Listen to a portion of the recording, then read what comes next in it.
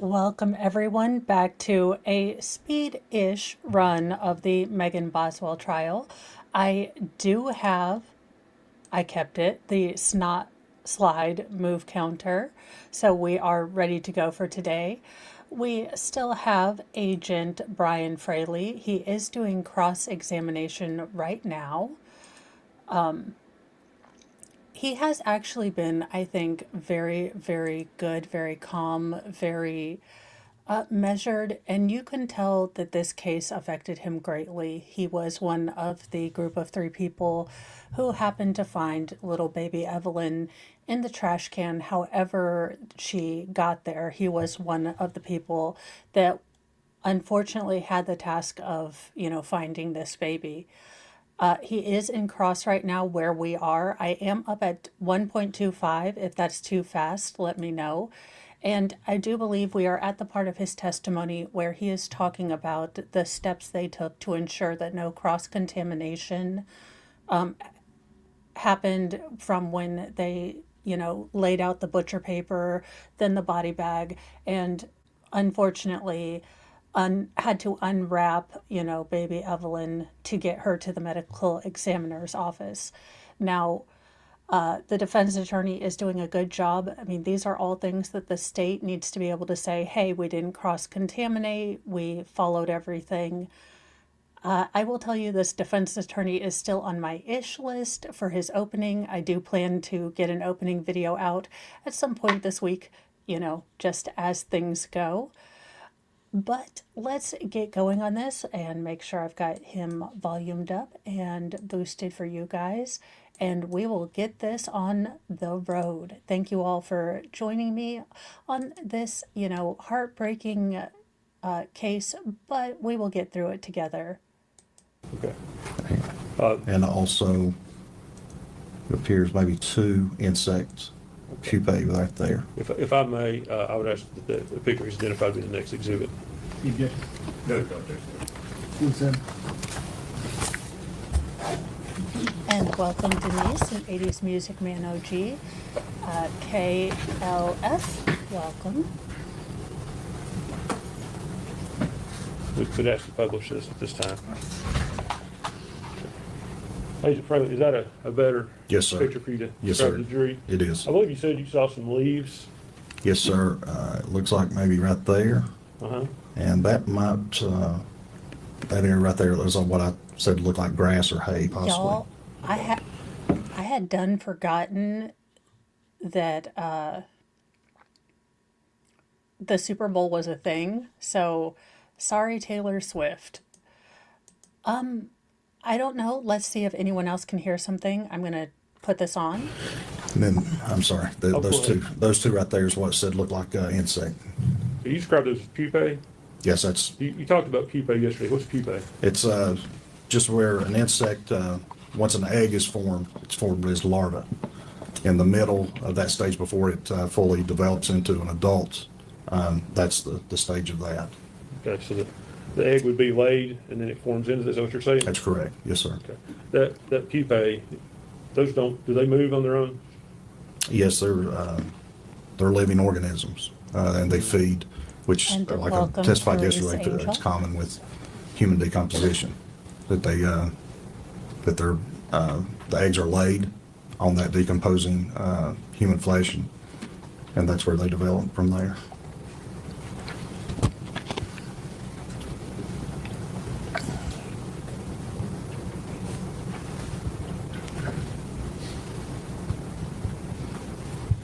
Oh, glad you can hear it. That's good. I never have any wisdom to give.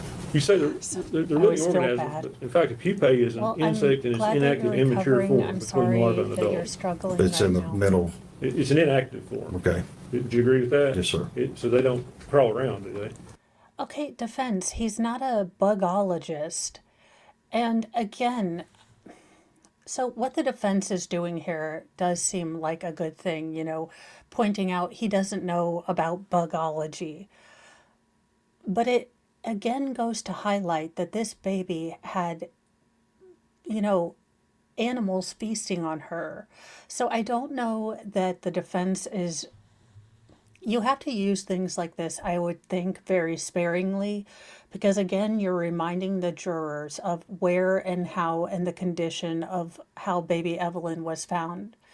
And jurors are human. Jurors are going to remember that, this baby was covered with detritus, with eggshells, with foil, with, bugs.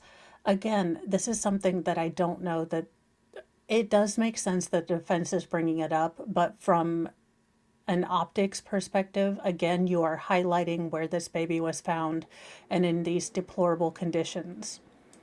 Like I said, the eggs are laid and then they develop into an adult. Okay, that's the stage before they become larvae, which would move around.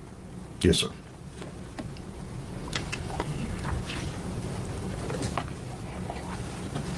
Let me ask you He's about not an the, entomologist. Shock. so when you found the body in the trash can, it was in a bag, correct? Yes, sir. Evelyn had WTF are you leaves going in with her hair? this, sir? I don't recall that. I don't recall that. Okay, were there any leaves in that trash can? I don't recall. You the say you leaves. don't. When you say you don't recall, I guess I want you to clarify that you say I don't remember. You're saying I don't remember, or I Well, don't remember. even reviewing the pictures yesterday, I don't remember saying, I mean, it's been 5 years, but He was looking at a baby he had fought for 17 damn days, 24/7 to find, and he finds her double wrapped in a trash can face down.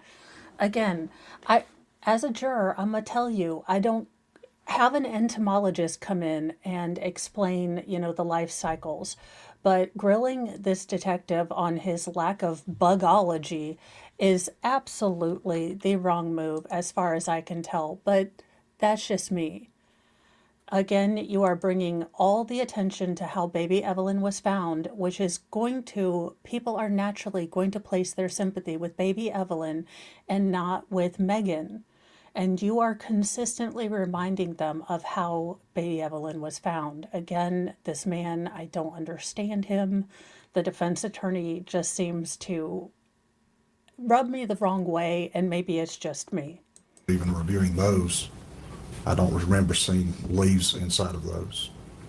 So you don't think there were leaves in the trash can or her hair? Like I said, I don't remember seeing those even after the review of those photographs yesterday. Okay. I want to talk about the body. Obviously, when you find it, you had to move it to some degree. Yes, sir. I mean, you would have done your best to have placed it back you moved it out of the trash can and then placed it back like it was, I'm assuming. No, sir. Okay, tell me what you did. Are you talking about removing the body and then putting it back in? Yes. No, sir. Okay, That's incorrect. okay, tell No, me. once we went into the playhouse, opened that door, saw what we saw, the trash can, the two bags that, like I said, were obvious to us that they didn't match everything else in that playhouse. It was, and then confirming, like I said, with the information that Megan had provided to us, that the trash can was in play. That first black bag removed, and then I talked about the empty bread bag that had expiration date. That confirmed this wasn't in the time frame of this other stuff with the dust and the cobwebs. Pulled that off, and that's when the odor of decomposition appeared or was present. And then pulled that fleece blanket back, and then that's when I saw the leg and the foot. That's when we stopped at that point. Then made our phone calls, forensic pathology, medical examiner, DA's office, and our chain of command. So I assume you made as minimal of movement as the body as possible. Yes, sir. but- Again, because we were, number one, trying to confirm if that was her. We were optimistic and hopeful it was. And once we verified that, at that point, we stopped and waited on them for guidance. But it would be fair to say you moved the body. Absolutely, we did. You had to But be. like I said, Okay, the defense is, this is something that does need to be pointed out that the crime scene was, for all intents and purposes, disturbed because they were trying to find what they maybe thought could have been a child in distress. This does put a reasonable amount of doubt in, but the defense is taking a real gamble here that you're again forcing the man who seemed like more of an involved parental figure for 17 days than your client did for, almost 4 months. Her daughter was gone. This man, has displayed real grief and real emotion trying to talk about this. And your client did this fake sniffle snort, thing. Again, it is not a good look. Does need to be brought up, but this attorney just ick for me. Said not from the trash can and then Right. put it back. But you had Just- to move it within the trash can in order to see what you're. No, again, just pulled the blanket back and saw that leg and foot. The body wasn't moved. Now, it may have moved when we moved the trash can, but we didn't physically touch the body, remove it, and replace it. So fair to say you didn't try to move it, but when you moved the trash can, it could have moved. Yes, sir, it absolutely could have moved. Gravity exists. Judge, could I have just a minute? Fair point.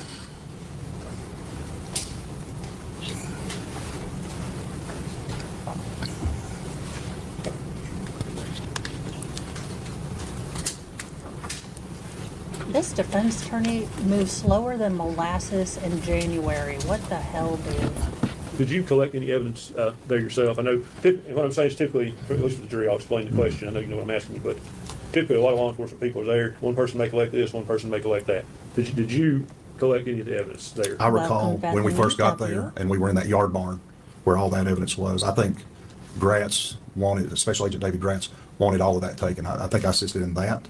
And then, like I said, then went to the playhouse, found Evelyn's body, was active in processing that. Those bags, what wasn't sent to the forensic center for autopsy, which included Megan's body and the clothing, the blanket, those other items.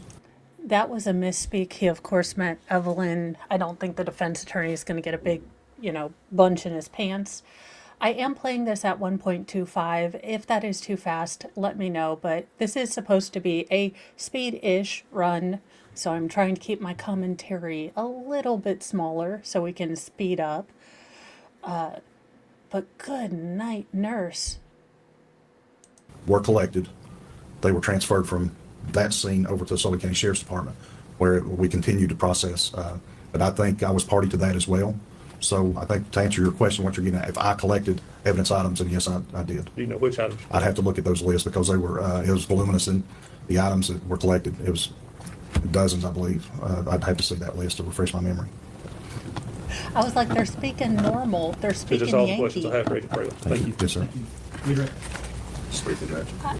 I'm a little shocked. Again, the defense kind of wanted to come in blazing, saying that, TBI and all of the police basically, put blinders on. And once Megan confessed to something, they refused to look at the other shady and sus people around that could have been involved. So I am shocked that he didn't ask more questions. He did get in there, to his credit, that the body had been moved, but per normal procedure. It wasn't like they yanked her out and, put all their DNA and, just went crazy. So it does give the jurors a bit more explanation, but it is also very dangerous because, again, I would think as a juror, your sympathy is naturally going to go to that poor baby who spent, possibly her final moments in that, Tim Burton reject, playhouse. And I love Coraline as much as the next person, but that is no place where a baby should ever end up.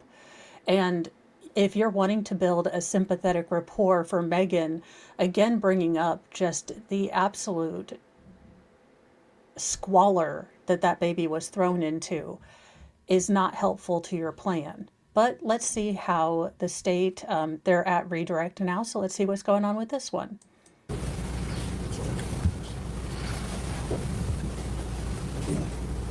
Agent Fraley, Mr. Scott asked you some questions about the moving of the body after you located it in the trash can. When you first saw the trash can and the black bag that was in there, how would you describe them as far as where they were positioned in the trash can?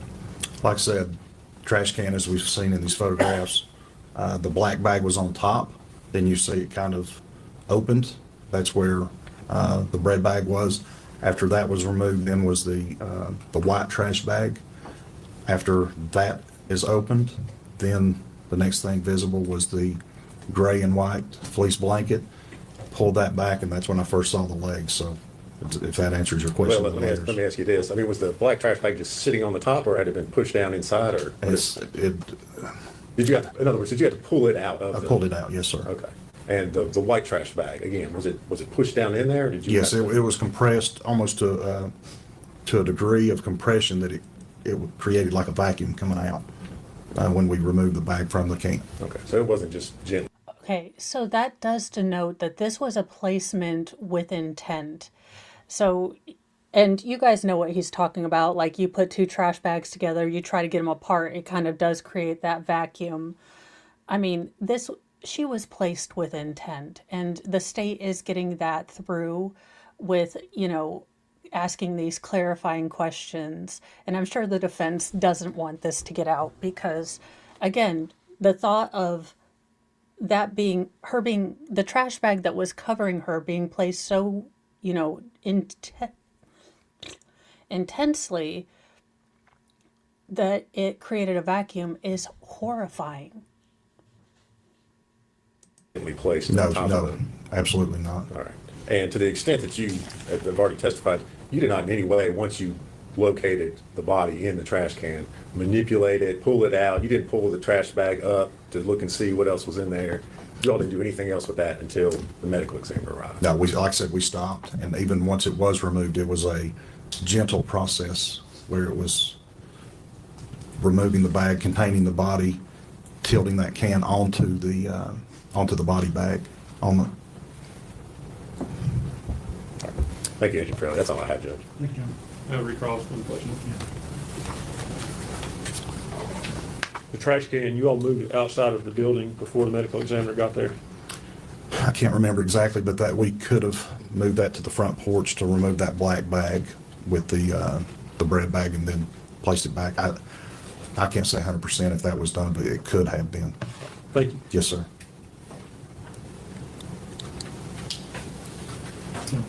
That's all, Judge. Is he needed, I have served an additional subpoena on him should he be needed later. Agent Fairley, thank you for your testimony. Okay, so he does have additional subpoenas from the defense, so the defense may call them in their case in chief, but for right now, he is released, at this portion. So who knows, we might see the defense bring him back, but I do know that the next witness will be Tommy Boswell, so Megan's father and Evelyn's grandfather. Now, this is the property on which Evelyn, good Lord, I'm doing it too. Evelyn was found, and the defense has brought up that he's not a great character, that Megan was in fact in foster care when she had Evelyn, denoting that there were some problems within the family.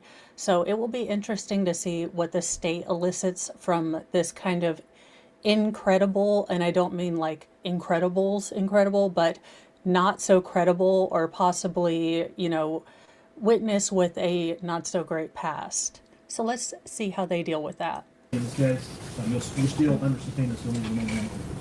Okay. You ready for this witness? Yeah, Say call Tommy Boswell. unless any of the jurors meet first.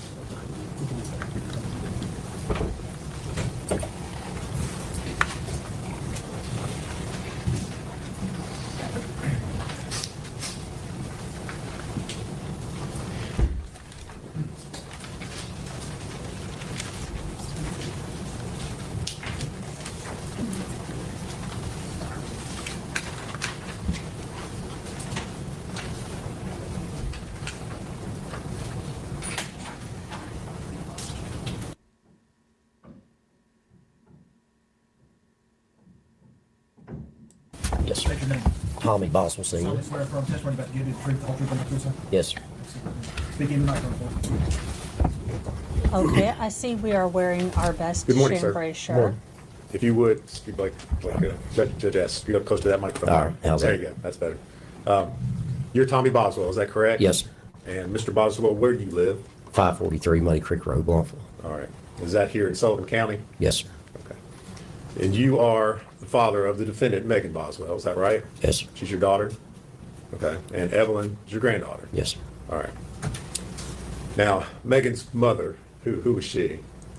And I do want to state for the record, regardless of whatever family history, whatever family past, whatever shenanigans happened before this time, the loss of Evelyn is still a loss for that family and grief that I would not wish on my worst enemy. And, just because he may have had a past, he was still a grandpa who lost a baby. Now, if the defense can prove that he had any sort of connection to the shenanigans that happened with baby Evelyn, I say chuck him in with his daughter, but that is just my opinion. I am not a legalologist. I am in semi-full F deficit, so, I'm not going to be the kindest, most charitable person. Except to say that regardless of, whatever past and whatever things they might have done, before Evelyn passed, the knowledge that your daughter may have been involved in the demise of your granddaughter, I can't imagine the hell that situation is. Angel Boswell. All right. Or Jones. Okay. And two of you, are you still married? No, we've been divorced since 16. 2016? Yes, sir. How long were you all married? 17, 18 years, something like that. Okay. Megan lived with the two of you when she was growing up? Mainly lived with my mom and dad. Okay. And where did they live? Right below me, we lived on the same piece of property. Okay. They're on Muddy Creek? Yes, sir. Okay. Now, at some point in time, did you have problems with Megan that eventually led to her being placed in foster care? Well, that's her mother's fault for not sending her to school. And she come to stay with me, and then she went. Sir, this is not family court. This is not, child custody court. No. Look, I get that you probably have deep issues with Megan's mama and all the shenanigans that went on when Megan was a kiddo. But this is about Evelyn and maybe not dragging your ex through the mud. For the love of all those Cheetos, could we just have just a scotch of dignity for the love of all that is holy and unholy? I want to go stay for mom. I said, you got school. We got to go to court Friday. And I said, you don't go to school tomorrow. I said, they will send you off. Well, she went to stay with her mom. Mom didn't send her to school. Went to court. Stayed Tucker. Okay. Now, let's back up a little bit. This was after you and Angel were divorced? Oh, yeah. Okay. All right. How old was Megan when all this took place? The divorce, or which part? When Megan went into foster care? I think she's about 17. Okay. She in high school? Yes, sir. Okay. Now, while Megan was in foster care, were you aware that she had a child? Yeah. Okay. And who was that child? That was Evelyn, my granddaughter. All right. Do you remember when she was born? I will say that, you know what? This gentleman, as much as I, said everything before, this is kind of how people talk in my general area. This is kind of just the way we say things. So that's not a big thing. I did not know that they were part of the traveler culture. That does make sense in a sense, but now having listened to him, he does just remind me of a guy that I would, talk to in Ace Hardware, should I ever, go. But I did not know that little bit. But, you got good people and you got bad people in every single culture, and you got the ones that make the rest of us look ridiculous. Like, as a Appalachian Hill-Chuck American, there are some hillbillies that just make us look ridiculous. We're mostly just good people that, want to send you over a casserole every time you're sick or something. But there's always them hillbillies that make us look bad. Nurse today, I can tell you the date if. All right. Which is November 2018? That's right. Sound Yeah. about right? Okay. During this time that she was in foster care, were you working with DCS to get her back into your custody? Yes, sir. Yes, sir. I done everything in my power. Okay. What sorts of things were they having you do? I'd meet the foster care parents on different weekends. We went to church events, different things like that, and they finally let me get her on the weekends, and then she'd come over and stay. All right. Did she have Evelyn during this time with her? No, Evelyn wasn't born then. Okay. Did you do that after Evelyn was born? Yeah, Okay. Because Evelyn was born while she was in foster care, foster care, right? yeah. Okay. Now, at some point in He time, does did look like Hank Azaria. Megan or Maggie come back to live with you? Yes, sir. Okay. Do you remember when that was? I don't remember the exact dates, but it was after Evelyn was born. All right. Okay. So Evelyn's born in November 2018. Yes, sir. So at some point in time after that? I can't remember exactly the dates, but she was real little whenever they come back. All right.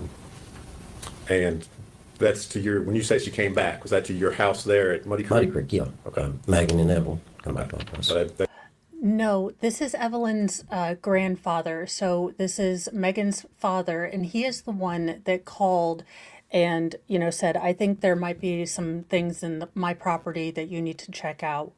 So again, it does kind of beg to wonder why, 18 days. Boosh.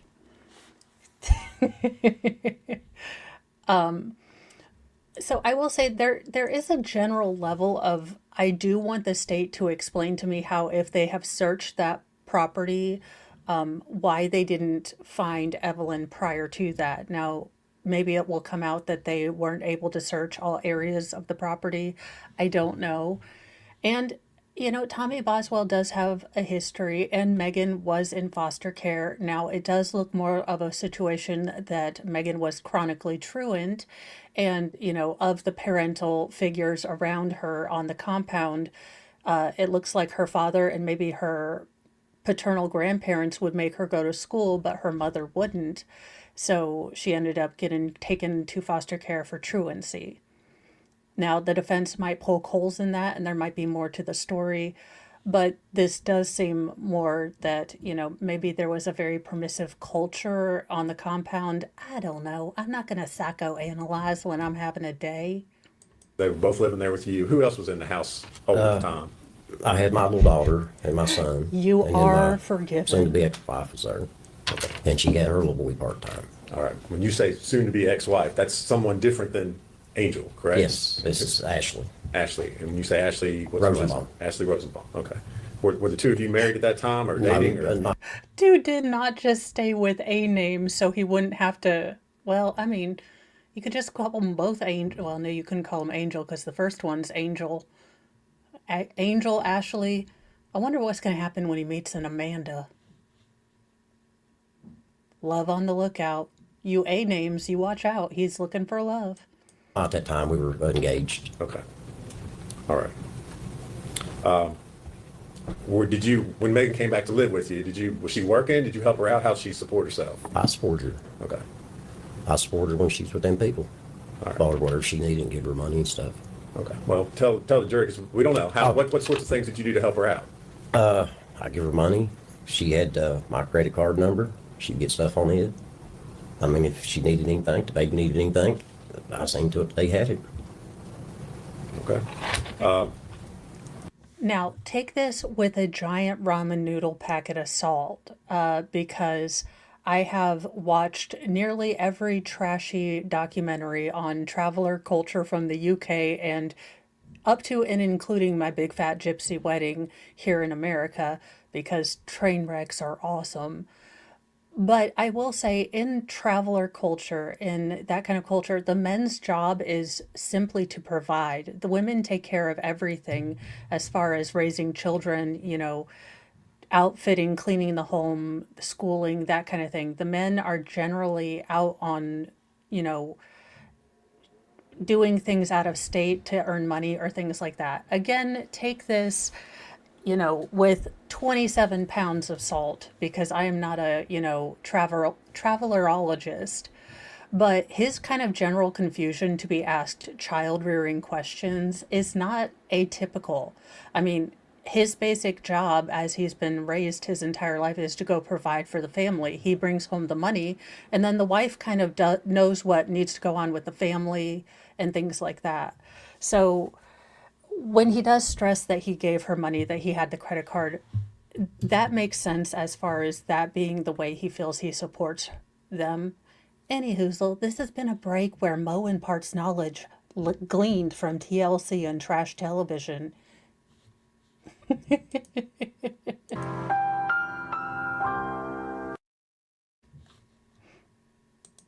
We heard some information that came out earlier today about Megan having a car. Did you have anything to do with that? I bought her a brand new car, paid cash for it, get $20,000 cash for it, and her the title to it. Did you help out with expenses for taking care of Evelyn Yes, sir. while she was living there? Yeah, I bought everything while she was there. Okay. Bought diaper genies, just whatever baby needed. Okay. So how long did Megan and Evelyn end up staying there at the house with you? I don't know exactly. I don't want to lie to you. Just a few months. It wasn't that long. Okay, just a few months? Yeah. Well, what happened that caused her not to be living with you anymore? Not cleaning her room, to be honest with you. I mean, I had my two little ones. Ashley had her boy part-time. And then we had Megan and my granddaughter. And Megan didn't want to clean her room. And that's causing problems between me and her. So this is definitely not what the defense told us. The defense was basically trying to sell Tommy Boswell as, this uncaring father, didn't even know or even care that his daughter was in foster care and somehow had a baby, didn't support her, didn't know anything, wasn't involved in her life. So his testimony, again, I think he's coming off incredibly genuine. I don't want to lie to you. He's not a calendar watch kind of guy. I mean, he's trying to be honest. I think he's coming off incredibly genuine. Now, maybe this is my Midwest kind of bias, but he is talking just like a lot of people around me talk. So, I will say that I was kind of sold this sketch character by the defense, and so I've been on the lookout for it. But what I see is a genuinely confused man who, tried to raise his daughter right, maybe doesn't, didn't do the emotional thing, maybe, just gave money, thought that's what he was doing. And then his daughter had a child and refused to grow up, and, what are you going to do? He generally just seems bemused, and befuddled as to how this is his story. And I can imagine that I would feel exactly the same way if this happened to me. Just, this is my life. This is my story. This happens to other people. How did this happen to my family? I'm sure that would be a state of confusion I would be in for years. Okay. So did she leave your house? Yeah. Okay. Where did she go from there? I think she went to my mom's for a few days. And then she went up to the trailer park. Okay. Judge, could I see exhibit number 1? Should be diagram. I'm sorry, not 26.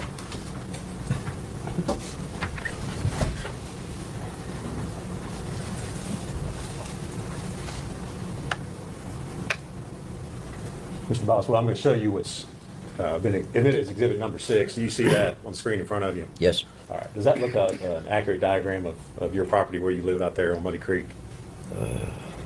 State, y'all really couldn't have gotten one of them big pictures with an aerial view of said compound. No, we have to have the lined paper drawn by, agent beforehand. Oh, come on, guys. You can get an aerial photograph. You recognize Yeah, that? yeah, yes, sir. Okay. And if you're looking at the diagram up there at the top, it says Tommy Boswell trailer. Yeah. Is that where you were living? Is that Yeah, where you live? that's a house, it's not Okay. a trailer. Okay. And then down below that, what's labeled as residence, is that the trailer where your mom was Yeah, living? that's where mom lives. Okay. So she left your place up at the top there, Tommy Boswell, Mm-hmm. and then she moved just down, same piece of property, but there Yeah. to where it shows as a residence. Until her and Ashley got the trailer cleaned up and ready for her to move into it. Okay. All right. Thank you. Now, do you know how long she lived there at your mom's residence? No, I don't, sir. I mean, The long I time? stayed, Weeks, months? no, maybe a week or two. It wasn't long. Okay. So where did she go from there? To the trailer. Okay. And when you say Trailer park. okay, did you or your son family members own a trailer park? Yeah. You're referring to it as a trailer park, Yeah. but we don't. Yeah. We don't know what that is. Yeah, we owned a trailer park and, we gave her a trailer. Okay. Where was this trailer park located? I can't even think of the name of that road. Is it here in Sullivan Yeah, County? it's here in Sullivan County. It's, Okay, and here's look, every family has one of these people that, you will give and give and give, and they will just continue to screw up their lives. So I can see the pain in Tommy's eyes that, I tried to help. I did everything that, I've been taught to do to help this, my daughter. When she was causing friction, we gifted her a trailer. We cleaned it out. We got it ready for her and Evelyn. And I can't imagine the pain of, again, just trying to help someone who seems to squander every, opportunity or gift that they're given. And I have no doubt that Megan used time with Evelyn, as currency to bilk whatever she could from her family and friends. I have that feeling. Again, that is me speculating, but I have seen these type of people, and we all have one in our own family. And, they always have money to, look nice or have good things or have, their vapes and all that. But, oh, Johnny needs new shoes again, or that kind of thing. So we all know them, and we all know how it is that you feel like you can't cut them off because it's the kids, but we all know, and we really, really are tired of the BS of this, of, those type of family members. I will say that my family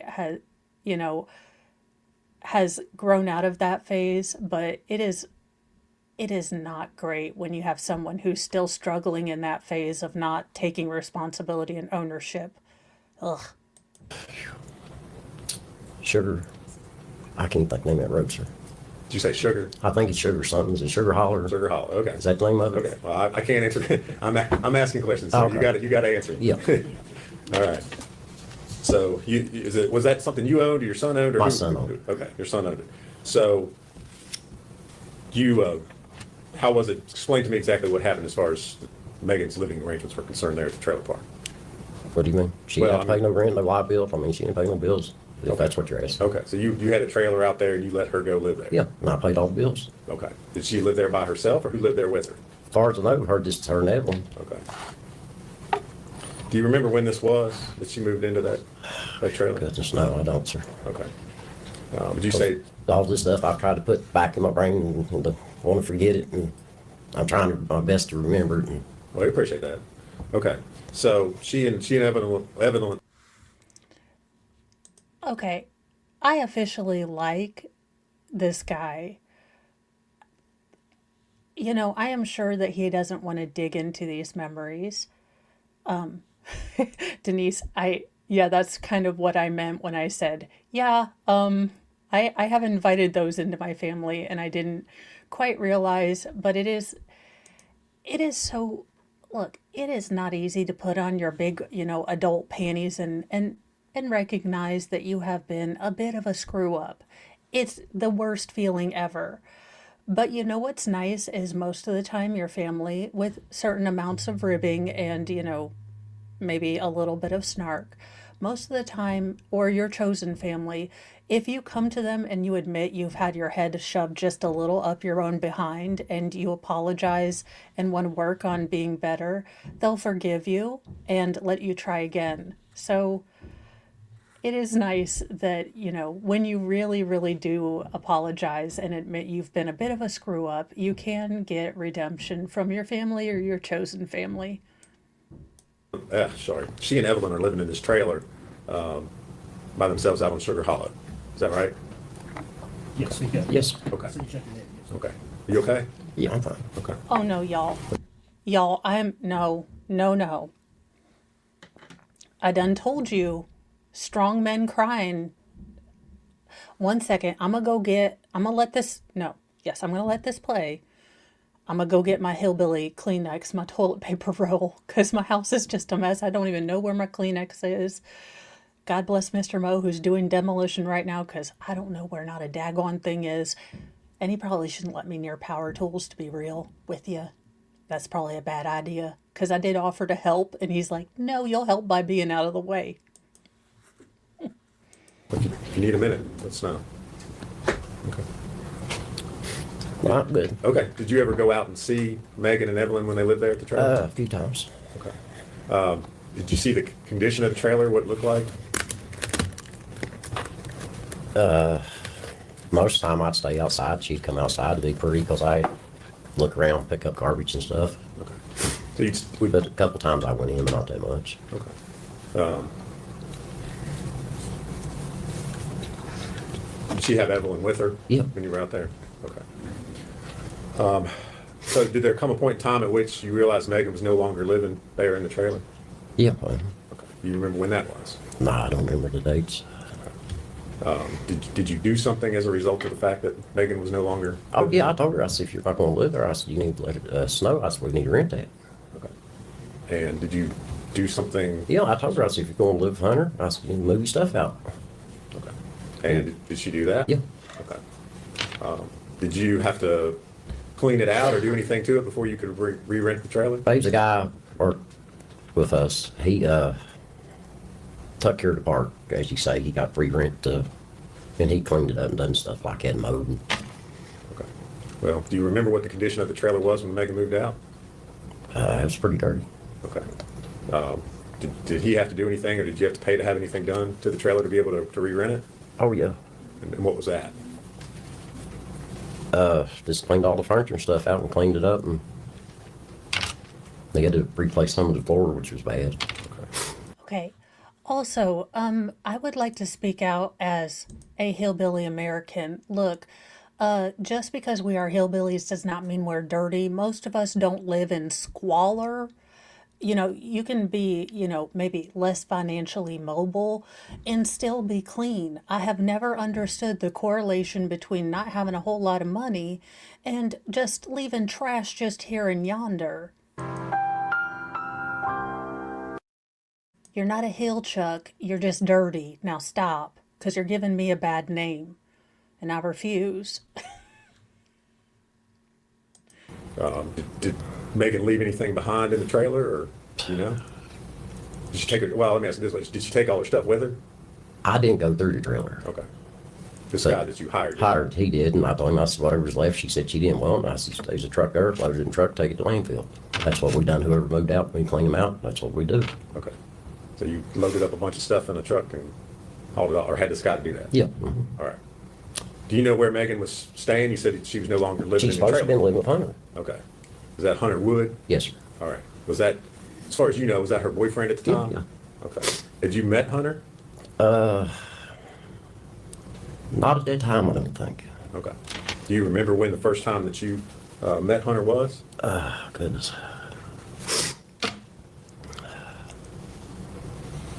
It was either when she come up Earth Angel to Good get my point, two old little Latin ones, Red.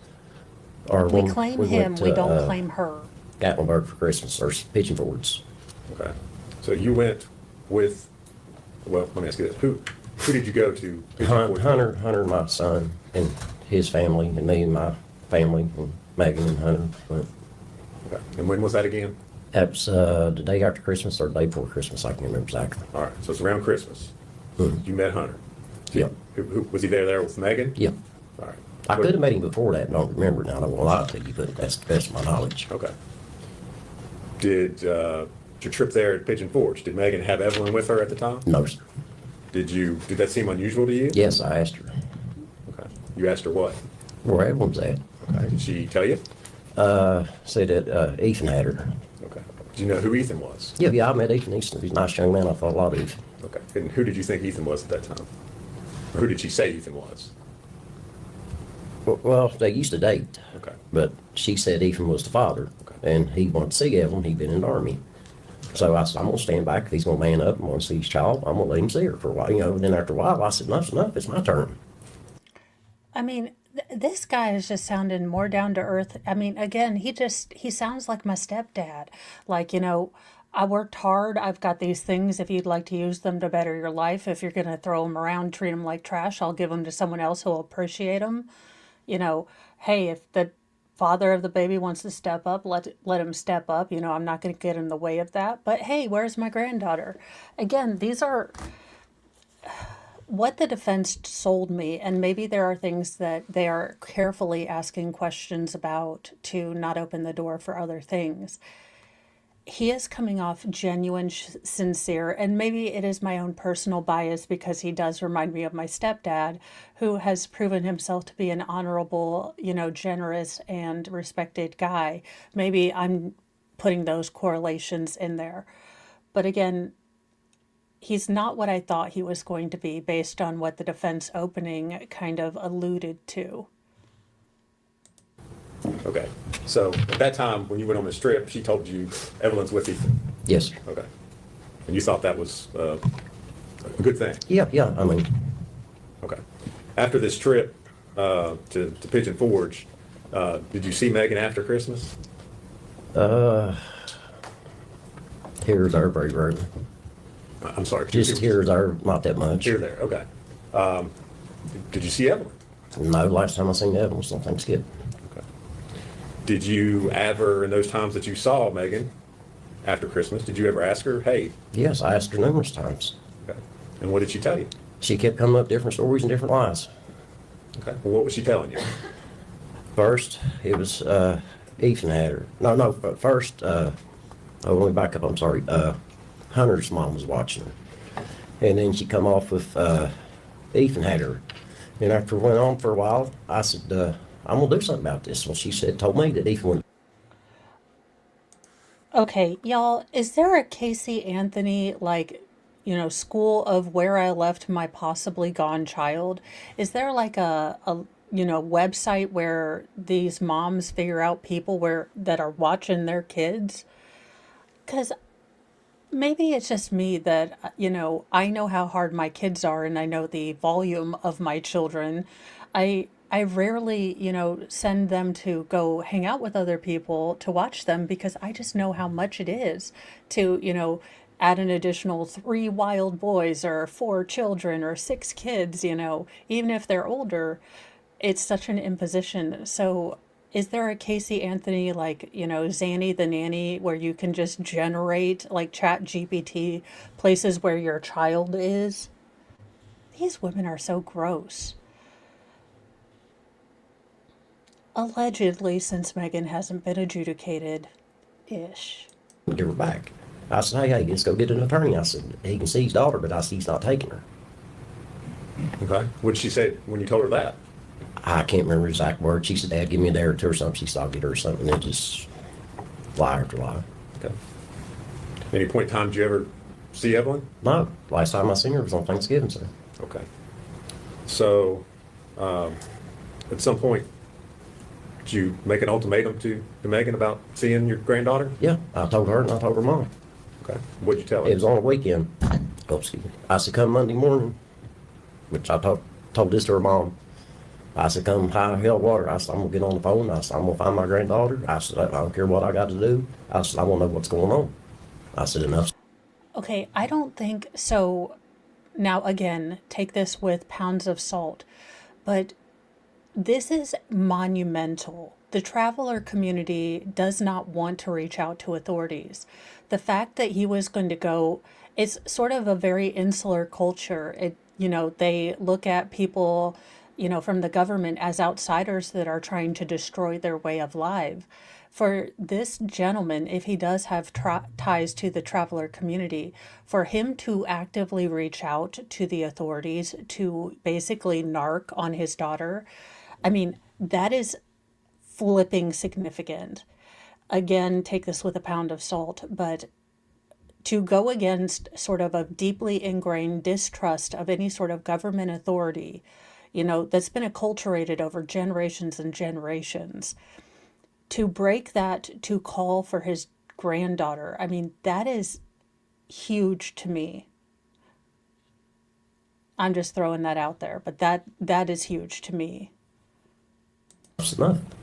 And that's when I got on the phone and made the phone call. All right. That Monday morning. All right. And did you talk with, who did you talk with? I don't know. I can't remember all their names. Okay. Was it somebody at DCS? Yes, sir. Department of Children's Services? Mhm. Okay. And what did you tell them?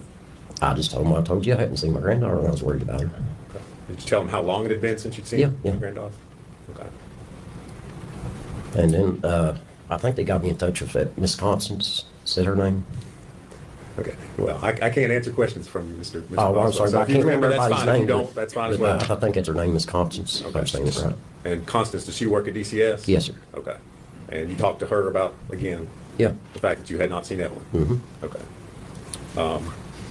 What happened after you made this report to the Department of Children's Services? It went long to detectives was up there, best Okay. I can remember. All right. So after you report it, then you start meeting law enforcement officers Yes, to sir. come to talk to you? Yep. Okay. Did you cooperate with them? Oh, 100%. All right. 100%. Whatever they needed done or searched or done, I give them permission to do anything. All right. Did they come out there to your place, your property out there on Yes, Muddy sir. Creek? Mhm. All right. I do think it's interesting to note, let me see this, he's been on the stand for about 15 minutes. He has yet to make eye contact or even look in the general direction of Megan. You can tell that he is focusing directly on the prosecutor and trying to remember that the jury is there. I think it's very endearing that he at odd points remembers that he's supposed to be talking to the jury, and when he wants to say, I'll let them go wherever. He's really, really just trying to get through this, and even forgetting that, to the point that the jury's there, unless, the state kind of reminds him, hey, tell the jury, which could be a coaching thing. I'm not going to lie. This could be something that they worked on and prepped him with. But optically, it's coming across heartbreakingly authentic. Now, this was sometime in February of 2020. Does that sound right? That sounds about right. Okay. Did you keep up? Obviously, at that point in time, you realized something was going on, right? Yeah. Okay. Did you, as time went on, continue to talk to and cooperate with law enforcement? Talk to them about what was going on? Mm-hmm. Keep in touch with them? Oh, yeah, we stayed in touch. All right. Now, do you remember on March the 6th of 2020, calling the TBI? Yes, sir. Okay. And what was the reason that you called them on that day? Me and Ashley was talking. Her and Megan used to switch phones all the time. Okay. This might If you be could, hearsay. I think Mr. Scott had trouble hearing what you said. Trouble hearing the first thing. If you could start over and repeat what you just said. About Ashley and her switching phones. Well, Which part? I think the beginning part of it. Oh, when I called TBI? Yes. Okay, well, before that, me and Ashley was talking. Okay. They used to switch their phones all the time. Okay. When you say they, are you talking about But Megan Megan and Ashley, they'd switch their iPhones and trade backwards and forwards. Okay. And I told Ashley, I said, call that TBI guy back and tell him he can have that phone. He might be something on that phone. Because I prayed and done everything I could to help them. And they come back and got the phone. Okay. When they got the phone, they got to the gate and I asked Ashley, I said, what about that stuff Megan put in down there in Dad's building? She said, I don't know. I said, well, call them back and tell them to go down there and look in it. Okay. All right. And did you all call them back? Yeah, Ashley did. Okay. And it was It's plausible. It's plausible to me that he's out, on the road a lot, doesn't notice, what's going on in his property, didn't know that anything had been put there until Ashley said, oh yeah, Megan put something in the playhouse like, a week or so ago. And just in the course of talking, again, what the defense sold was this nefarious sort of cabal of people behind Megan's life, plotting and conniving to take this innocent, scared young woman who had just lost her child from SIDS. Again, screw you, sir. That's really gross. And, conspired to hide the baby and get her in all sorts of trouble. It doesn't ring true, especially with what this man is saying.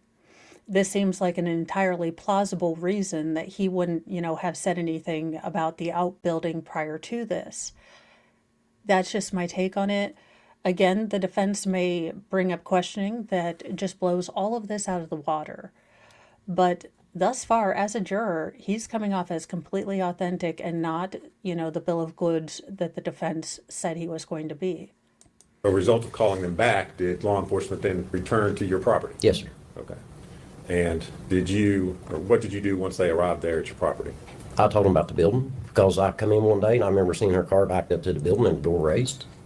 Okay. I'm sorry, could I see Exhibit 6 again?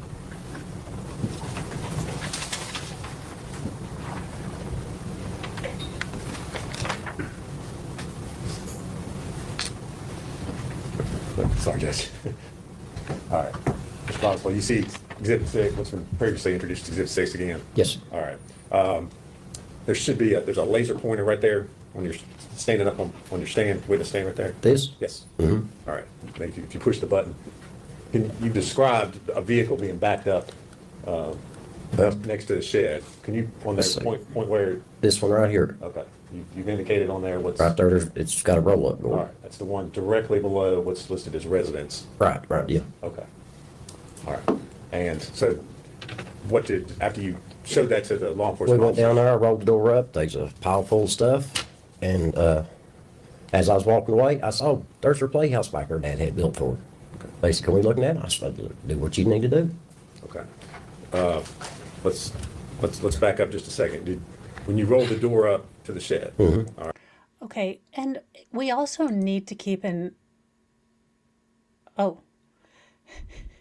Well, I try to do my morning musings when I'm pulling stories and then my news, and I know I'm woefully behind in this case. So, since Mr. Mo is home and doing demolition, he has agreed to pick up the boys so that I can try to tackle this and get us somewhere close to well, we're not going to be on track, but at least less further behind than we are.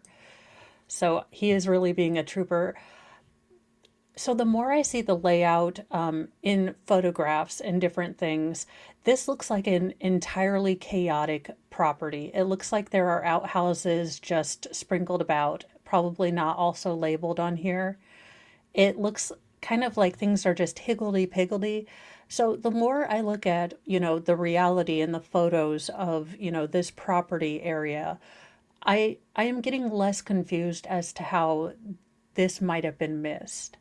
This looks like, again, I didn't know the traveler piece. And that does give me more insight to why maybe there was kind of this insular nature that she was able to be missing for so long because of the reluctance to invite, outside authorities in. So a lot of this is starting to piece together to, again, unless, Hunter, steps up and confesses, this is really not painting a very good picture of Megan and her, mother-daughter relationship. It looks like, her life didn't change at all when Evelyn was born. She continued to be a messy, dependent, who didn't do anything. And, certainly didn't, step up to become a good mom or try to learn those skills. So it is a little hard. Again, I don't know how the defense is going to engender sympathy for Megan when Evelyn is definitely the natural sympathy sort of elicitor. All right. You saw stuff in there. Just clothes and miscellaneous stuff like that. Had you at any time in the months leading up to that been in that shed at all, or had anybody been in that shed to your knowledge? That one there where her clothes are at, yeah, sometimes we're in and out that one because we got some stuff we keep in there. Okay. All right. So, Okay. No, sir, Mr. Boswell, I am going to need you to come to the front of the congregation and explain to me what was the shit you were keeping and the crap you were throwing away. Because at this point, you've got like guitars with, mold on them. Like, what was the stuff that you were fixing to do or save? Because I am all the confused. Those sheds were full of God only knows what. So I love how he's like, yeah, we were in and out and I was getting stuff. I'm like, how do you know the stuff you want to keep and the stuff that is just pure garbage? Because I am confused. Because it looks like you just threw all of it in there. after you look in that building, where do you take law enforcement, or where do you? I showed them where to, let me show you on the thing. Yes, if you don't care. Let's see. I can't really see it from here. It's right there. Okay, is that what's been At- marked as the at playhouse? Playhouse. All right. Yeah, as I was walking away, I said, that's the playhouse my dad had built for Megan. All right, and when was that built for Megan? See, we moved there in '03, probably around '04, '05. He built a barn, and when he got done building the barn, he had some leftover lumber, and they made it, he built a playhouse out of it. All right, and that was built just for Megan? Yeah. Okay. Anybody else ever use it or play in it? Or? As far as I know, no. Okay. And again, in the months leading up to sheriff's office showing up there, had anybody been in that? And again, for me, action speaks so much louder than words. So you want to describe Megan as this overwhelmed, overcome, overly emotionally just wrought mother. To take your daughter to the very special, built playhouse that your grandfather built just for you, that shows just such a lack of feeling, a lack of appreciation, entitlement, disregard. It is so deeply disturbing. And it's so odd that I'm sure she has none of this deeper sort of, understanding of just what a violation that is. Because she lives on the surface. She is emotionally about the level of, again, Voldemort's, corroditated fetus soul. Like, she just never grew out of that. That is what her soul looks like, in my opinion. And it's my opinion. So, and as conductress of the Pettyverse, I'm going to go ahead and call it, even though I have no doctorology degree. The playhouse? As far as I know, no. Okay. All right.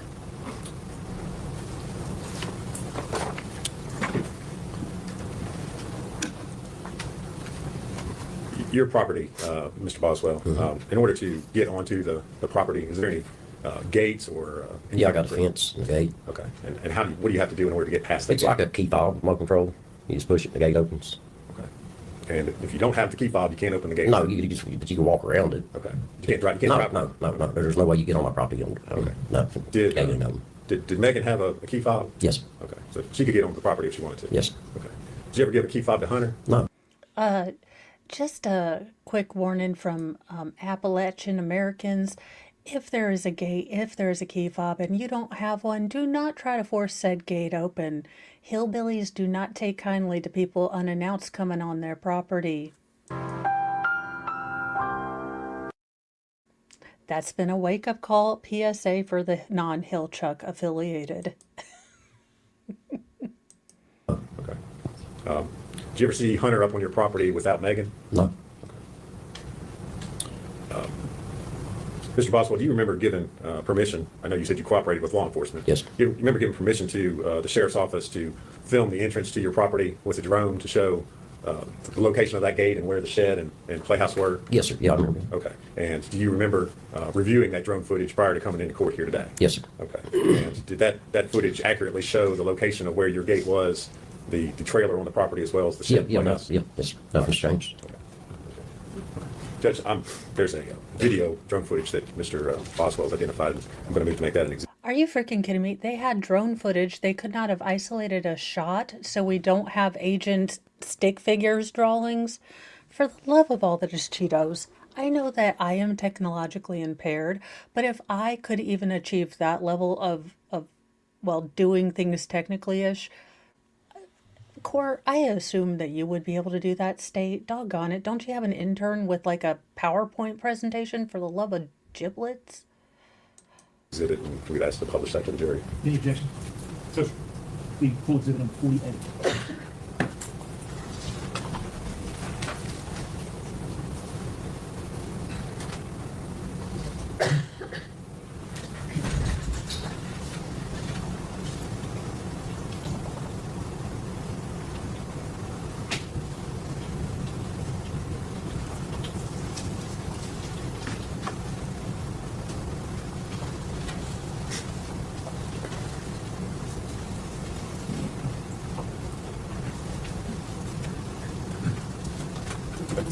You just know what? You did something. I mean, you did it just before you stood up and went away. Again, I just love that I feel technologically awesome. when the state goes. Yeah, I can see it.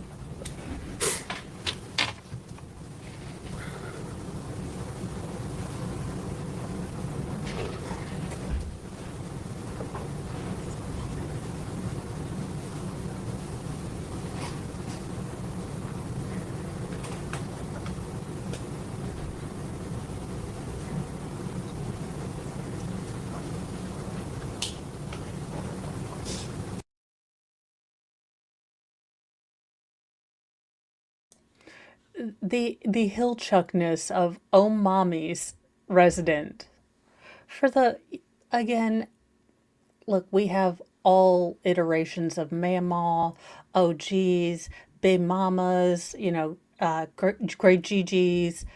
Oh, for I would just like to say that I wish I could tell you that this was not the norm, but this is in fact the norm. You will hear a great many names that you've never even heard of. There is Gigi, there's Grandma, there is Meemaw, there's Mamaw, there's Mama, there's, Peepaw, Pop Pop, Pop Pops. It will blow your mind. Good Lord. Again, I would like to say this is not normal, but this is kind of normal.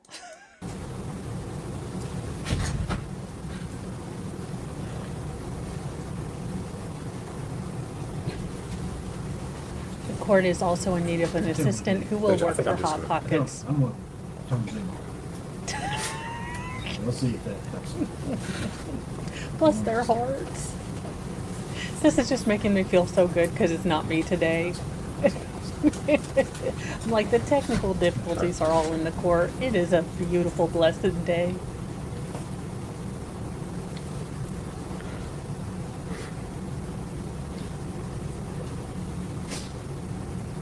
Who in the shaky cam edited this? Good Lord.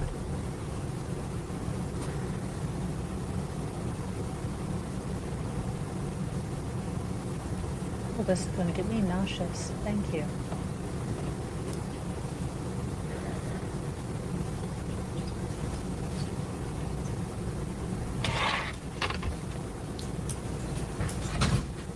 Y'all, did they AI all of the garbage out of the front yard? Mr. Boswell, in the video that was shown, the trailer was labeled Omami's residence. Yeah, that's right. Just so we're clear, the jury doesn't get confused. Yeah, Omami, yeah.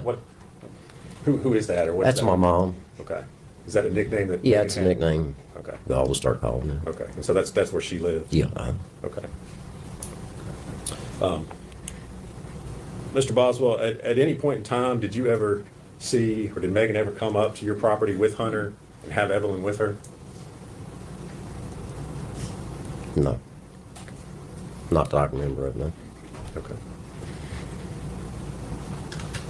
Because the last time I seen Evelyn was on Thanksgiving. Mr. Boswell, one other thing that was shown in the drone footage there, there was a camper that was sitting in front of the trailer. That camper was not sitting there No, back no, in 2020. no, Is that no, right? that's right. Okay. But everything else as far as, Everything else is actually the same. Positions to the buildings. Yeah, other than the camper. okay, that was accurate.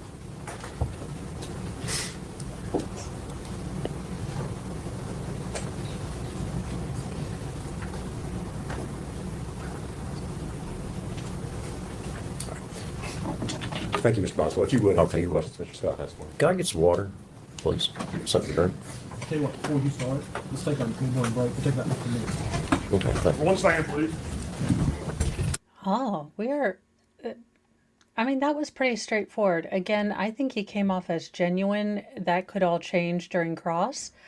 But let's see. That's Now, what it is. please let. The complaint was signed. That would be the commencement of the action. Yes. So, continue to sign. All right, sorry. I guess they were having lawyerly talk.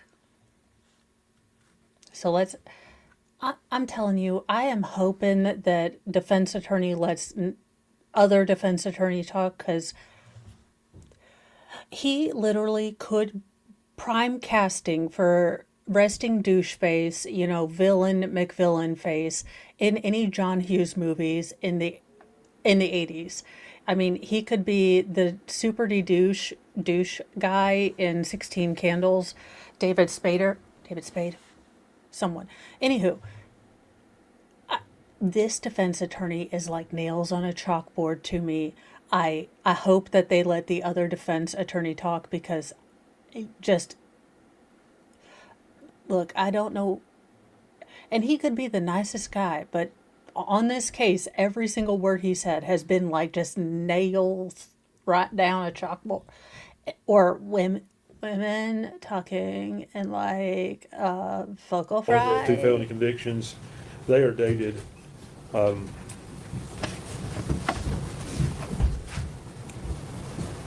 Oh crap, they're it's dated him. nine Damn twenty-four, it. 2014. They were entered, I guess, 10/1/14, so that would be the working date the judgments were entered against him. One is for, Yes, James Spader was the name I was sorry, I had the looking wrong for. judgments. I separated. Let me start over with that. I propose to impeach him with two felony convictions, one from aggravated assault, judgment entered 12/11/14, and one for kidnapping, entered 10/1/14. Obviously, those are over the 10-year time limit, but I would suggest that the court, given that the delay in this trial caused in large part because of COVID. This started in COVID, and if you remember, when this started, I think the court was trying.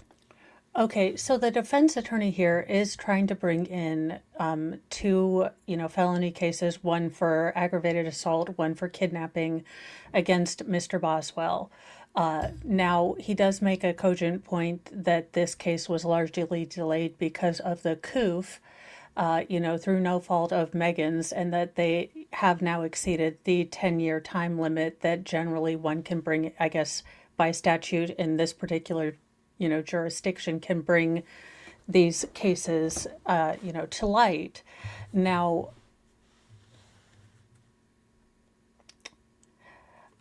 I will be interested to see how the judge enters this. I do think that, again, as petty as I am, as much as I do have a, bias against Megan, I want her to have the best defense she can have, so that any, adjudication from this case is not questioned.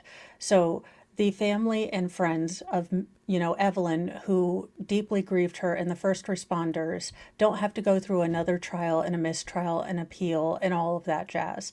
So I would love for her to have a, vigorous defense.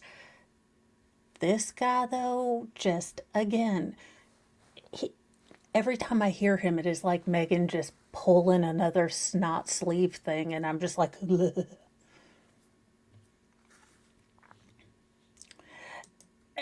And it does, again, if, let's say it's not common knowledge, it wasn't common knowledge for me that he is involved in the traveler community, but this is being adjudicated in, say, a relative, area that understands that he is wearing the telltale markers that he is part of the traveler community, a wealth of rings, jewelry, kind of the spiked up hairdo, that kind of thing. So again, it is absolutely, maybe they kind of understand the culture and they wouldn't be shocked. Or maybe in his I think this is going to backfire. I haven't watched ahead, so this is my general, not prediction, because we will see. I think if he tries to bring these in, if he is allowed to, that Tommy is just going to be very, yeah, I screwed up. I did this, I did that. It was a wrong judgment. And I think the jury is going to be endeared by that. I think he is going to take full ownership, say, I effed up, I did it, it was 11 years ago, I have changed. I think he's going to be bold faced about it. And I don't think it's going to look good if they try to bring this up, but I do understand why they are doing it. Again, they alluded in opening statements that he had a checkered past and he was a shady character, especially, in kind of alluded towards children with Megan being out of the home. So now I wouldn't have alluded to all that with my opening statement if I knew that I was past the 10-year mark and I hadn't gotten any confirmation through a motion by the judge that I would be allowed to bring these in a motion in limine. I would not have alluded to that, because if he is not able to produce that, as a juror, I will have written down what the defense says they can prove to me, and if they can't bring these cases in, then that is less proof that they are allowed to see that he is a shady guy. And it looks like the defense doesn't have the receipts. They can talk the talk, but they don't have the receipts. Trying no cases, and I think the docket really, nothing was being tried for several months there afterward. Ms. Boswell did have a counsel change, but as I recall, I came in on the first date. I set this trial date and never asked for another continuance. Can I approach? Yeah. And I'm very encouraged by this judge being thorough, listening, looking up. He hasn't really interjected all that much in the trial, but I do like his sort of calm, steady, just presence and his careful analysis of everything. And the fact that he stole my grandma's readers. I like him. I'm telling you. As heartbreaking as this trial is, it's like I'm seeing, this kind of old-fashioned, maybe I'm just having a day where everything's reminding me of family, but I'm like, oh my gosh, it's my grandma's readers. I love them.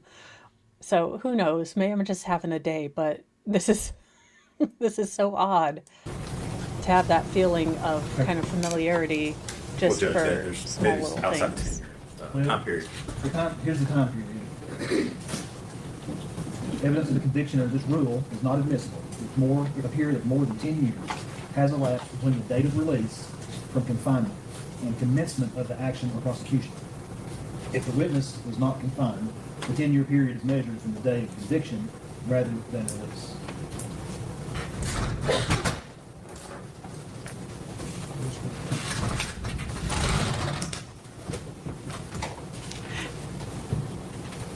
Okay, that was a 10 out of 10 chair wheelie slide thing.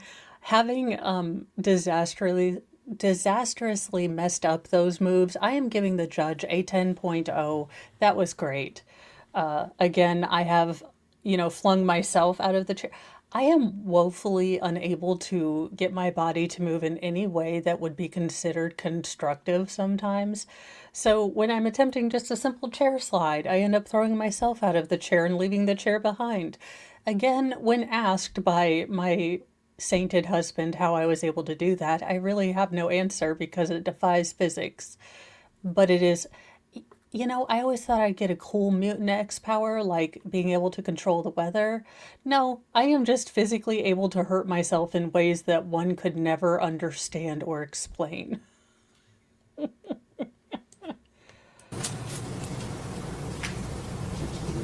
looks to me like the prosecution was commenced February 25th, 2020. Right? That's when the Yes, affidavit yes, the complaint was signed. And that would be the commencement of the action. Yes.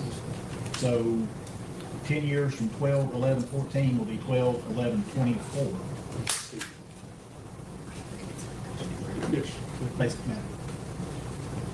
That means that for purposes of Rule 609, it's within the 10-year period. Because it says you got straight probation, so there was no period of confinement. So you go from the date of conviction. Well, the judge signed it on 12/11/14. Sentence was imposed on 12/9/14. So 225. And I don't know if y'all are as big a nerds as I am, but this is the part of the trial that I love. You know that the defense has definitely, taken their time and looked up all these rules and seen, okay, this definitely I think is within the time period. And now the judge is forced to really look at the statute and make sure that everything, the P's and Q's are, followed. And now the state is frantically looking for, is this exactly what is predicated in such and such a state? And the fact that these lawyers, no matter how much this man irritates the ever living poo out of me, the fact that his mind works and he can have all of these, cases in his head and argue them is really cool. 2020 is within the 10 years. Maddie B, why did I read that OPP? it's a high pain day. I may not be reading the greatest, but I was like, who's down with OPP? I was like, wait a minute, Corti. English is my first and only language, and I still managed to make it rap lyrics. Awesome. And my mom wonders why I don't go back to school to be a real lawyer. I'm happy where I don't have to put my face on, my face is contempt of court when you think about it. I can't hide my face has a reaction to stupid that I can't So, control. these are both felony convictions. They appear to fall within 10 years as contemplated by Rule 609A, B. So you'll be allowed to ask about this. Thank you. Yeah, I do expect you to follow 609. And you ask him, if he says yes, that's the end of it. If he says no, then we can move from there. Yes. Justice Scott, I'm clear. I can ask about each offense. I can ask if you're convicted of kidnapping on this date, you're convicted of aggravated assault on this date. Yes.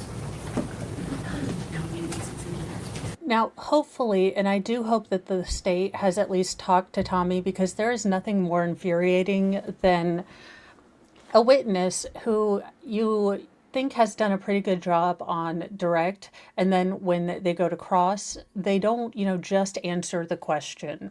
Because again, there's going to be redirect, and I wish that the attorneys would say, look, just answer, think carefully about the question, but answer it yes or no, and we'll clean it up on redirect. You'll be fine. You don't have to fight, and it just looks so deathly unnatural and calculated when they take time to answer things on cross instead of, again, answering and realizing that your attorney can come back and kind of clean it up as best as possible.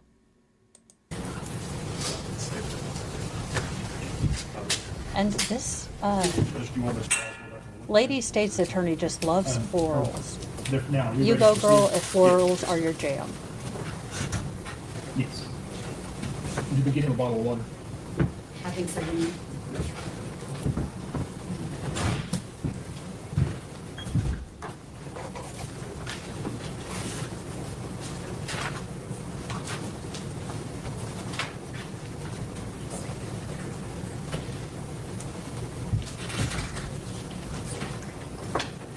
Baker is so good at remembering to do this, and I always forget because Why glass not going to look all hunched over all the time? She looks this, right? The problem is I can't see if I hunch over. I hunch over probably gets different reading.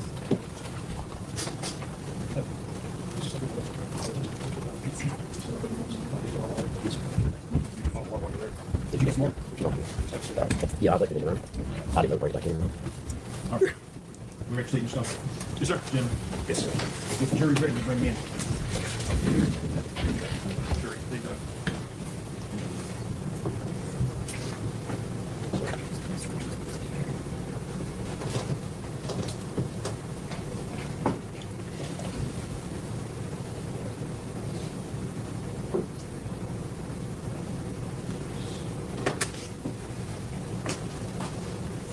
I'm going to close this if that's okay. That's fine. is this making anyone really want to go buy a leather jacket? I mean, just asking as a friend. I do know me, and on high pain days, I'm not allowed to buy anything because I will. Again, y'all have seen my blazers, okay? I went in full Anchorman and bought like 5 freaking blazers like I'm going into real estate.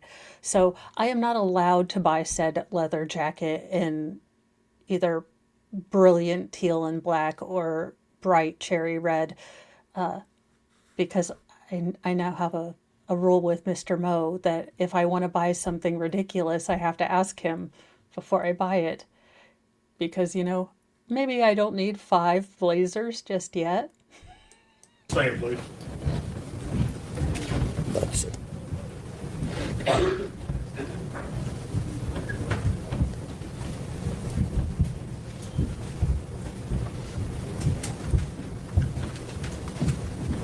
Gosh.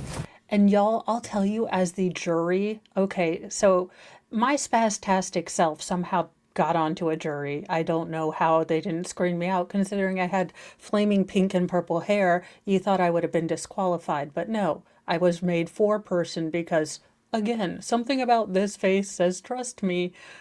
when I'm a hot mess express. But I was never more anxious, and again, my ability to injure and or cause calamity with my body with surprising, frequency and alacrity.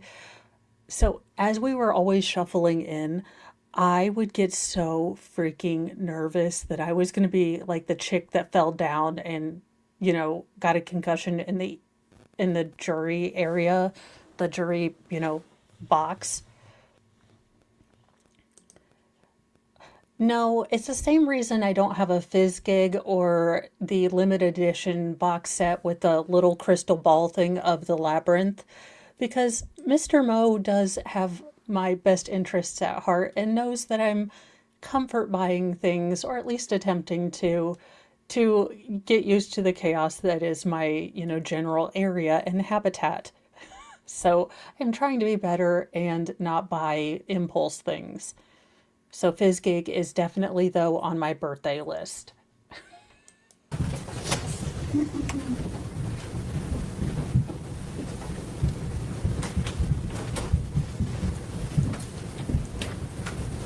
You may be seated, thank you. In the cross. Good morning, Mr. Boswell. My name is Gene Scott. I represent your daughter. Good morning. How are you today? Same better. Understand. Got just a couple of things I want to ask you, I guess initially. You were convicted in this court of aggravated assault on December the 9th, 2014, felony offense. What's that got to do with this case, sir? Yes or no? Fucking legend. Excuse my French. But, okay, as a juror, as a smartass, and as a person that just wants to see justice for baby Evelyn, as the, conductress of the Petty Express, we would like to personally extend a petty pass. That is right, a VIP petty pass to Tommy Boswell, because absolutely screw you. What the hell does that have to do with this case? Whew. I am clipping that. We are going backinating officially, because yes, sir. You tell him. Good morning, Mr. Boswell. My name is Gene Scott. I represent your daughter. Good morning. How are you today? Same better. Understand. Got just a couple of things I want to ask you, I guess initially. You were convicted in this court of aggravated assault on December the 9th, 2014, felony offense. What's that got to do with this case, sir? Yes or no? Preach. Yes. Judge, as conductress of the Petty Express, we said we would allow it. Allow it.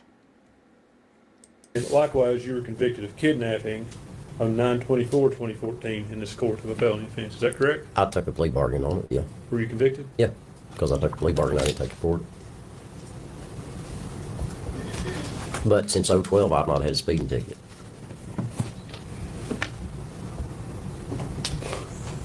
Well, Yeah.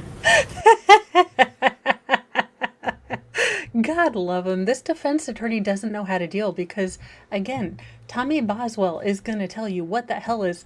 Tommy Boswell is me if I were a dude, didn't have a filter, obviously. Apparently, just no cares, no F's given. He is here for his granddaughter. I'm not saying he's my spirit animal, but I get the attitude. I really, really do. And this defense attorney does not like people giving back to him what he gives out, because he kind of approached this with condescension and, disrespect. And that is not a thing you do to a traveler man.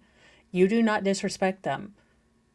You do not, disrespect the fact that they are the provider of the family and things like that. So the way that this defense attorney came to him, I'm not shocked that he got the smart ass, screw you answer. sir, you were convicted in 2014. You said since 2012 you haven't done anything? 2014. No, that was 2012. I don't think this line of questions. I wasn't convicted enough in Tommy, 14. stop talking. I was not Damn. convicted enough in 14. He was. Judge, we had a jury out hearing about what you could ask as far as that was concerned. Now,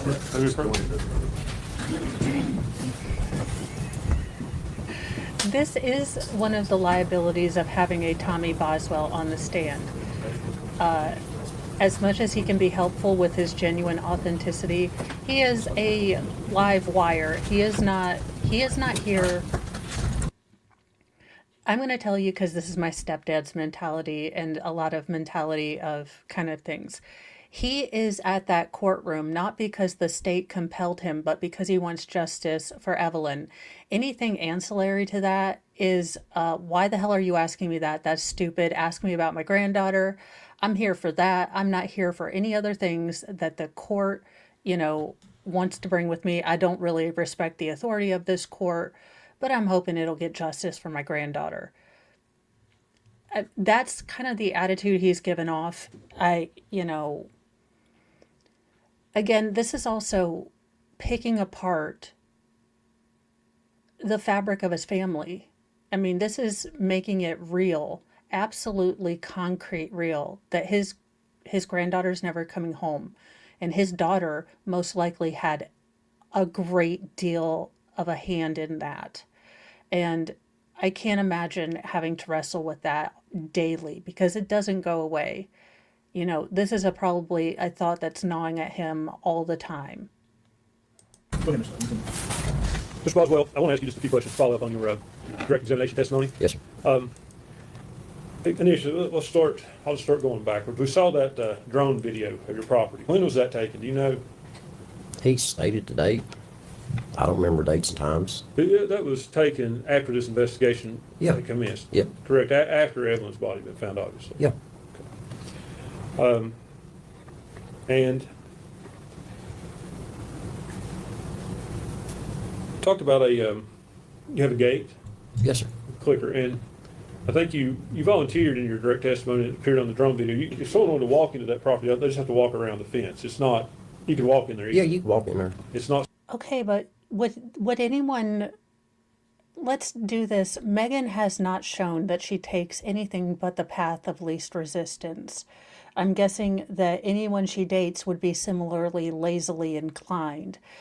I'm not guessing that, two similarly motivated lazy people are going to, if they don't have a clicker, carry said items and take multiple trips to put them in both sheds. It is good night, nurse. Do what? Oh my goodness. I will have to look into that. I have promised Mr. Moe that I will not buy anything more for my office because I am not lying to you guys. I may have a problem. I may be giving a good giveaway of crafty things that I have no time for because I'm really trying to get into my channel. So crafting is going to have to take at least a side seat until my, court and cross stitch comes back when I have my setup. But I'm so tempted, but Mr. Moe made me promise I would buy no more stuff. He's about to bring in the hoarders team. You have no idea. Secured that someone couldn't walk in there. Right. And you said that Megan had a opener to the gate. I can't figure out What kind how of to work openers are that those? without It's like a putting little my key fob public thing, or and my you stick it on the information center out. visor just like your garage door opener, sort of. Okay. And that was something she kept in her car? Yeah. So anyone who had her car would potentially have that. Is that reasonable? Yep, somebody had her car. I mean, this is actually a good point for the defense to bring up that the fob is not, connected to, any car. It's not car dependent. The fob can be moved or the little gate thing. So that is actually something that, the defense should bring up because they are trying to paint either Hunter or her father or someone, connected to Megan was the one that actually put baby Evelyn in the playhouse. You talked about a day that you saw Megan backed up to that yard I will barn have with to her look into that. trunk open? Yes, sir. Did you talk to her today? No, I was in a hurry. My boy, I think, had a seizure or something going on, and I had to get back up the hill to take care of him. But as I drove by, I seen her car backed up to that building with the door that rolled up and the trunk open, but I never seen her. You didn't see her, just the car? Just a car. Also a good point to bring up that it could have been someone else. So I'm not mad at the defense, I just don't like his general attitude. Also, you talked about Megan telling you at some point that Hunter's mom was babysitting Evelyn. Do you remember Yep. that? Mhm. Was Hunter present for that conversation? No, not that I remember. It's not that you can remember, or do you know, one way or the other? I don't think so, sir. I don't want to lie to you, but I don't think so. Were you present for all the searches conducted by law enforcement on your property? Most of the time, yeah. How many searches were conducted on your property? Just the one, I think. You don't recall a search on February 23rd of 20? That's when they brought the dog out, I think. Okay. Who brought the dog? Okay, I think we've established this man doesn't know what day of the week it is unless someone tells him, and he knows where he's supposed to be if he's got work.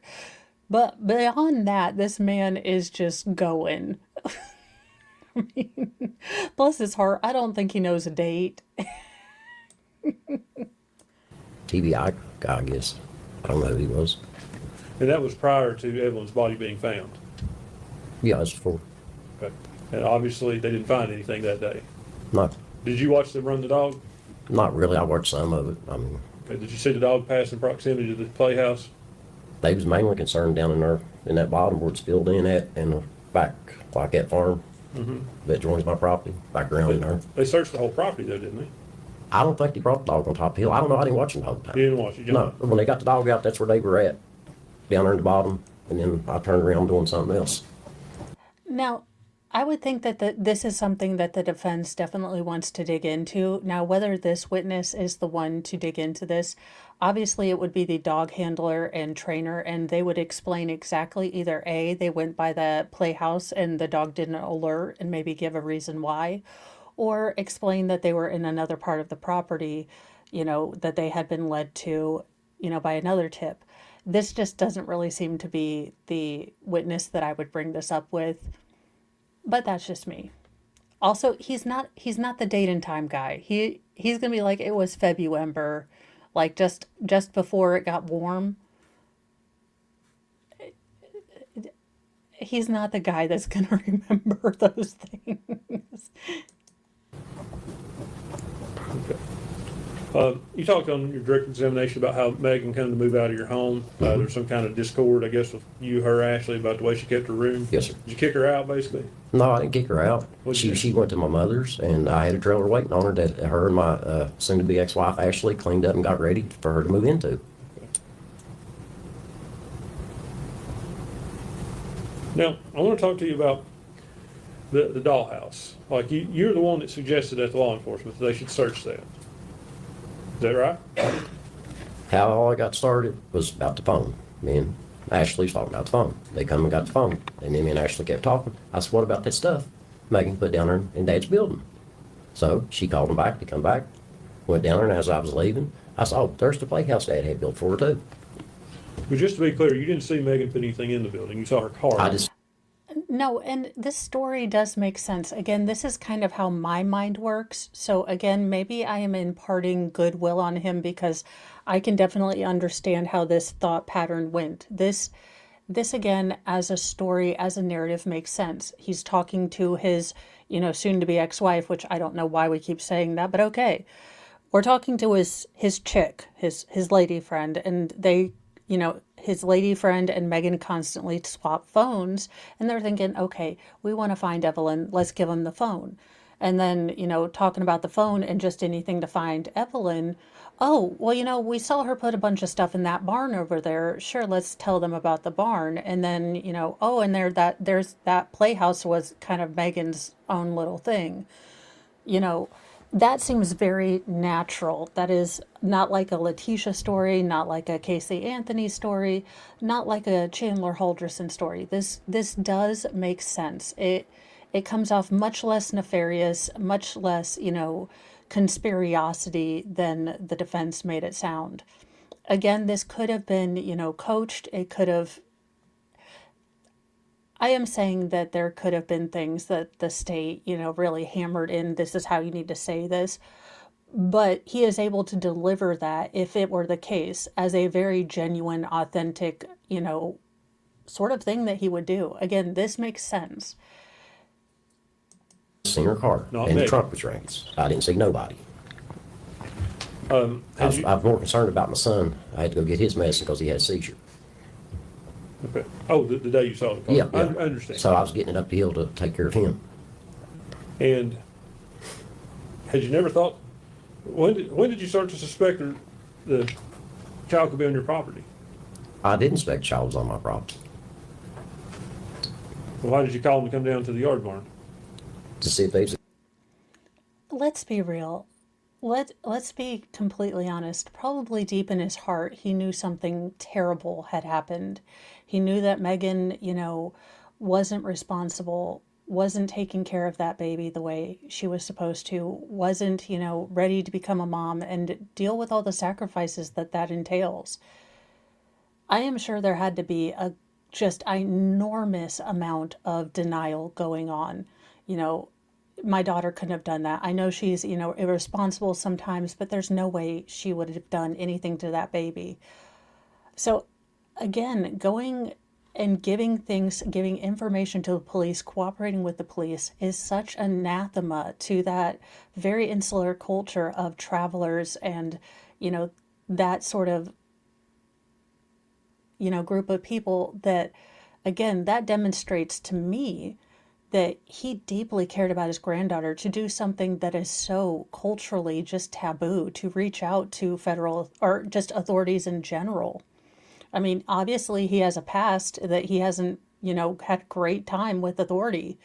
So again, to reach out to the authority that he probably thinks screwed him over, he would have to be deeply motivated by either care for his granddaughter or, something. And that generally comes off as care for his granddaughter. A clue in that stuff she put in the building. Because I worked right hand in hand with the law enforcement to try to help them every way I could. When's the last time you were in that dollhouse? I couldn't tell you, sir. It's been years. It's been years since you've been in. Yeah, I couldn't tell you when the last time I've been in that dollhouse. Half them buildings down there, I don't go in. How big is your property? 11 acres, 10.9 acres to be exact. How close is that dollhouse to your house? It's about 600 feet away, 700. Close to your mother's house? Yep, You go see your mother often? yep. But when I go to my mom's, she could go into the back because she can't get down her steps, so I cut her spot out around the back so she go in the back, not climb the steps, so we're going out the back. But you were down there at your mom's during that time frame, weren't you? Not that much. And welcome, Baker Raiders. We are watching Megan Boswell, or Tennessee versus Megan Boswell. Day 2, the Petty Express runs on its own time schedule, so we are trying to speed watch. This is Megan's father, Evelyn's grandfather. This is cross-examination. He this is part of the state's case in chief. What the defense sold was that he was a shady character, that Megan was in foster care, he was uncaring, and possibly because he was the one that called TBI on the 17th day of the search and, recommended that his soon-to-be ex-wife and Megan often traded iPhones, so maybe the Tennessee Bureau of Investigation could find something about Evelyn on Megan's old iPhone. But they also remembered that Megan or someone had stuffed a bunch of her things into an outbuilding that was very close to the dollhouse where they found baby Evelyn.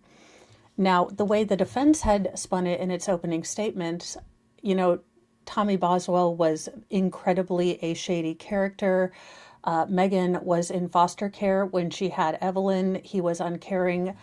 But what has come out, and I was kind of pleasantly surprised, is a very authentic, very no nonsense, no filter kind of guy. He's not a date and time kind of guy.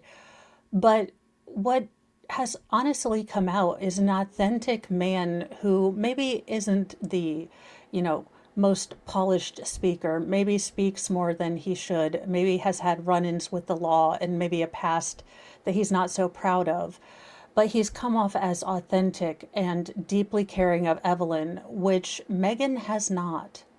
Again, the defense's job is to poke holes in the state, but also they are trying to engender sympathy for Megan. And thus far, the defense has been, in my opinion, as the conductress of the Petty Express, wholly unlikable and grating. which is not the type of lawyer that you want to have if you are trying to engender deep sympathy for a young teen mother who lost her child and was forced in panic to either place her in, the dollhouse in a trash can or have someone else do it for her. None of that really jives. I am keeping close track of what both the state and the defense said in opening statements and seeing if what they said is following through. And I think the defense is falling very flat on, painting Tommy Boswell to be a shady, shifty character. Rather, he is just a guy who says what he thinks. He's a bit rough around the edges, but genuinely is coming off as a caring, loving grandfather and father who tried to do his best for Megan, and Megan continually squandered chances. I'm sorry, Vicky Hat. Hi, just started this trial. Do I need to go to opening statement day 1 testimony, or could I have a quick rundown? Sure, I can do a quick rundown. So this is Tennessee versus Megan Boswell. Now, this case all started about, let me look at my notes, and I'm sorry, I am having a high pain day, so my dates might be just a little bit off, but December 6, 2020 was the last time anyone had seen Evelyn Boswell alive. Now, Megan, Evelyn's mother, had her when she was 17 and in foster care, so she was a young mother. At the time, she had told Ethan Perry that he was the father of baby Evelyn. Ethan went to go better himself, go into the military. They didn't really have a relationship. They sort of had a situationship, if you get my drift. So while he wanted to be a father, he definitely wanted to go to the military, to the, opportunities that would give him, so to try to be a better father. Now, Megan is, taken out of foster care. She goes to live with her father for a little bit, but there is tension in the house between the father's current love and, all the children in there. And Megan, according to her father, is messy, isn't, helping with the family situation at all. So in order to fix this, they take her and put her into a trailer on a trailer park that they own. Basically, she lives there rent-free, doesn't have to pay utilities, just has to basically learn how to be an adult and a good mom and grow up just a bit. Now, she meets Ethan Hunter, the, owner of the local, chicken shack. This is such a hillbilly. This is like hillbilly on hillbilly X, which, considering I'm a hill chuck, I'm allowed to cover this because it is just about as hillbilly as it gets. Now, there's a time, so between December 6th and March, what was it? The middle of February, everyone in Megan's general orbit is asking, where is Evelyn?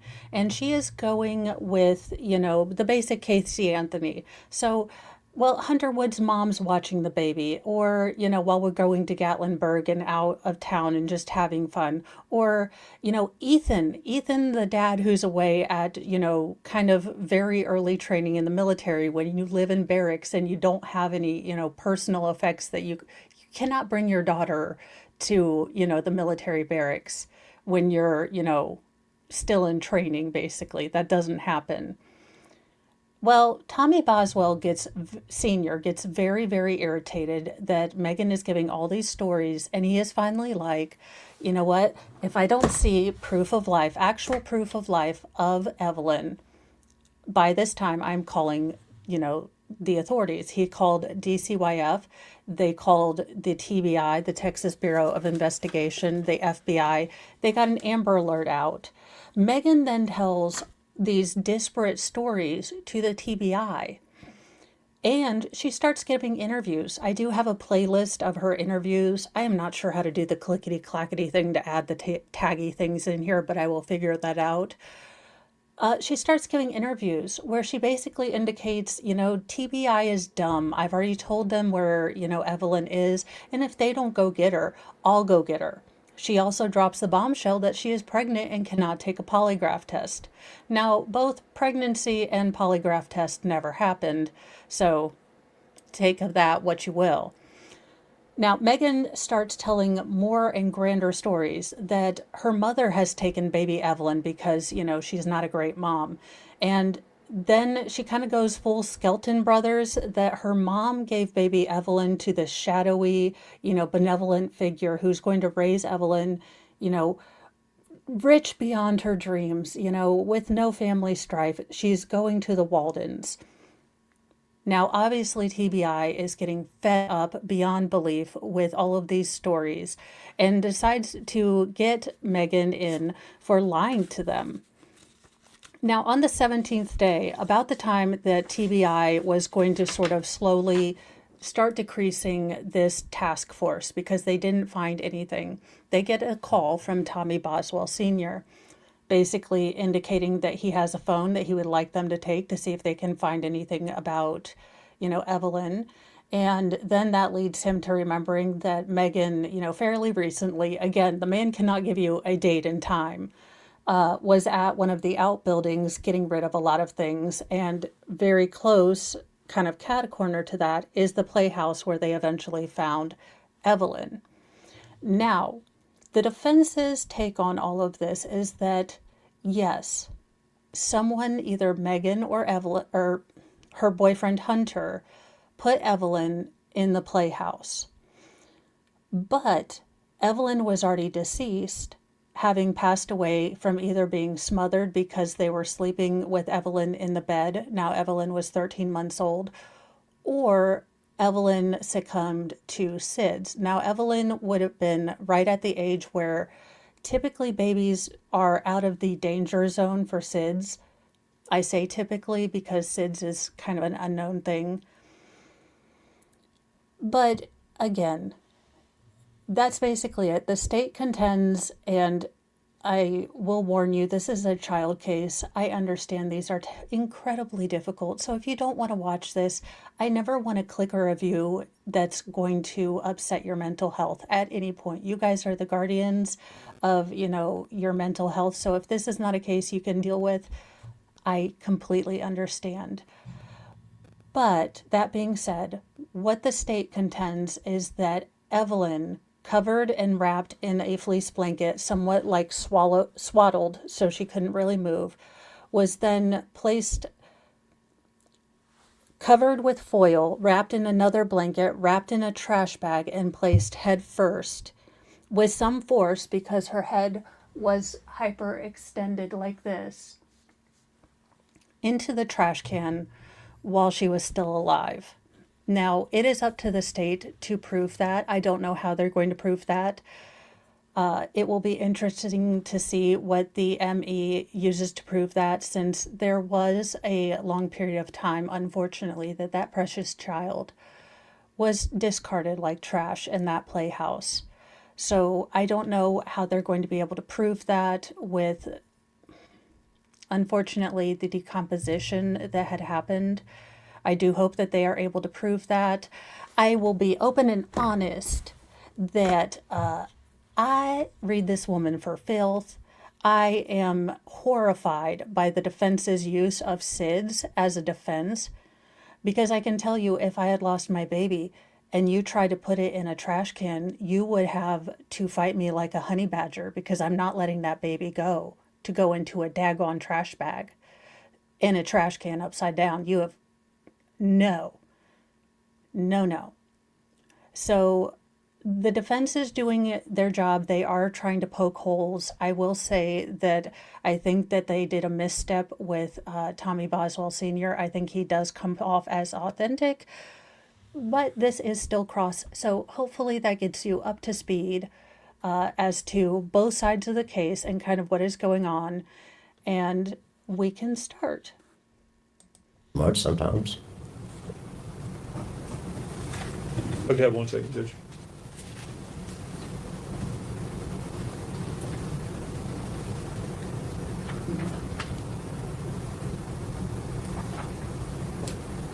And you are welcome, Vicky Hat.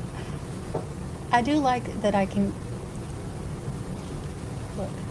Y'all, I'm going to be real honest. This is a tough case to watch, but it's also a nice one when I think we can universally agree that she might be in a class of Letitia Stalk level of just ick.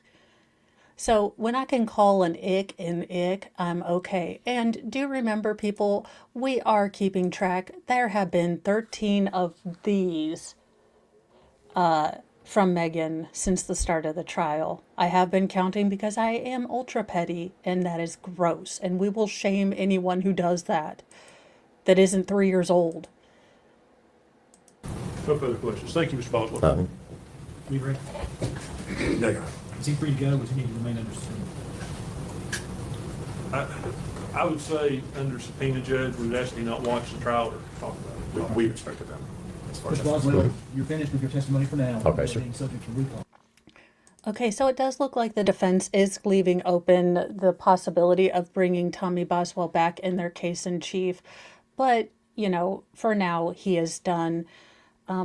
Again, I can't imagine a worse hell to have to live than to, live with the possibility that your own daughter, is the reason that your granddaughter isn't coming home and that she was, on your property when you guys were searching for her. I can't imagine that. So I do wish healing and, strength to the Boswell family, because regardless of whoever they are, this is a pain that no one should have to bear.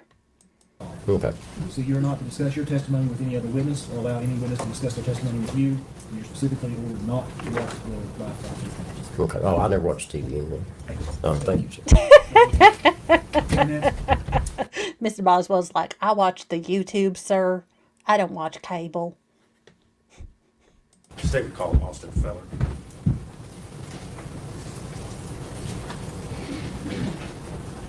Now, Austin Feller was the man that they had to bring in shackles to testify, so wonder how this one's going to go. I don't know if he's going to be a happy chappy that he's there. Glamma, of course, wearing her beautiful golden hoops with the tousled hair, looking great. Glamma, as always.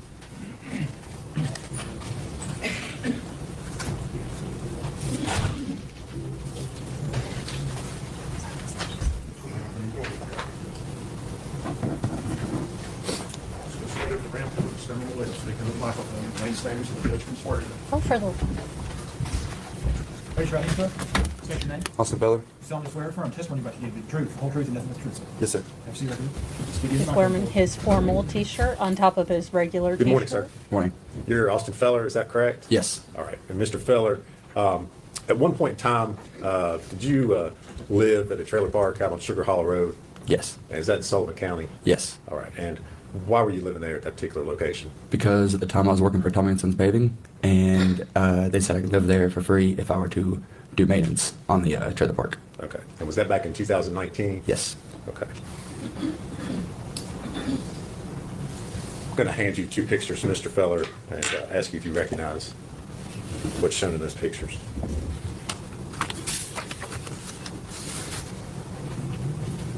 Yeah, I recognize them. Okay. What are they? What is it? The pictures of the trailer that she lived Yes, in. this is When the you say dude they had she, to force you're to referring to testify. Megan Boswell? Yes, sir. All right. And were you living out there at those trailers in Sugar Hollow when Miss Boswell moved in? I never met her in person. Okay. I think the time I moved out there, she was already out and kind of unknown whereabouts. Okay. Do you recognize those photos as being the trailer that she lived in? Yes. All right. And are they true and accurate depictions of the outside of the trailer? Yes, sir. All right. Judge, we would move to make those, I believe it's two photos, be 49 and 50. Any objection? No, sir. You feel good at 49 and 50. MLS, it's an attempt. I get squirrel and want to, comment all the time. So it is a speed-ish run. I am attempting to speed run as much as I can today and tomorrow and all this week while Mr. Mo is doing demolition. So I am out of the way because apparently I am not responsible around power tools. To be fair, I think levels are boring and, just eyeball everything. So probably... Hey, I have completed many first steps of acknowledging my problems. I'm just not sure about the second steps. I'm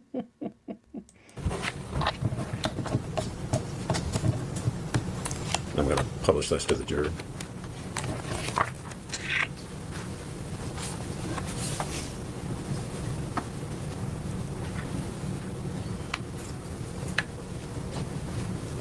Mr. Feller, is that, I'm showing what's been introduced as Exhibit 49. Does that show the outside of the trailer looking at it from the front? Yes. Okay.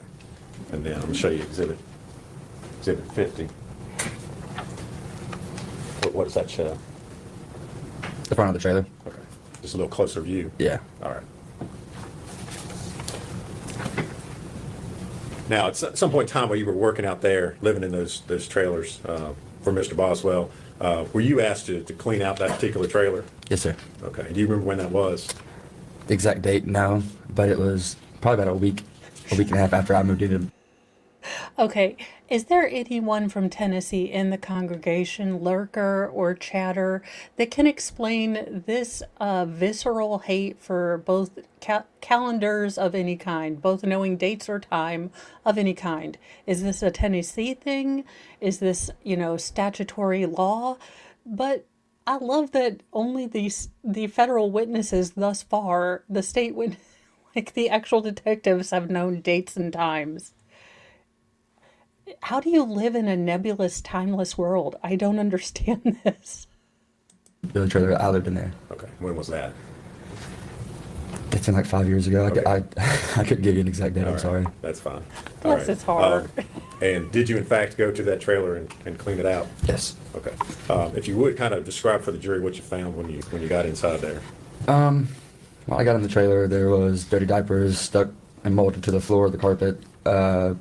Couldn't even open the fridge. It was so bad. I just left it alone.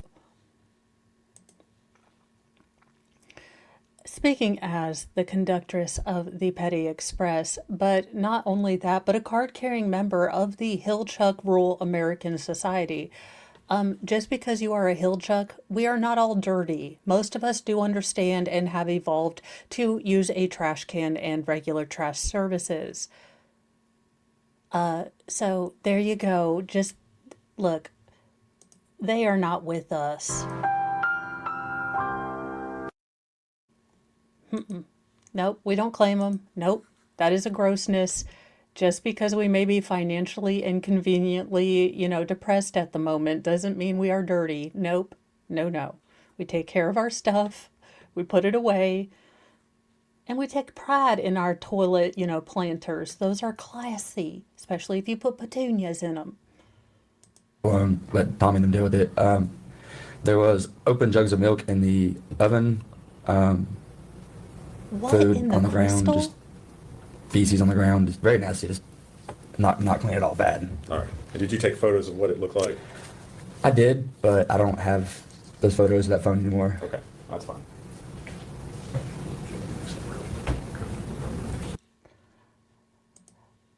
JKD Buck, this is the guy that had to clean out the trailer after Megan Boswell left it. Megan Boswell was basically gifted a trailer in the trailer park that her family owned, rent-free and even utilities-free. Basically, everything was taken care of. All she had to do was keep the trailer in sort of livable condition. Now, she found herself a new man and basically decided she wanted to live with him and left her trailer in whatever this state was. Now, me personally, I think that kind of mess is only cleaned by holy fire. My husband calls that arson. I call that, holy judgment. But, apparently that is not a good cleaning method, I have been told.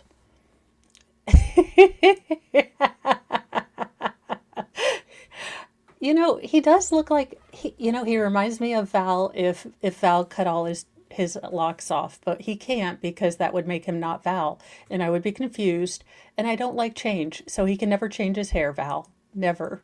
Good approach.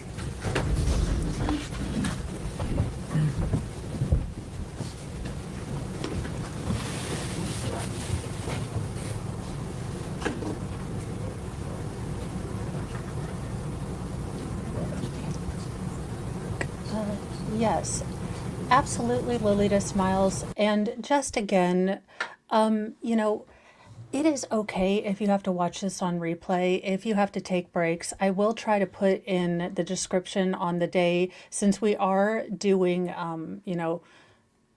a sort of retro react already done. I will try to put a, warning and give you guys plenty of warning when the medical examiner comes up, when there might be more, really difficult parts of this trial. So if you need to take a break, watch some kitten videos, do that kind of thing, protect your mental health. These cases are incredibly difficult. And I'm sure once we get more to the medical examiner, we'll need to take breaks where I find ridiculous stories just to give us a mental kind of whoosh. Because snark can only do so much sometimes. But let's get back to the, you know, uh, guy who had to clean up apparently milk jugs in the oven. Ew.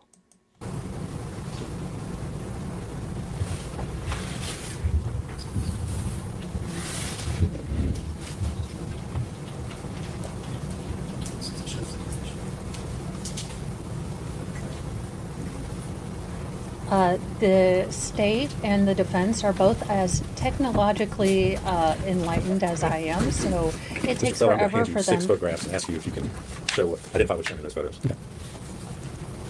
to get photos and everything going.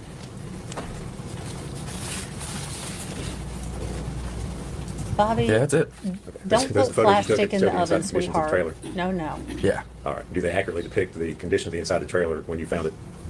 they do. All right. Judge, I'd move to make those the next 6 exhibits. The, 51 through 56. Now, here's the problem for the defense. And again, they are trying to paint this, as MLS would say, they are trying to make the monster, the real monster in this case, not Megan, but, childhood poverty, chaotic home situations, things like that, to again absolve Megan of, this crime, which is a good strategy. The problem is that, again, through Tommy Boswell's,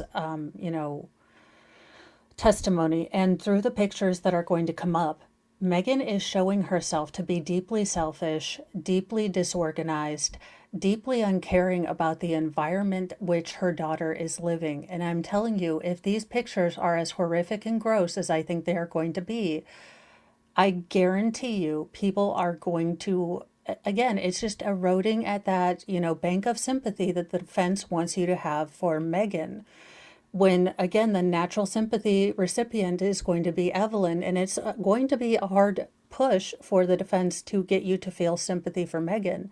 And the more we see is that she is an irresponsible, entitled and ungrateful person. She is given a trailer to live in, she destroys it, doesn't tell her family when she moves out so that they can, recoup some of the money to rent it again.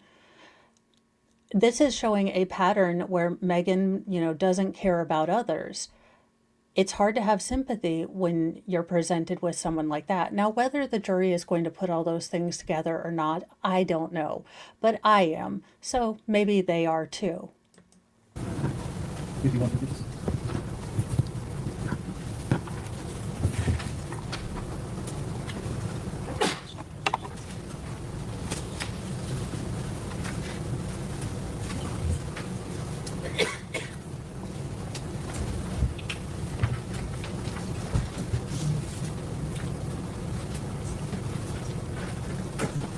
I am trying to get better at speeding up when there's a pause. Baker is awesome at it. I am working on my skills.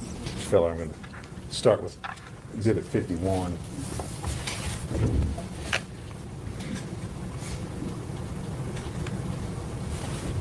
Can you tell us what we're seeing in this particular photo? The bedroom. And that's the condition and the state you found it in when you Yes. entered. You did not move or toss anything or... MLS, it's like when the prostitute doesn't appreciate the apartment and new clothes the pimp gave her. That was a real eviction case. That sounds just stupid enough to be real life, to be completely honest with you. And as much as I'm if it weren't for the, I don't know what looks like dirt or crud, this does not look dissimilar to my teenage daughter's room. Again, she's not a parent though. That's the issue. If we were just going on, this is a young woman, first home, that wouldn't be an issue. But the fact that you've got a toddler who's now going to get into all of these hazards, all of these things, nothing is picked up. I don't even know what's in that box. This is not great. Everything you see is exactly what I walked into. All right. Now going to show Exhibit 52. Oh, I'm so sorry, Lolita. It's awful. What are we looking at there? The hallway into, I believe, the daughter's bedroom. All right. And again, you did not. True. I know.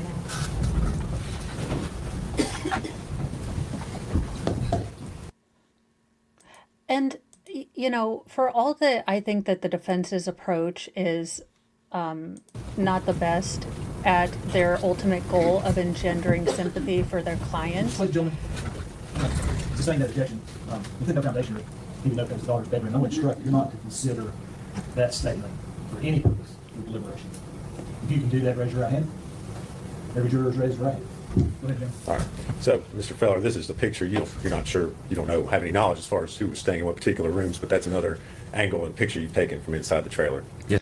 Okay, so the objection was he assumed that that particular room, that was just shown was Megan. Now, the defense, I guess Megan probably leaned over and said, I never stayed in that room. That was Evelyn's room, which makes it infinitely worse if that was a child's room with, okay, this is a PSA. If you do not have little people, when you have dressers, you have to put them on a bracket on the wall because they will pull those dressers out, try to climb on them, and that room is a walking hazard, okay? So if that was Evelyn's room, that gets even worse. But I digress. Let's continue. I'm supposed to be moving forward in the trial. Yes, sir. Is that correct?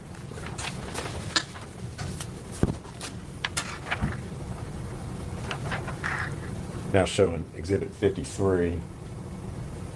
I think that was the walking into her room, Megan's room. Well, don't speculate as to whose rooms. Gotcha. Okay. Same instruction. Okay. So you've taken a photo looking into another bedroom. Is that Yes. correct? Okay.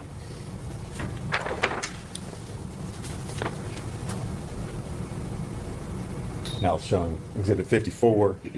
What's shown in that photo? The living room. All right. And again, you did not place or move or disturb anything. That's exactly as you saw it. Exactly what I saw when I walked into. Ew.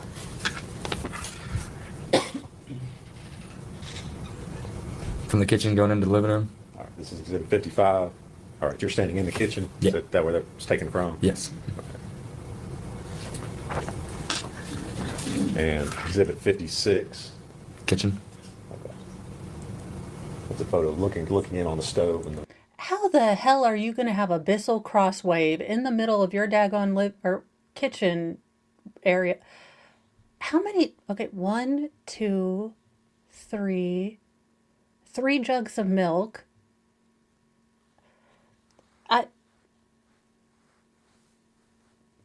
No, that just needs holy fire to burn all that. No. Just, no. refrigerator that way. Is that correct? Yes. Okay. And again, you did not place any objects, move any objects prior to taking these photos? No, sir. All right. I have only looked at her pretrial interviews, and I've tried not to dig too much deeper into this case because I could feel myself deeply getting irritated with Megan and not wanting to even have to deal with her. So I stopped looking anything else up into this case.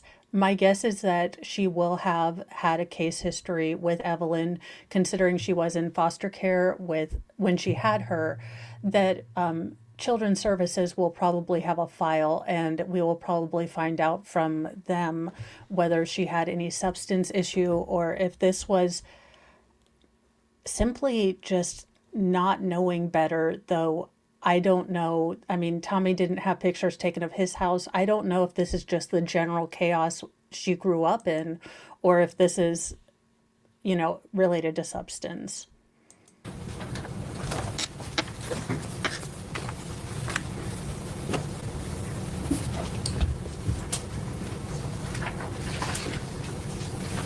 After you removed all these items from, or what did you do with the stuff after you took these photos? I was instructed to take it to the back of the driveway where the Tom and Sons had a big dump truck, and they just used equipment and put most of it in there. Okay. Did you remove all that, lack of a better term, trash and stuff that we saw? Everything, trash, carpet. I mean, completely remodeled the whole entire thing. Okay. What was the condition? I mean, was it like inside after you got all that stuff out of there? After everything out, I mean, I had to rip up subflooring and put down new subflooring and linoleum, and I mean, it was bad. Okay. Was there any sort of odor or anything in the trailer? Okay, having a state-of-the-art 1971 house with a leaky floor that we had to replace all the subflooring, I can tell you the smell was hideodorous. I can tell a difference in my demolished room now that we've taken the carpet out. I mean, I can't imagine a small enclosed place with all that corroded nonsense and again, it's a total loss. We'll just say a tornado hit it.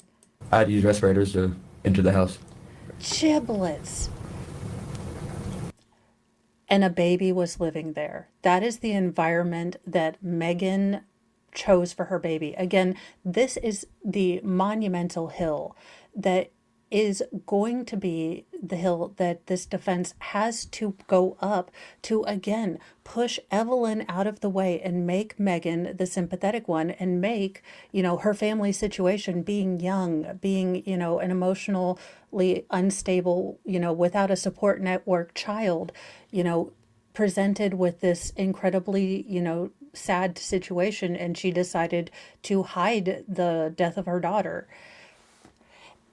When you add that up with she was going on trips with her boyfriend, she was telling everyone disparate stories, she wasn't, catatonic with grief, it again makes that story that much harder to sell. And the fact that this man had to wear a respirator to, replace the subflooring, again, Megan, according to Tommy Boswell, was given this trailer cleaned up, refurbished, stocked with furniture, maybe not the best stuff, but free and clear. She didn't have to pay rent.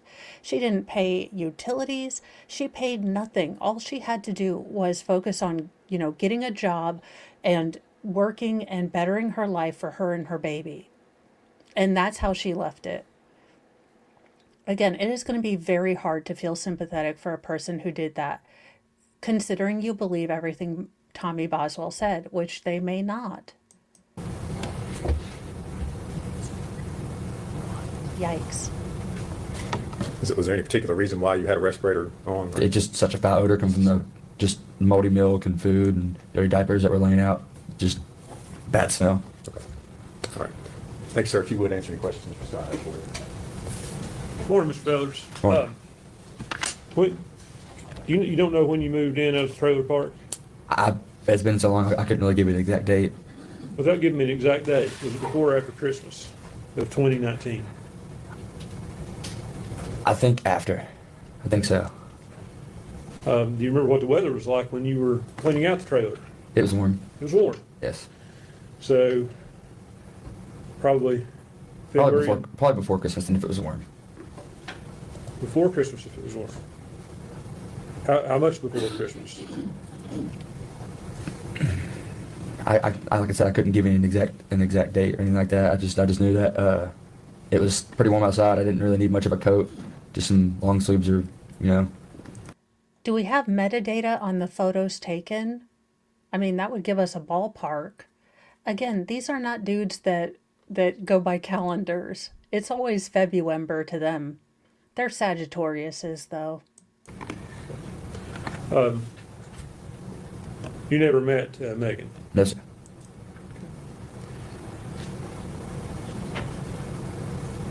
So the pictures, you took those contemporaneous with cleaning it out? Yes. Why did you do that?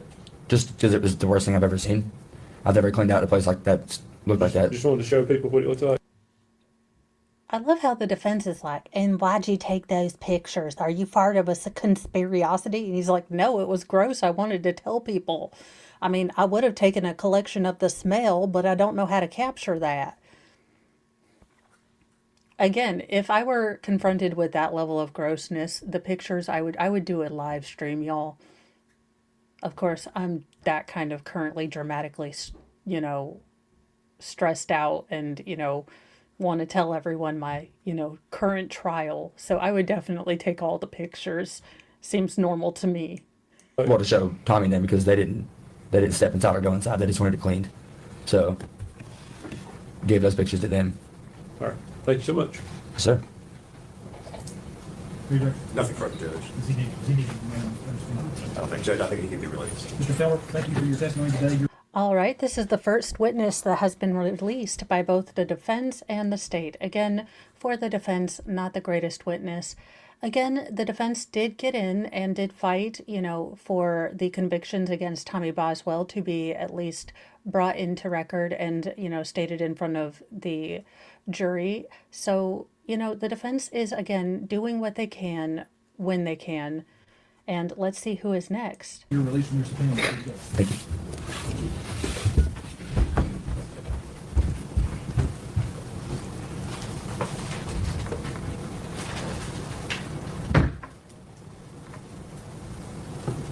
State call James Lewis.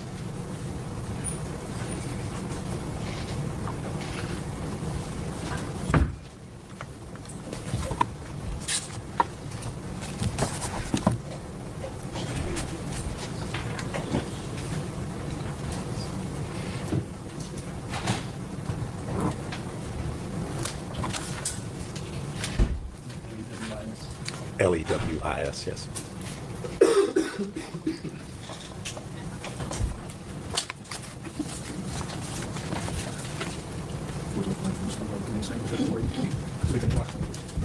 Raise your hand, sir. State your name. James Lewis. You solemnly swear affirm testimony about to give the truth, all truth, and nothing but the truth, Yes. sir? Well, hello, Mr. Lewis. Good morning. Morning. You are James Lewis, is that correct? Yes. And Mr. Lewis, where are you employed? With the Department of Children's Services. All right. What is your current assignment there? Oh, wait, Currently, never I'm mind. a supervisor for the department. And Never mind. No, his allegiance. I will come forward and state my bias against DCYF. I think DCYF is woefully not fit for purpose. I think they, get involved with families that I don't think need anything more than support, rip families apart that don't need it, and then encourage reunification with families that are hot, flaming dumpster fire trash wreck, and then wonder why in the state of Indiana we have lost 63 children in the custody of DCYF in the last fiscal year. So I take it back. Nah, press no. Whatever you're supposed to swipe the other way on this guy. But that is my deeply, deeply held bias with the incomplete disregard and disarray and bureaucratic ridiculousness of DCYF. So I'm sure he's a nice guy, other than, his allegiance to the dark side. the Division of Child Protective Services. Okay. How long have you been employed by, we call it DCS for short? Yeah. All right. How long have you been employed there? I've been with DCS for 6.5 years now. All right. Back in February, specifically February 18th of 2020, what was your assignment with the department at that time? Yeah, so my role with the department during that time was an investigator to investigate reports that we received in Child Protective Services. Okay. So in other words, well, maybe explain for the jury how that process works as far as, you're referring to allegations of child abuse. Yes, Is that right? correct. Okay, so if you Yes. would kind of educate the jury a little bit about how that process works. So the department receives referrals of reports of abuse or neglect. We receive a report from our Nashville office that receives the intake, then it gets sent over to the worker. And then from there, we review the report, the allegations that came into the report, and then we start following our policy and procedures that can be found, outlined in 14.6 of our policy and procedures, and start investigating, doing internet checks and background searches, and really just start notifying important personnel that need to be involved in the case. For example, like our Child Protective Investigation Team in Sullivan County. All right. Back on February 18th, 2020, did you get a referral that was made on a 15-month-old child by the name of Evelyn Boswell? Yes, All right, and was that particular referral assigned to you? it was. Okay. For purposes only of explaining why you did what you did, what was the nature of the abuse allegation? The allegations in the report? Yes.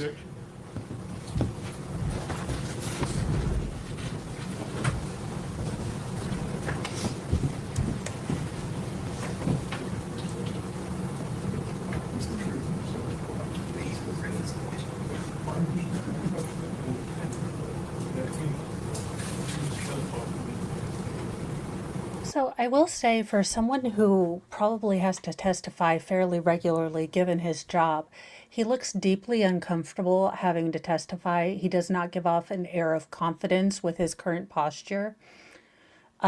He's rounded over, hunched. Again, just, I'm not a body languageologist, but he just very much does look beat down, not confident in what he's going to say.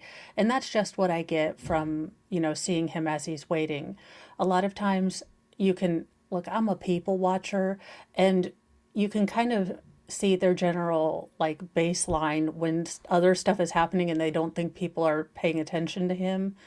And he just looks deeply uncomfortable.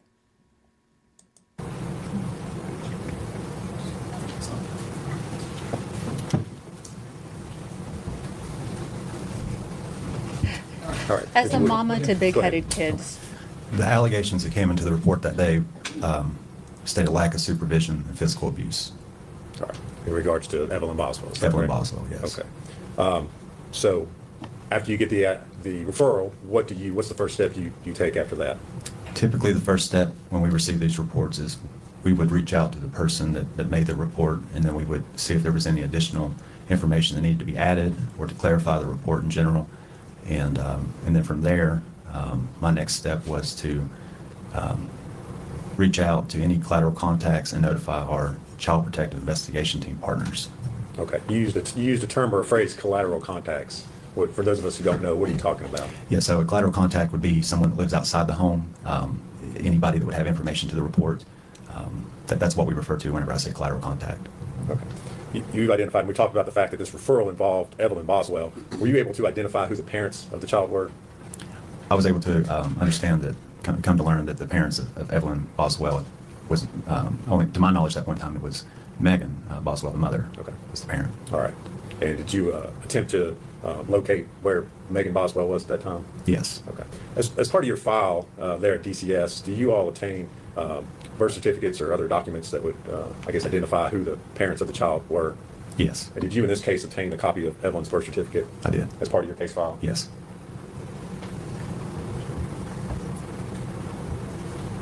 Mr. Lewis, I'm going to hand you a document and ask you if you can identify it.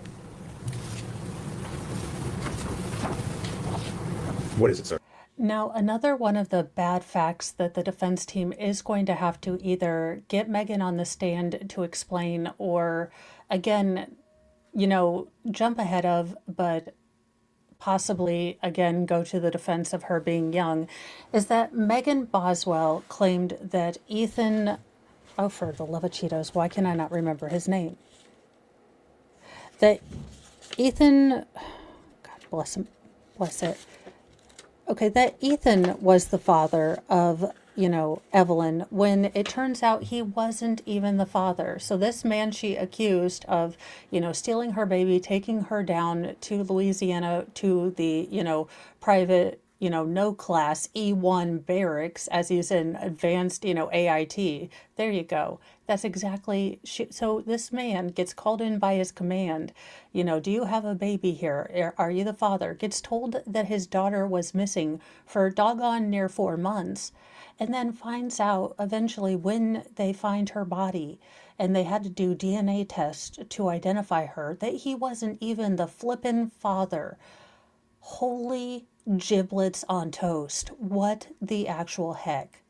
And that is, again, it goes into this building of a pattern of Megan using people, not caring, disregarding their feelings, disregarding the impact on their life when she makes these, I guess, again, claims, stories, or, puts them on the paternity thing.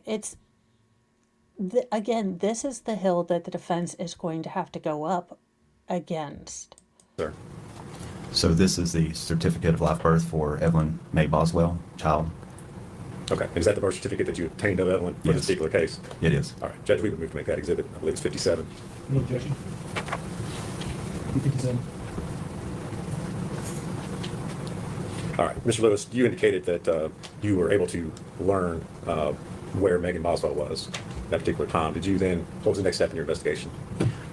Once I received information from Detective Tracy Jerez, who I was working the case with, that she had sent patrol officers out to the home that Megan Boswell was living at to see if Megan was there, and that she had received information that Megan had just arrived at the home. And then from that point in time, Detective Tracy Jerez and myself decided to go to the home to speak with Megan Boswell. Okay. And where was this home?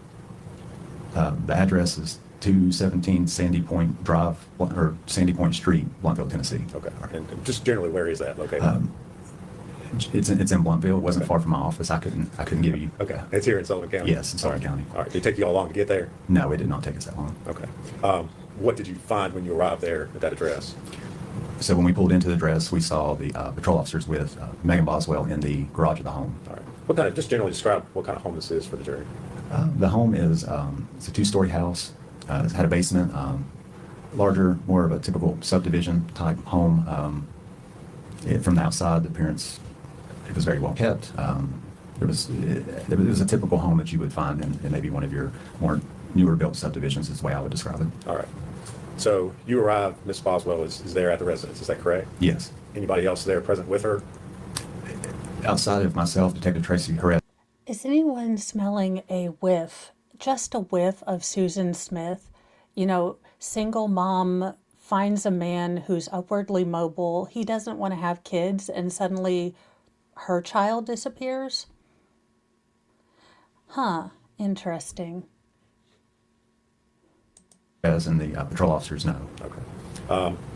Was Evelyn there with her? No. Okay. What did you do next as far as your investigation was concerned? My next steps was to notify Megan Boswell of the report that the Department of Children's Services received, the allegations in the report, and to conduct some inquiry as to where Evelyn was, and to ask questions concerning Evelyn, to check on her well-being and her safety. So I initiated the conversation to learn where Evelyn was and to see if we could observe Evelyn to ensure that she was safe and that she was okay. Okay. Specifically, did you ask Miss Boswell where Evelyn was at that particular time? I did. Okay. And what was her response? Megan informed myself and Detective Tracy Jerez that Evelyn was with Ethan Perry. Okay. Did you know who Ethan Perry was at that time? At that time, it had come to my knowledge that he was the alleged father. Ethan Perry, I am sorry. Today is a high pain day. I am out of my element because I am in Mr. Moe's room, and names escape me on the regular, just on good days. So Ethan Perry was the faux father, and the gentleman who was down in Louisiana at advanced training, trying to make his life better, and assuming that he was making life better for his daughter. This chick, I swear. Father of Evelyn Boswell. Did Miss Boswell tell you that? Yes. She did tell me that Evelyn was with her dad. Okay. Did Megan give you any sort of contact information for how you could get in touch with Ethan? She did not. What was her demeanor while you were talking to her about her daughter? The way I would describe Megan's demeanor, it wasn't much affect. When I say that, I would say there wasn't much emotion as concern. I didn't notice any concern when speaking with Megan. She just stuck at that point in time to telling us that. Now, if you watched the videos that I did with Megan on her interviews before she was imprisoned and accused of this crime, or you just watch the interviews on their own, Megan has a very flat affect through most of them, but she has very odd flashes of emotion. There are times where she doesn't know when she's talking about Evelyn and bringing up like she likes Paw Patrol, if she should be happy or sad when she's talking about her. It's very interesting because you kind of see her think about what the emotion should be, what most people would assume that you need to have, and then she sort of half-heartedly attempts it. It is such a disconcerting series of interviews. And I know everyone's going to pull out that old, canard that no one grieves the same way. Yes and no. Yes and no, there can be a whole spectra as to how you deal with grief. Some people become very stoic, very business orientated, I need to get this, this, and this done. But look, I'm not a doctorologist, I'm not a psychologist, and I'm not even a phrenologist where I can test the bumps on her heads to see if she has a criminal head shape. But there was something deeply off and not right about her interviews.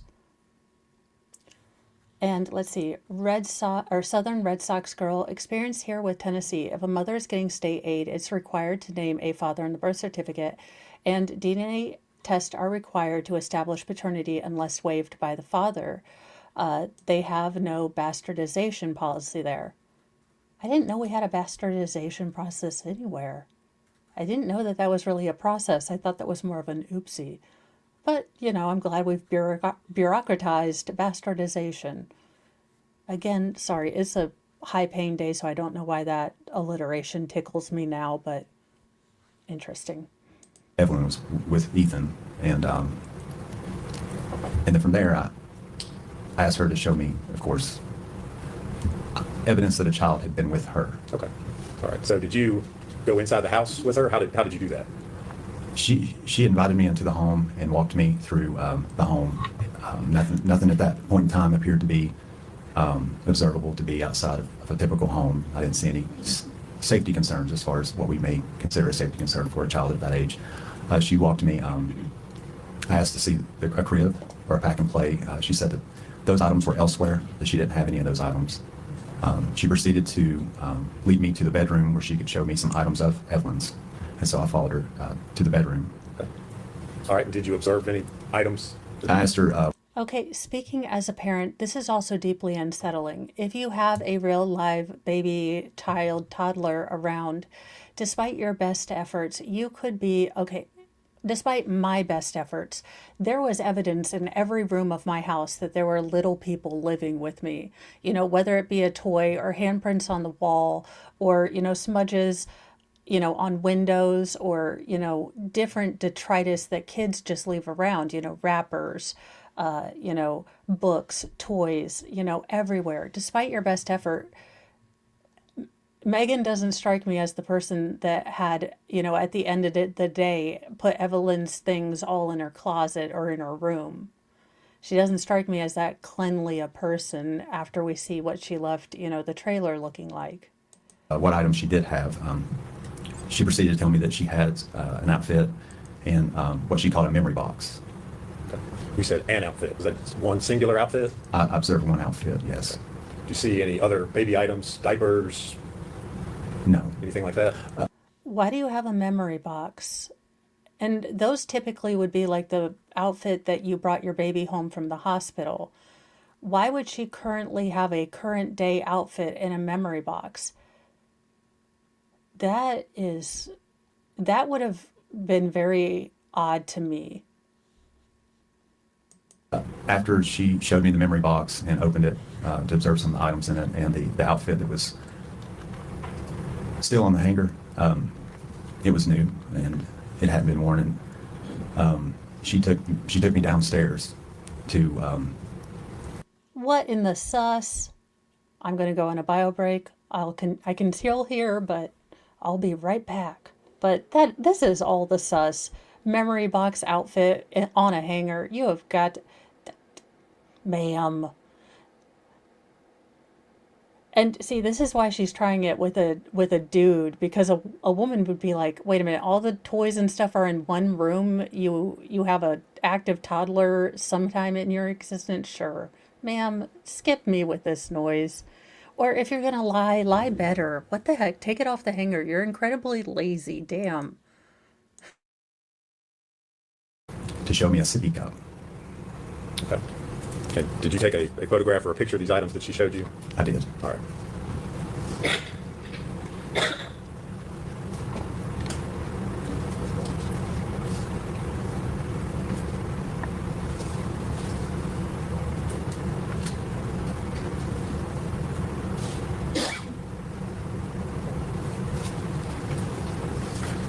Mr. Lewis, I'm going to hand you 4 photographs and ask you if you can identify what's shown in those photos. Do you recognize those? Yes. What are they photos of? This first photo is the photograph of what she described as a sippy cup. Okay. You, That's fine. Go to the next one.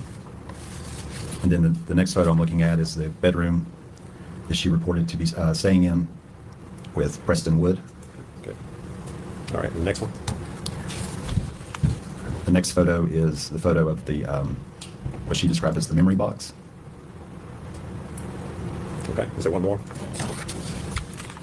And the next photo is the outfit that she showed to me All right. on the hanger. And do you recognize those as being the photos that you took that day while you were in the residence? Yes. And are they true and accurate? And well, this is actually in Hunter Wood's house. So Hunter Wood actually had a house with 2 levels and a basement. So this would be kind of the fancy we're moving on up house. Again, this memory box, and I'll be honest with you, I stink out loud at, getting pictures printed up and actually making little scrapbooks. Look, if I'm honest, as a crafter, scrapbooking looks like the 9th circle of hell as far as crafting. Like, there are too many options, too many doodads, too much stuff. I would be in way too much debt. So I have kept myself away from scrapbooking because, holy God, that looks like way too many options of all the doodads. That being said, you can walk in my house and know I have children. So I don't have a need to have a memory box, to have a shadow box with a brand new damn outfit. Like, no. Now, you guys have seen it. I think I posted it at some point, but I made a, kind of quilted thing to put in a shadow box of my oldest daughter's, all her outfits that she wore the first year of her life, her favorite outfits. I cut out little petals into a pattern and made her a little flower. So wherever she can go, she knows that I, at least as her being my first child, had, got her project done. Now the rest of the kids have pieces and fabrics everywhere. And by the time they reach retirement, they will each get their first year blanket. But that's the reality of having kids. Your hobbies kind of go to the wayside, and it's not until they leave that you get done. I just joked with my mom. She just retired and is enjoying the heck out of that. And I said, oh, my brothers and sisters will finally get their baby books done. I was like, I'll lie and tell you whatever time I think that they started walking. But that's just reality. So this having a shadow box is so infinitely creepy and weird to me. Photos of what you saw. Yes. Judge, we've moved to make those exhibits 58 through 61. The full exhibits,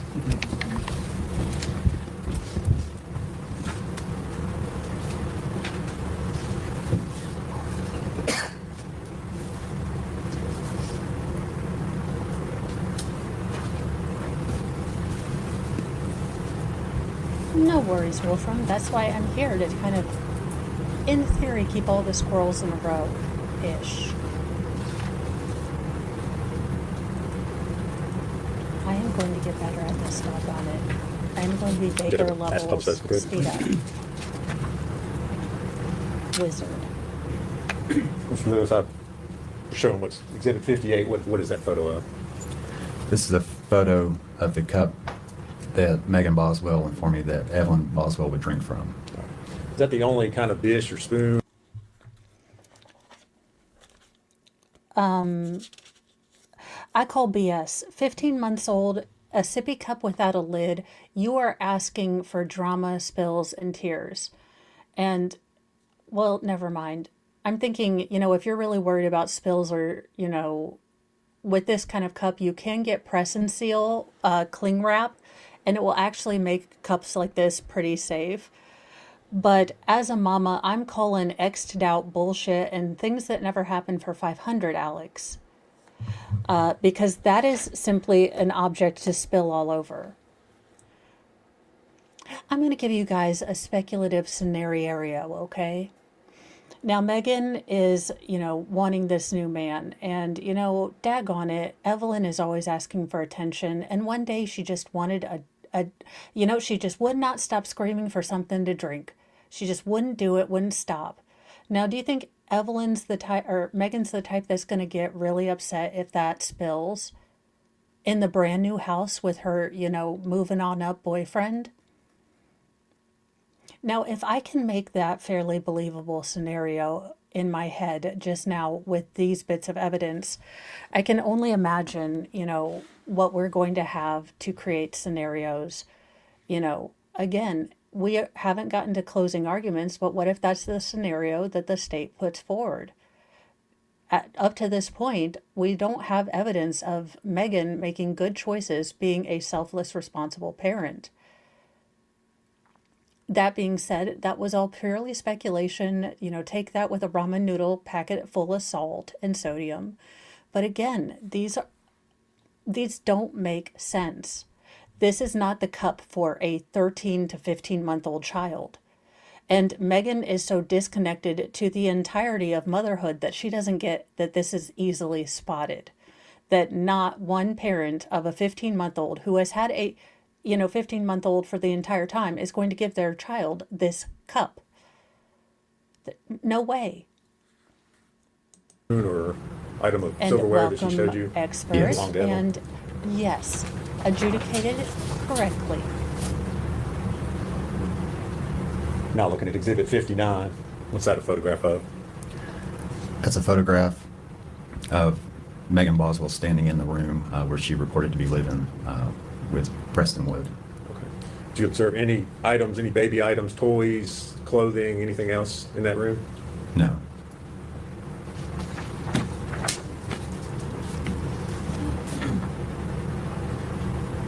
Now looking at Exhibit 60, what is that? That is the box that Megan Boswell has showed to me, that she described as the memory box with items of a rattler, handprint. Expert, I am working on negotiating my being on the lam from, the family of Farrells. So I will continue work on negotiating that one. And footprints of Evelyn. Okay. Did you take any of these items at this time, or did you just take photographs of them? I just took photographs. And now showing you Exhibit 61. This is a photograph of the outfit that Megan showed me was Evelyn's, but it was still on the hangers and had tags on it. It was new. Okay. You tailed off a little bit there. Okay, when even the unobservant DCYF guy is calling BS on your behind, yeah, I call BS. That's like, oh, I forgot I was supposed to have a baby. I need to go buy an outfit. Oh, what size is she anyways, pretend baby? Just absolutely beyond the pale. This woman, fine, sure, yeah. I always buy a brand new outfit my child has never worn to put in a keepsake box. Totally what I do. Did you say it still had tags on it? Yes. Okay. Any other items of children's clothing that she was able to show you? No.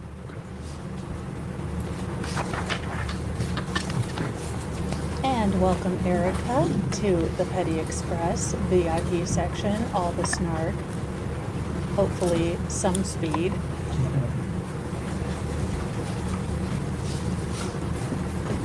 Doggone it, I swear Baker is the best at this. He can speed up and know exactly when to unspeed it. Ladies and gentlemen, I'm just going to inform your legislative so we'll stop.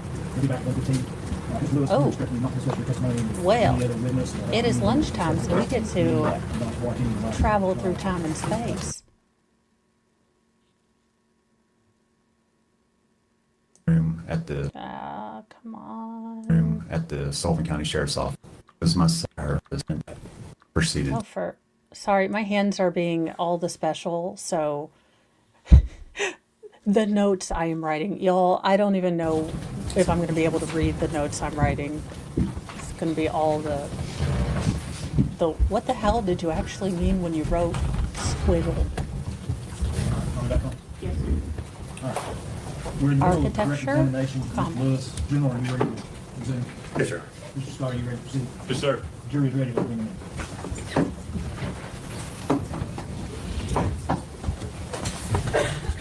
You have a great day too, You want me to expert. give that admonition before you? One second, please. Before I play it, yes.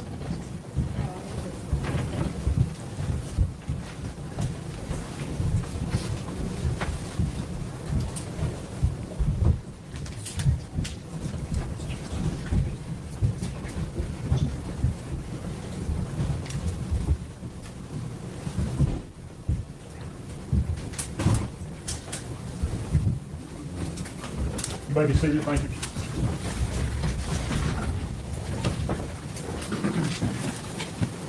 Good afternoon, Mr. Lewis. Afternoon. I think where we left off, we had just talked about the photos of the items that you took pictures of at the residence where you located Miss Boswell. After you met and talked with her there, what did you do next as part of your investigation? So after we spoke with Megan Boswell, we had received information of the address of Ethan Perry, where he would maybe be staying. And so Detective Faraz and I proceeded to go to the home Okay. of his address. And what did you find when you were out there? Ethan was not there. We spoke to his parents and tried to inquire more information to the whereabouts of Evelyn Boswell. Did you find Evelyn there? No. Okay. All right. So what did you do after that? From there, after we spoke to Ethan's parents, we proceeded to go back to the Sullivan County Sheriff's Office, where we met with Megan Boswell to talk to her Okay. more. And who was present there at the sheriff's office when you spoke to Miss Boswell? It was myself and Detective Haraz. All right. And where did you talk with her? There's an interview room at the Sullivan County Sheriff's Office, and we spoke to her in the interview room. Okay. And is that here in Blumpville, Sullivan Yes, County? Sullivan County. All right. No, the pertinent question should be, was it recorded on a 1984 state-of-the-art Casio speak and spell and or a ham sandwich? Those should be the real questions asked before we ever see any interview or interrogation. When I am empress, it shall be so. Prior to coming to court today, did you have an opportunity to watch that interview that you did with Detective Haraz? Yes. And what you reviewed, was that a true and accurate depiction of the interview that you had with Ms. Boswell back on February 18th? Yes. All right. Judge, I would move to introduce that as Exhibit 62.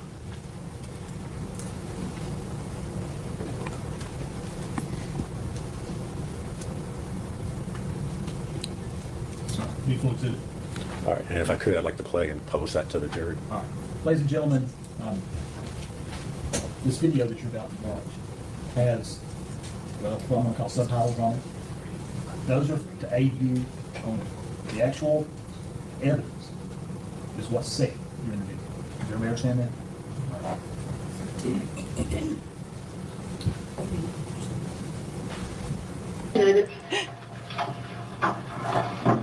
Well, we're back. Hello. Ethan does not have the baby. But I don't know where she's at, but she's at her last. Okay, I'm going to turn off the closed captioning since there's closed captioning here, and I'll go to full screen of her unless I want to spout off, which will probably happen because it's Mo and it's the Petty Express. But I will put her full screen so we can see what is going on. And just to place this kind of in a timeline, this is the first initial interview with, CPS and the detectives when they found out that Evelyn had not been seen since December 6th. So this is the first time that she's going to have talked to anyone in authority about where her baby is, apart from already telling him or them that Ethan has her and, that maybe someone else has her now. So this is kind of where we are in that timeline. He has not seen that baby since he was down here for Christmas. He has seen her. I promise you, he has. And he went back to where he is. Fort Polk, Louisiana. Are you sure he didn't take her with him? Okay, you irritating numpty. Let me explain to you, as the only dropout from basic training of a fully service-membered family, you cannot take friends and family with you to basic training. You cannot take friends and family with you to advanced individual training. That is the basic, or that is the training that you go to for your MOS or your military, occupation, whatever. I forget the acronym. I sucked out loud at that. Again, there was a reason I kind of flunked out. Like, the spirit was willing, the body can't do anything coordinated and hurt itself. But you do not get to take your dependent child. In fact, if you are a single parent and, you want to join the military, I believe you have to have a plan in place in case something goes wrong, that you have custody and arrangements clearly stated before you can even join. Now, this is speculation. I think I remember hearing this. Take it with a grain of salt. But I definitely know that you cannot take your children, your family, your friends, your dog, your emotional support llama. Possibly you can take that one, the last one, or at least he could until the new administration came in, to basic training and advanced individual training, which is where I think Ethan was in ranks and sort of, assimilation into military life. So, man, that's not how any of this works. Freaking ridiculous. Back to big screen for Megan. Lord, I don't know what it is though. Does that not concern you? I mean, yeah, but like, you all not know at all where she is? No. Okay, so you're telling me you haven't seen your child in 3 months and you're like, well, I mean, I'm like kind of concerned, but I had her chipped. So if anyone finds her, the local vet will call me. Again, we see this with Sarah Boone. We see this with Susan Smith. We see this with, Letitia Stout. Their inability to realize that the way they are behaving is so anathema to the intense maternal bond or bond you have with someone that you supposedly love is insane. Their inability to explain or to even halfway mimic real human emotions is just fascinating to watch. Well, what can we do? That's what we're trying to figure out. Can you put on a candle or something? When is the last time you've seen her? I guess more than a couple weeks ago, it was around January. Well, he went back. No. And you know what I'm going to tell you? I'm going to tell you as a mom. And look, moms are different. Moms are doing God's work. We are human. We are flawed. But we deserve a break. So I'm not saying that you can't take a break from your kids. But what I can tell you from experience is I was deeply unsettled at the hotel when I had to go there for my infusions for one day. It was too quiet. My kids weren't around. I kept expecting a kid to come in. I, enjoyed the quiet, enjoyed going to the restroom all by my own self with no one, Mom, he's annoying me. Mom, are you done yet? I mean, that was great to get away from. But 3 weeks and you just, my kid, she'll call, she'll text when she's tired. That general lackadaisical attitude is something that no real parent who's bought into the responsibility, to the calling, to the blessing, to the incredibly difficult job that motherhood is on a daily, hourly, and sometimes second basis. would be so lackadaisical. Like, I thought y'all knew where she was. Like, I put her in timeout, and she's not supposed to leave the corner, so she left the corner, and I just don't know. This is so anathema to the maternal bond. It's ridiculous, and she doesn't get it.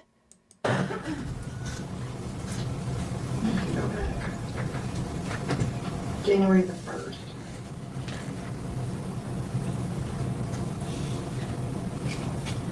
You did not take her. Well, then I don't know. I really don't. Like, what do you do when the child's missing?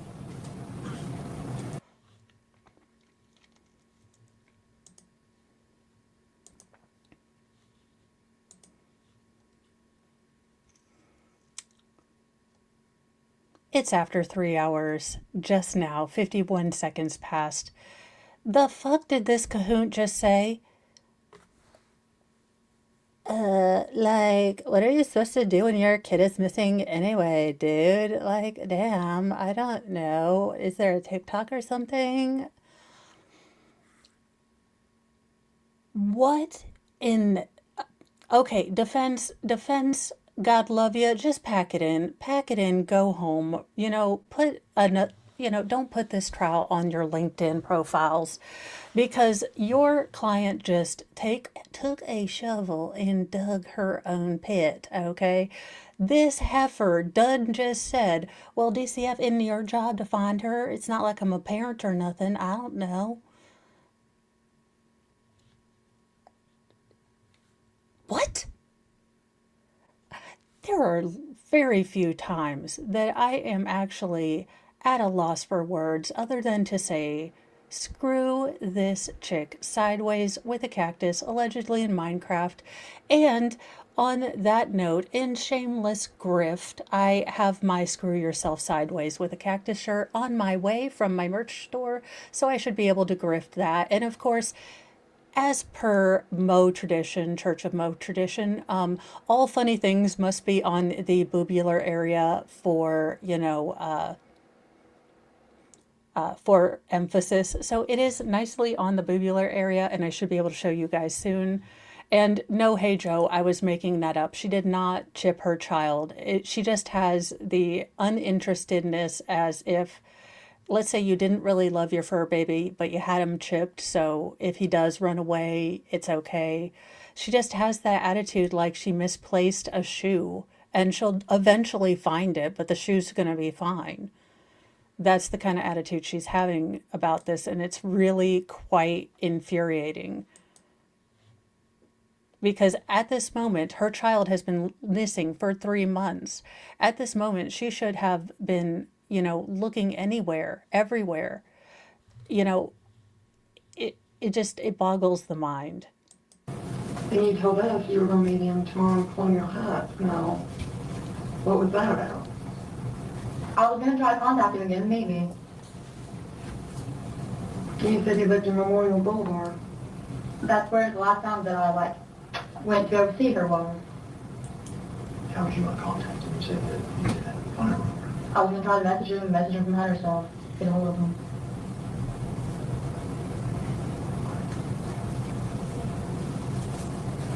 Well, we were able to contact him. I'm sorry, Jake, hit you, Bob.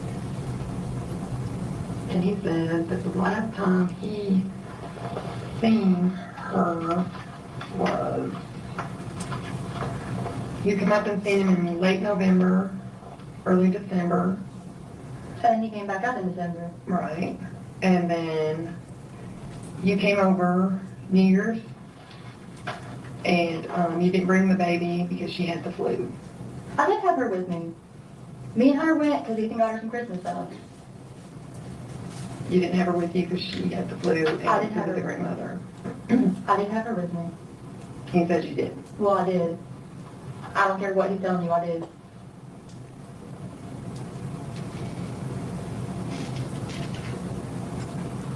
Yeah, I'm sure they're going to believe Chick, who didn't even, call in that her child was missing for 3 months.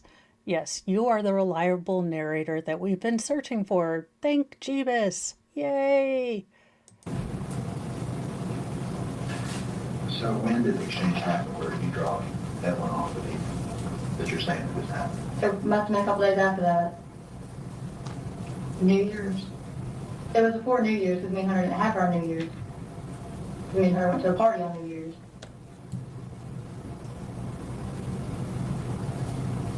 So how long you and Hunter been together? A couple months.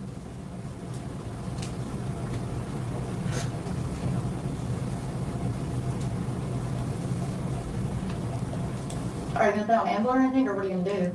Yeah, I'm not I supervisor, feel so that I'm sometimes. Okay. And let me go back because we missed a bit of what she said. together. A couple months.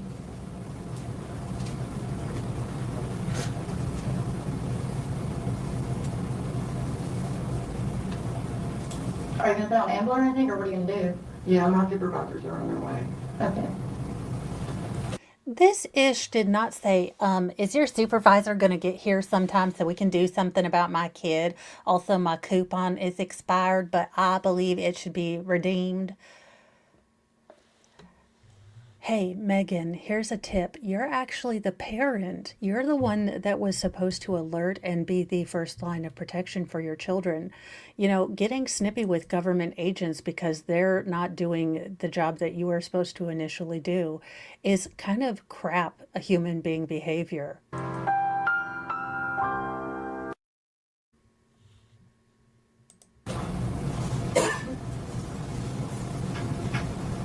And what was the conversation like that you had with Ethan whenever you dropped her off? Well, I mean, he was really hateful with me because Hunter was there. He wouldn't even let me like pull up the driveway, drop her off, maybe walk it up. Walk in The driveway. Ma'am, I'm going to put X to doubt that you are the hillbilly queen of this particular pickle patch. Like, in your mind, you had two men fighting for you. Ethan said you were a situationship, like 1 day situationship. So, like hell, he's all pissed off that Hunter's there. But if that has to be your headcanon, that has to be your headcanon. There you go.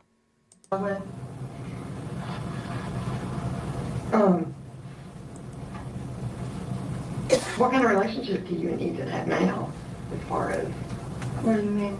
do you, JKD Buck, I wish there were words, and sadly they're not. Unfortunately, our furry friends, give us so much of their hearts, but they take a piece of ours when they leave. Hopefully that's so we can find them on the other side. At least I hope.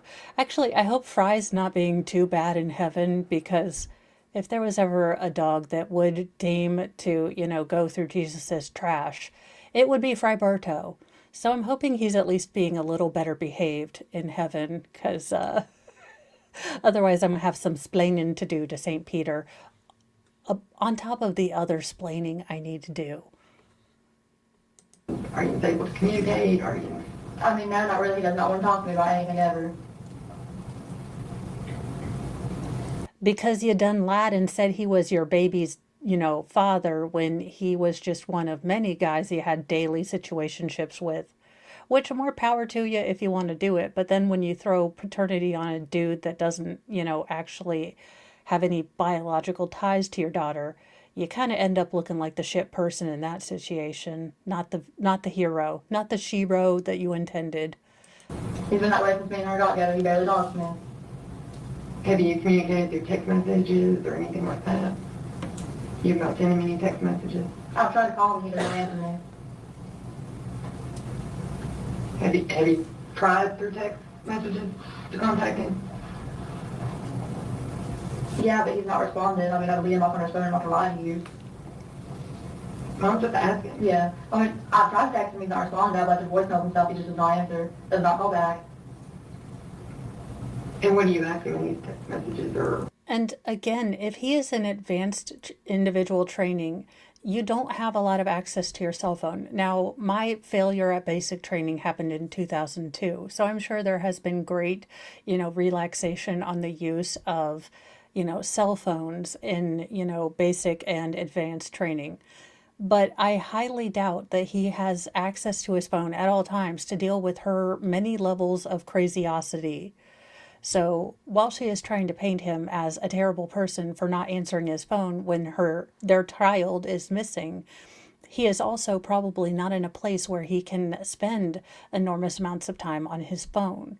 But she does shade these things, just like Sarah, in a way to make him look both uncaring, unresponsive, and oblivious, aloof, and ridiculous. I mean, ugh, this woman is hot garbage water sometimes.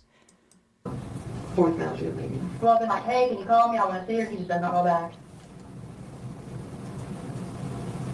And, do you see your real mom? My real mom? Yeah. Yeah, well, I was just wondering if she's still live on West Porter's Valley. she's not there right now. I really don't know where she's at. She's going to go to the hotel or not.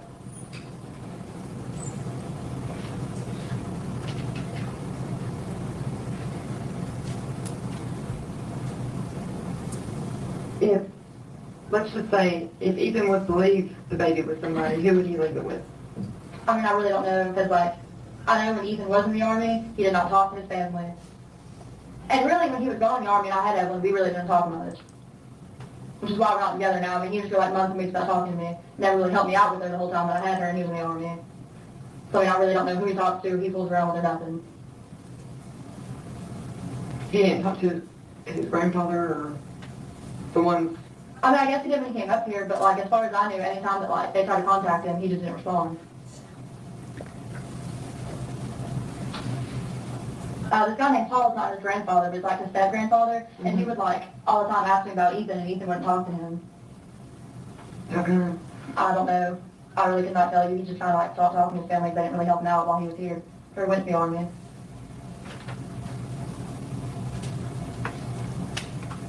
And you don't. Very interesting and not so subtle deflection. Again, notice how when she's asked about her mom, she gives a very short, clipped answer, and then she goes on this kind of diatribe about how Ethan isn't talking to his family and all this, all in a desperate attempt to change the focus down or away from her. It's very interesting. She's not quite skilled at it, but she is attempting it because I can imagine if you, are in Megan's shoes, you have to know that the game is over, that they've got investigators and they are going to find out what happened. Have a phone? No, I'll use others. You need to get your phone. Okay. Do you want a description of her? Do you want me to try to find pictures of her, or? Yeah, we'll need a description of her. I'm worried about, too, the broke arm. I don't think he ever took her to the hospital and found out it was broke, though. I just know it was bruised. And that's all I know.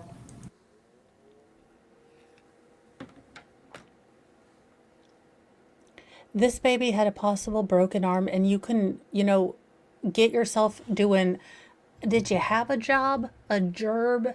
It's this thing where you go work and like you're responsible and then you get money to take home for bills. It's this weird thing. I know you probably you've never even been in the town near responsible to even know a zip code near there, so never fucking mind. This baby had a possible broken arm at 13 months. And I speak as a mama who had a toddler shut his baby brother's hand in a door and then took him directly to the hospital because he did have fractures. That's how this works. You see a baby get hurt, you ice it and you call the doctor and you get their opinion. Should I stay home or should I go to the doctor or the hospital? And then they say, go to the hospital, and you go to the damn hospital and you get your baby taken care of. That's how this shit works.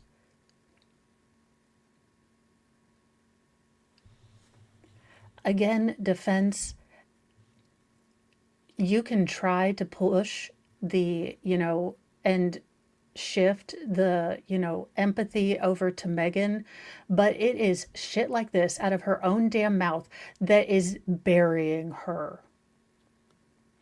And how do I know? Because I'm a parent. And I'm not the best parent. I'm human, flawed, just like the rest of us, have a smart mouth, sometimes use sarcasm, and, sometimes the Samuel L. Jackson mommy voice comes out. But what I don't do is have a baby with a possible broken arm and just say, YOLO, it'll be fine tomorrow.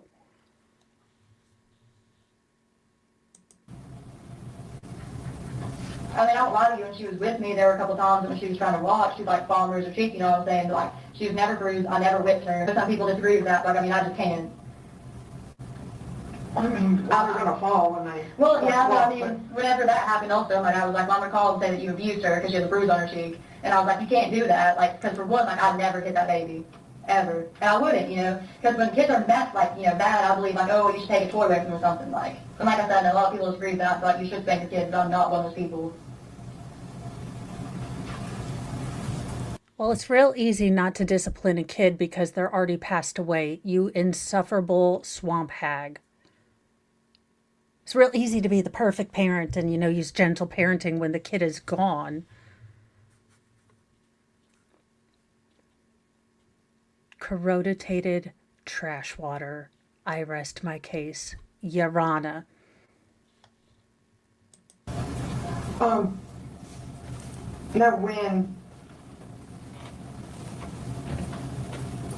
you gave the baby to Ethan, what did you do with all your stuff for the baby? Because when we went to the house, there was no baby stuff.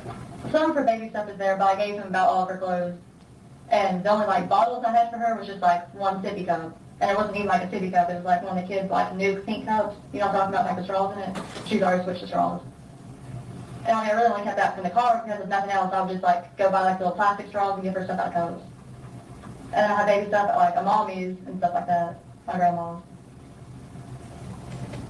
And the car seat's in Hunter's truck. Her car seat. I think all mothers can tell you, and parents, and if you're a caregiver, I won't put labels on it, but you have a child in your life and you live with that child. Evidence of that child is written all over you, from, the dark circles under your eyes to, the stress, tension from trying to remember what algebra is and how to long divide fractions. Like, I don't remember any of this. To the Cheerio you find stuck on, your t-shirt, to whatever you have in your car that they've left there.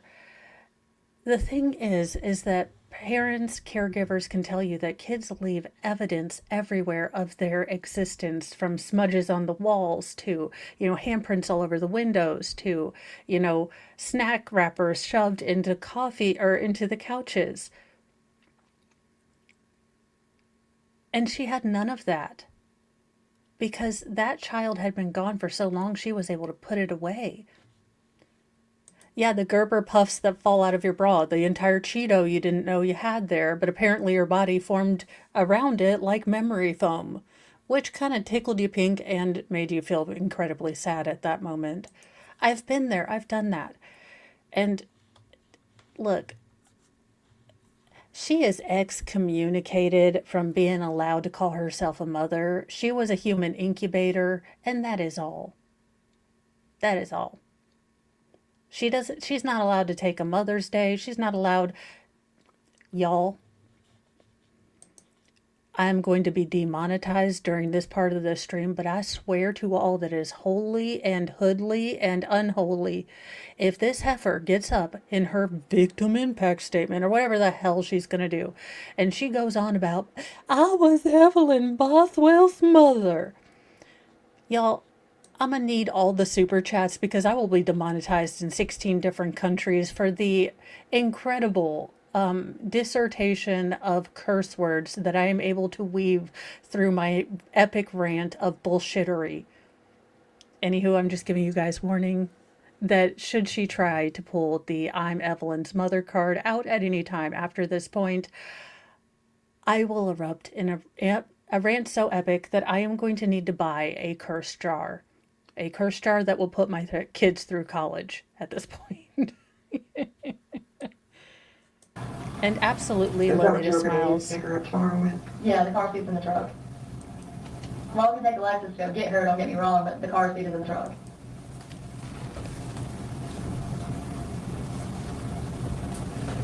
So, tomorrow at 4, who were we gonna meet down there? I didn't even know he went back. I thought he was still up here. To be honest with you, because he really did not tell me anything.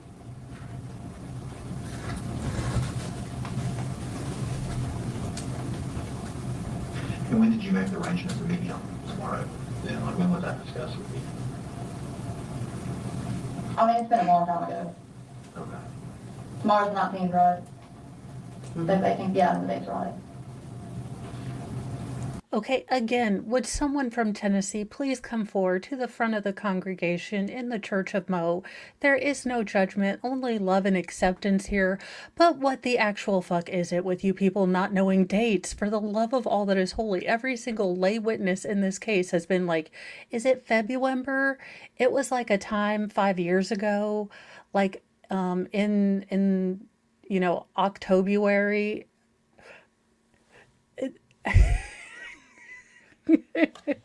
I mean, and granted, I am the most hypocritical person to be making fun of this because since I got hurt and brain fog has set in, I am absolutely awful with dates.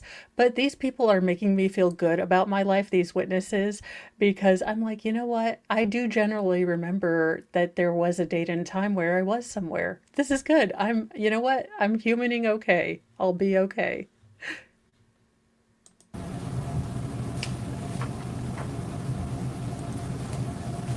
Was it after he took Evelyn with him? Yeah. I mean, I'll be honest with you, he got mad because he asked me if I have custody of her, and I said you'll have to take me to court over it. I was like, I would not keep her from you, you know what I'm saying? But I was like, if you want to have custody, we're going to go to court and it's going to be set up like the right way. But I'm not going to sign half of her over to you, you know what I mean? Yes, generally any custody arrangements should go through a court or a court-appointed moderator or mediator. This is not news, Megan. In fact, that's how most custody arrangements are made. Even if both parties don't have a lawyer, they do get it, pro se in front of a judge to make it official. Welcome to the real world. The more you know. Congratulations.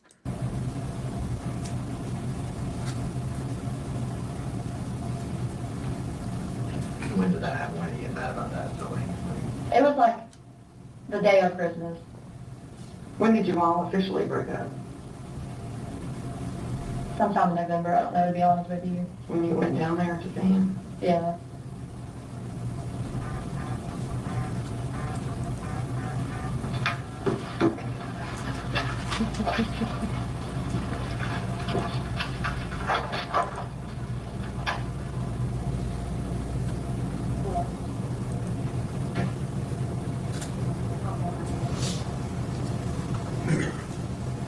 whenever you and Ethan went to that party, whose house was that party? Me and Hunter went, and it was at Scott Clint's house, and Hunter's friend with. You and Hunter went to a New Year's Eve party? Yeah. Hunter's first name was Preston. I'm sorry if that confuses you. I've always called him Hunter. Went to a New Year's Eve party.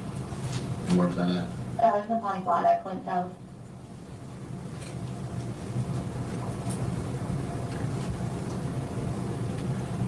You said Clint. Yeah. Who is Clint? Just a friend? It's one of Hunter's friends. So I will say it is interesting that she is so disconnected and aloof. Now, having, a chronic pain thing means that I've watched nearly all the interrogation, footage available and everyone's commentary, from the professionals to my own self. And it is interesting. Now, people like me who maybe get very anxious in, social settings, silence tends to make us either blurt things out or, tend to give out more information. And detectives will use this in an interrogation or an interview to try to get you to spill more information than what you are wanting to, just because that silence is so awkward. Now, what I notice here is that Megan's totally disengaged from this interrogation. So when they're trying to do the silence thing, she's actively not really engaged. She's sort of like, what are you guys going to do?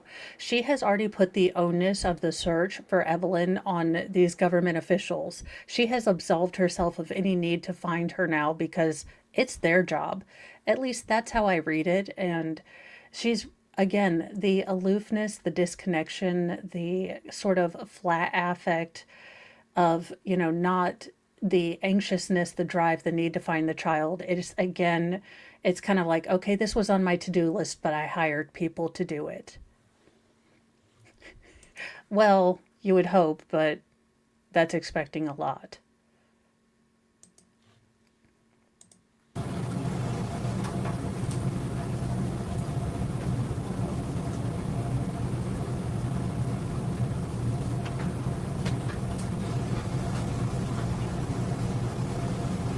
So what do you think about the entire situation? Well, I mean, I don't know what's going on. I want to know what's going on. I mean, I'm kind of panicky on the inside. You know, I mean, I don't know what to do. There's not really much I can do.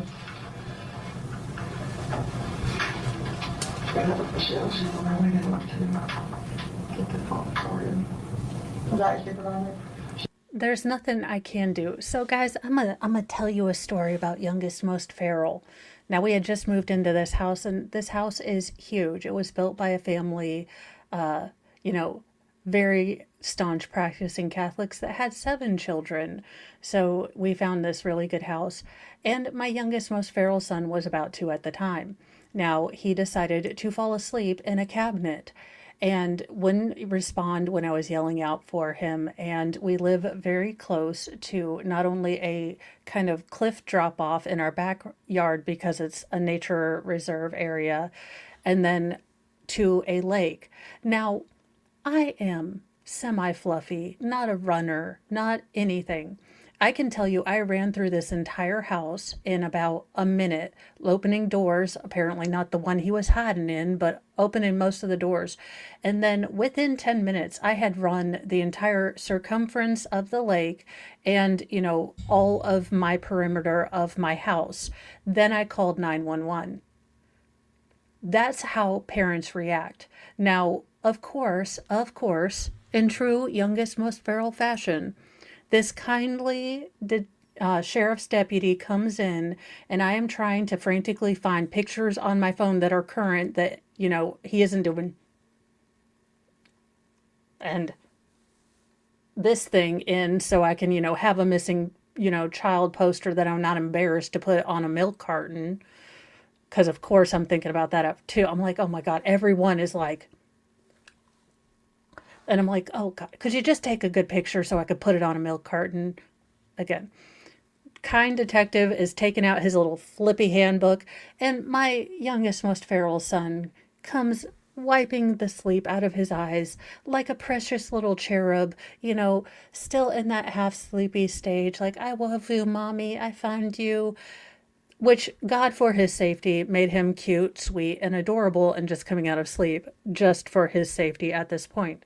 So I am hysterically crying, like, you know, ugly crying, like that crying where you can't catch your breath, like the, you know, trying not to be what I can only imagine this cop is thinking, a hysterical parent who has a feral child. He was completely sweet. But I can tell you, I was wiped out for the rest of the day. The adrenaline rush, the dump was so profound that I called Mr. Moe, and I think he got pizza when he was on his way home. I was so wiped out. It is such an incredible panic, fear, your life flashing before your eyes, you know, am I seeing something in the brush? Am I seeing something here? You know, her behavior for 3 months, and it showed none of that, and my behavior in 10 minutes is the reason that they are not going to be able to clear this, you know, give Megan sympathy hurdle. This is my opinion, but that's how I see it. Having gone through that, having told you guys that, and I'm sure every parent has a story like that, whether it's you looked away in Walmart and they were in the clothes rack, or, you know, a teenage kid goes out, forgets to check in. What goes on in a parent's mind are nightmares beyond anything you can imagine when you don't know where your kid is. And she had none of that. She was going to Pigeon Forge. She was having fun, you know, with Chicken Shack guy. So, yeah, I call absolute BS on Megan being a grief-torn, you know, hysterical teen mother who didn't know what to do. She's one of the ones that works with me, and my supervisor. They're on their way from Kingston. Okay.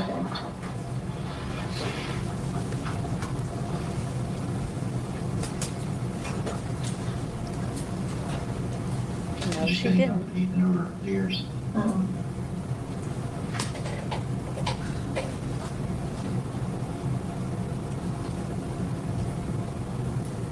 Like I said, I know he went back down to Louisiana, wherever he's at. Mississippi, whatever you want, that I know he went back down there.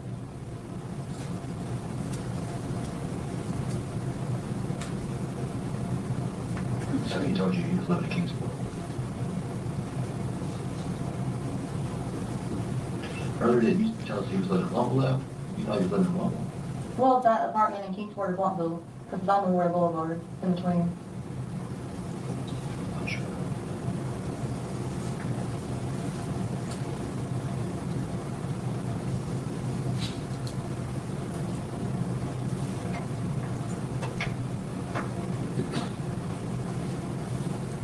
Old Line Red, I can tell you, I don't know why, we were given as parents minds that go to the darkest, most, you know, terrifying depths when our kids are missing for just a little bit. But I can tell you the scenarios that played during that 10 or 11 minutes in my mind, I wouldn't wish that on my worst enemy. It it is so incredibly draining and terrifying to not know. I mean, we just saw, and okay, I'm a rant on something tangent engaged. Okay. That Hawaiian chick, the photographer chick who just decided she needed to unbuckle from life and unplug from her responsibilities. And then, her dad was going out and unfortunately, lost the battle with all of the dark things he was probably thinking his daughter was going through. And she couldn't motivate herself enough to call and at least let her family know that she was okay. Because when I say that the hell that your mind can create when your children are missing and you think they're in danger, that father was probably seeing things that no father wants to see. He was probably locked in a hell that I wish on no one. And she could have just called and taken care of it and let her family know that she just needed to unplug and, reset. But she didn't have that common courtesy. It's just the grossest behavior I have ever seen. Ew. Questions? So what do you want to do when Amber Alert's out? Like, what's the process after Well, we're that? gonna have to find this baby tonight. Tonight. And Again, there she goes. You guys, it's your job now. Go do the Amber I Alert. don't know where this baby is, but it's gotta be found. So what happens if we don't find her or not? I don't know. I've never run into this in my 20 years here.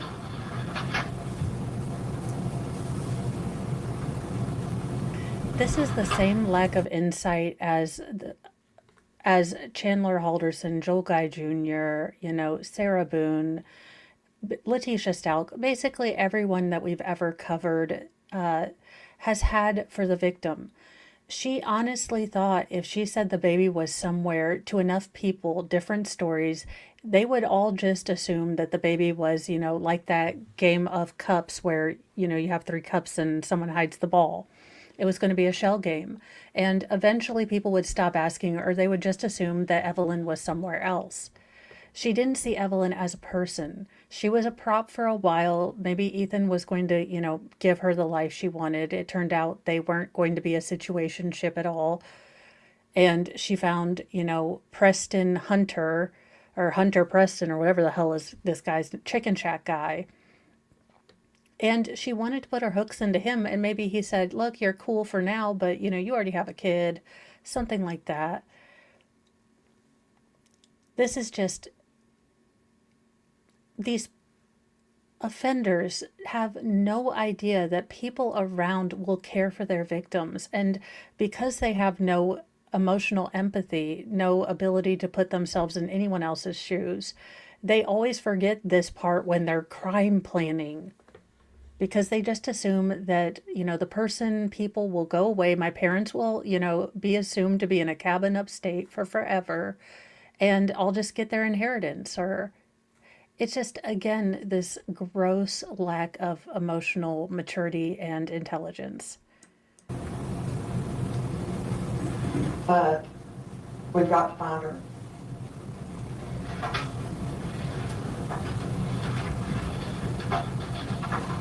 And Ethan doesn't have her, you don't have her. Where did this baby go? I don't know.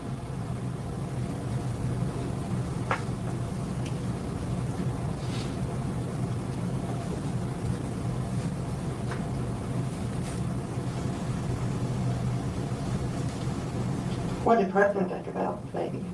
What do you mean? Or Hunter, do you call him Hunter? Yeah, that's his middle name, I'm sorry. Okay, I well, thought it was well, I didn't know what you called him. Was Hunter jealous of the baby because No. it was by another? No, I was just asking, because some people, you know, are like that. no, he's not like that. You know, maybe one of the questions that popped in my head, maybe you didn't want the baby. Ethan? No, Hunter. No. But Ethan and I used to get into it, and he used to tell me he didn't want to.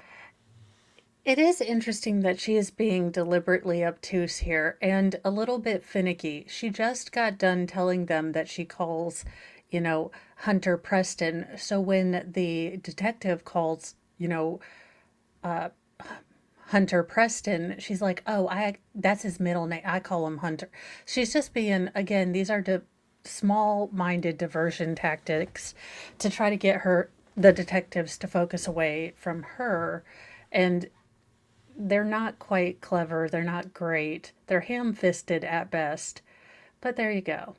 Evelyn, that I wasn't his baby. We said things like that all the time. I'd be like, I'll give you DNA test, I know the child's yours. There's my supervisor.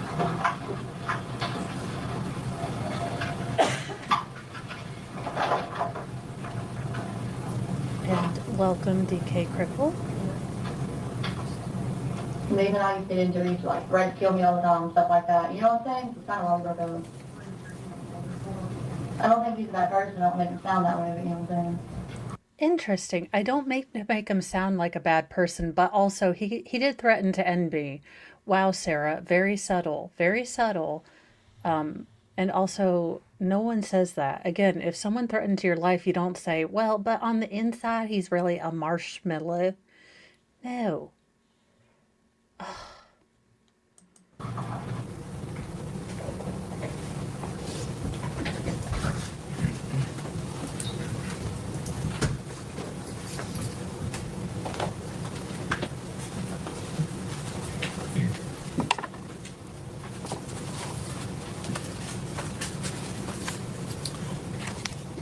All right, Mr. Lewis, this interview took place February 18th, 2020, is that correct? Yes.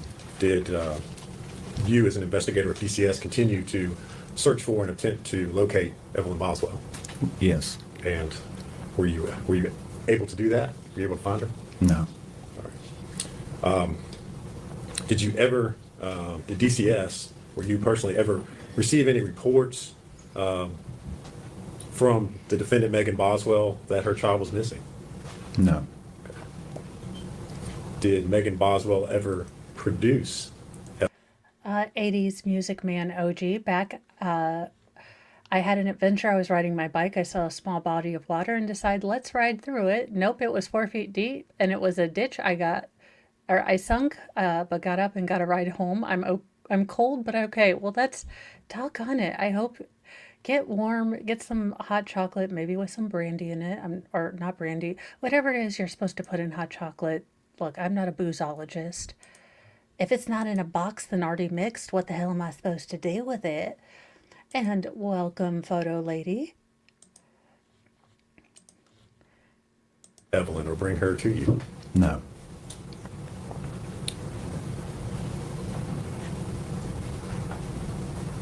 Since DCS was involved in this, since you all had received a referral, if there had been any court proceedings that had been instituted or took place regarding custody of Evelyn, would you all have been notified or made a party to that? Yes. Okay. At any point in time, were there ever any custody proceedings or custody petitions filed seeking custody of Evelyn? No. No. Okay. Either by Megan Boswell or any other person? No. As a result of the fact that she could not produce Evelyn, she could not be found, what did you do next as far as your role as an investigator is concerned? My next step was I consulted with DCS supervision And we had decided to file a petition for requesting an order to produce the child. And was such an order obtained? It was. And was that, what was that through? Which That court? was through the Sullivan County Juvenile Court. And as a result of that, was Ms. Boswell ordered to produce the child, produce Evelyn Boswell? Yes. And did she ever produce Evelyn Boswell? No. How Lori Vallow of you. I refuse to daybell Thank you, her Mr. Lewis. If you because she would, wants answering it. questions, Mr. Scott, Mr. Horn have for you. Mr. Scott? Oh, Good please afternoon, not. Mr. Lewis. My name's Gene Scott. How are you? Doing well. I just have a little bit of question. Well, dang it. Looks like this will always be the talkie attorney, Mr. Scott. He and I have a, well, he just aggravates me to no end for sometimes. His just tone, his approach is just to me. But let's see how this works out. And welcome, Frenchie's mom. Questions about the timing of these interviews. You went to the house where Megan was interviewed, or what time of day was that? Approximately 4:45 p.m. It was on February 18th? Yes. Okay. And then that video we just watched, was that the same day? Yes. What time was that? I want to say approximately 8 o'clock. Okay, so a time period of about 3 hours, 15 minutes. So, Sounds right. Yeah. okay. Did you take any further statement from her that day? No. Thank you. Redirect. No, Your Honor. Is he free to go? Is any man understand? I don't think we need a judge. Mr. Lewis? Oh, I'm sorry. Do you agree, Mr. Scott? Yes. Mr. Lewis, thank you for your testimony. You're releasing your subpoena. You can go, sir. Thank you, sir. Okay, that is the second witness that has been released by both parties. All right, let's see who is coming up next. Casey Salts. Last name? Salts, S-A-U-L-T-S.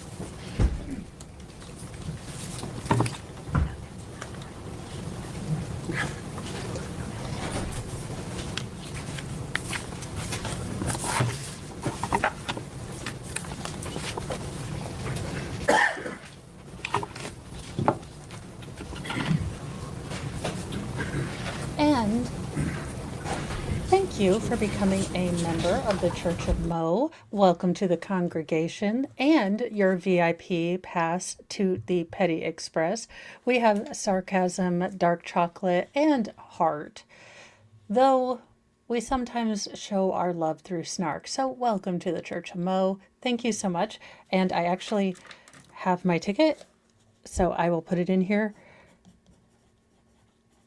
Thank you for supporting this channel. Where did I put my... I'm telling you, construction has me discombobulated, but I've decided to use this jar instead of a shadow box this year. It's a cute little, oh gosh, why am I having a CRPS brain fart? It's a cute little bubblegum jar, so every ticket is going in there. And this will be this year's shadow box because I fell in love with this jar. I got two. So we've got one full of crazy stories that I'll read at the end of the year. And this one to show all your support and everything. Thank you so much. You guys make me... I love that I have people to watch this trial with. It is not an easy trial, and people that appreciate the snark as a way to... deal with maybe the more yucky stuff that we have to learn from this doggone trial. So let's get into this and see who Casey Salts is and make sure you guys, I am dyslexic to the point of near paralyzedness when they're spelling out the names. I have such a hard time remembering what sound and what, look, it's a personal issue, but I am glad that they have closed captions. Oh, those are really good. I was not hungry. Okay, confession time, since I just want a little breather from this case. But I have not been hungry for like just a week. Just nothing has tasted good, felt good, anything. So suddenly, all of a sudden, for like no reason out of nowhere, I decide that I super de duper absolutely need. But since I am married, I don't have to pay for Grubhub. My husband was out, so I sent him a text. I'm like, get me something from Steak and Shake. I totally need it. It's a health emergency. And of course, he doesn't see his text, so he tells me to call him. But I was like, why do I have to use Uber Eats if I'm married? He was not amused. He was, and I didn't get my shake, so no one was really happy. But there you are.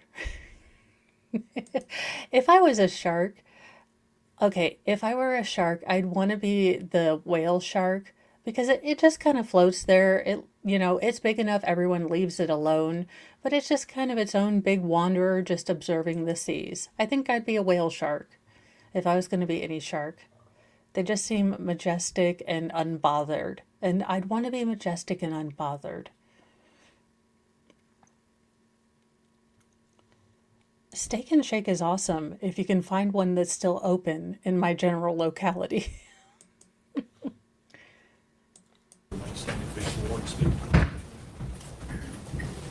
Raise your hand. State your name. Casey Salts. You solemnly swear affirm testimony about giving the truth, the whole truth, and nothing but the truth. Yes.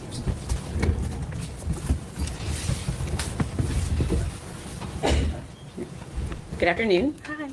Your name is Casey Salts, is that correct? Yes. And where do you live? In Elizabethton? Okay. Do you know the defendant, Megan Boswell? Yes. Can you tell us how, and I'm going to ask you to maybe go just a little bit closer to that microphone so we can catch your voice. Thank you. Tell us how Okay. you know Megan Boswell. She was They're a actually foster talking child fast. to my parents. Okay. And what is your mom's name? Gail Kite or Patricia Kite? Okay. And so did Megan Boswell live with your mom, Gail Patricia Yes. Kite, when she was pregnant with Evelyn? Yes. Okay. And did she also have Evelyn while she was living with your mom? Yes. Okay. And do you see Megan Boswell in the courtroom today? Yes. Can you point her out to us, please? She's right there. Okay. Can you describe what she's wearing, please? A blue jacket, navy blue jacket. Okay. Now we'd ask the court to acknowledge that she's identified the defendant. Very good. So reflect. Okay. So during this time frame, are we talking about 2018 and early 2019?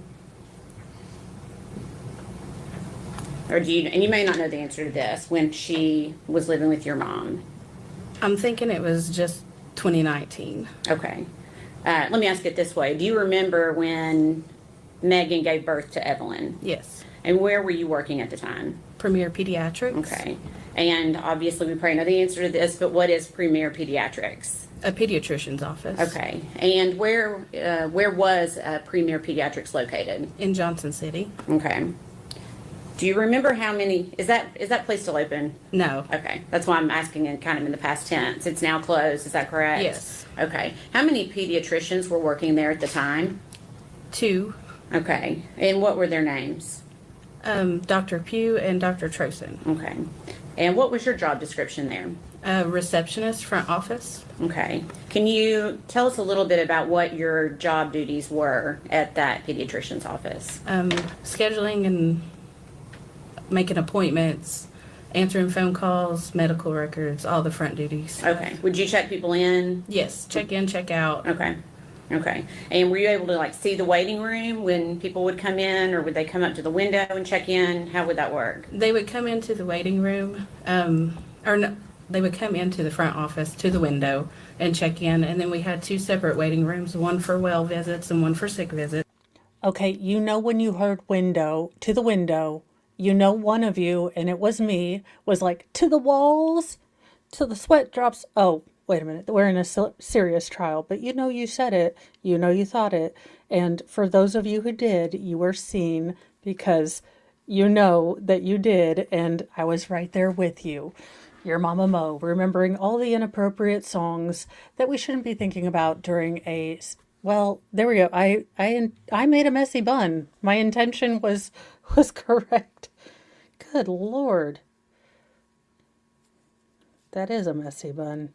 Got some issues going on here. Oh well. At this point, I'm the conductress of the hot mess train. It is what it is. My hair has chosen evil today. and violence, and it is what it is. It is Monday, and we are beyond Karen. It's, And Um, Karen. you could So kind of see Karen in and there Karen. from where we were from the doors open, but to actually like see in there, you had to get up and walk in there. Okay. After Evelyn was born, is this the office that Megan Boswell brought Evelyn to for her well visits? Yes. And when she would bring Evelyn, would you know when they came into the office? Yeah. Okay. And is that based upon what you just told us about how the office runs? Correct. Okay. Based on your experience of the office, can you tell us what your office schedule was for newborns? Like how often would they come in? They would come in like once a month for the first couple of months, and then we would kind of space them out to every 3 to 4 months. And typically within a week or a set amount of days, depending on how your child's weight is fluctuating, whether you're nursing or, bottle feeding, you have maybe a week and then you're supposed to have your initial baby visit. They weigh the baby, make sure they're growing, thriving, make sure the moms are doing okay. It is an incredible step to bring home a newborn. They kind of just, especially for your first time, they just hand you this live person that you're supposed to be responsible for. And I quote with my first child, I don't remember if I said this out loud, but I'm told I did. Right before pushing, I looked deeply into my then husband's eyes, and I was like, we should have started with a goldfish. I don't know if I'm mature enough for this. Again, a little too late in the process to be making that self-aware, observation. We're doing okay. She's, getting ready to go to college, so we did survive, but it is a horrifying thing to think, oh my God, I am now responsible for someone's life, because you know it when you're pregnant. Intellectually you know it. When they hand this screaming, crying, warm, beautiful, weird looking love of your life into your arms, it becomes so flippin' real. And it didn't happen for Megan because she couldn't have done any of the things that she did if she had that moment where it clicks to you that it is never going to be about you again. It is about this child, this baby, and you are responsible for shaping the first chapters of their lives. And then, the joy that you get to see them authoring their own chapters. That didn't happen for Megan. And I don't know why it didn't. And I don't really care as to the who's or how's or the, sadness. There is a point at which you cross the line from victim to, the perpetrator. And she's crossed that line. So the wheres and the whys and the what fors that go beyond that don't matter to me so much right now. Could the system be better? Could kids be, treated better? Absolutely. But that's not this case. This case is when Megan crossed the line, if the state can prove it, where she went from, person with a crappy childhood to ending someone's childhood. That's what this case is about. And if the defense doesn't play it right, it is going to look like a crass and cynical, sympathy grab. Until they were about 2 years old, and then they would come once a year. Okay. So for that first year, is it common for them to come more than once from 0 to 3 months? Yes. What about from 3 to 6 months? How often would they come? And welcome, Mr. Coop Raiders. We are on the Petty Express. There will be snark, there will be wit, there will possibly be attacks about hairstyles. But I will try to bring my perspective as a mom of 6 to the absolute shenanigans that is this chick. And absolutely, JKD Buck, our first child, a little girl, was stillborn, hell on earth, no sadness like that. So when our son showed up, I was very protective of him. Absolutely. And that's the part that I find double, triply egregious. the defense in their opening said that Evelyn Boswell could have passed because of sudden infant death syndrome. And I have known families that have had stillbirth, have had angel babies born sleeping. And I have seen the pain and the grief and just the life shatteringness that brings. Then I have seen parents who have had the absolute joy of having their child, and then through no fault of their own and nothing that medical science can, explain, they lose their child. But they didn't hide that they didn't, not call the authorities. They didn't, hide this baby in a trash can on, in the middle of a rubbish pile. So it was a crass thing, in my opinion, for the defense to even allude that Evelyn had passed away through SIDS. Not only was Evelyn 13 months old, and towards the end of the sort of danger period of possible SIDS deaths, but it was so crass. And I will have to do an entire video where I just absolutely go off on the defense opening statement, because I have never heard anything more crass than his opening statement. But let's continue. This, again, if you are just new here, this is Tennessee versus Megan Boswell. The state alleges that Megan Boswell, on or around December 6th of 2020, and absolutely, Maddie, to my newcomers, before I get into the spiel, this is going to be a case about a little girl who passed away and possibly her mother being the instrument that did it. This is, a heavy case to deal with. I try to bring in snark and dark humor and, funny little my own children's stories, but it is still a deeply heavy and deeply troubling case with, deeply hurtful facts to anyone that knows, cares, or just loves children. So, if you have to take a break, if you can't watch this case, absolutely click it off. You are your own protector of your mental health. This is a hard case to follow, so there is no shame. I never want you to prioritize a click, a like, a sub, anything over your own mental health. That being said, back to kind of a quick summary of the case. Megan Boswell, for about 3 months, no one knew where her child was. Now, finally, after she had given her family and friends multiple different stories, her father caved and finally called Children's Services to report his granddaughter missing. His granddaughter, Evelyn, was about 13 months old at the time that she was reported missing.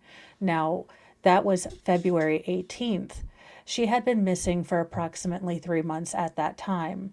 Now, at the time that, Tennessee officials realized that a tiny little baby a toddler was missing, they pulled out all the stops. They called the FBI, the TBI, which is their sort of internal FBI, and local sheriffs, and started an Amber Alert, everything. Megan Boswell continued to give conflicting stories. For about 17 days, she would give them these wild stories. They would go try to look at them, and they were getting nowhere.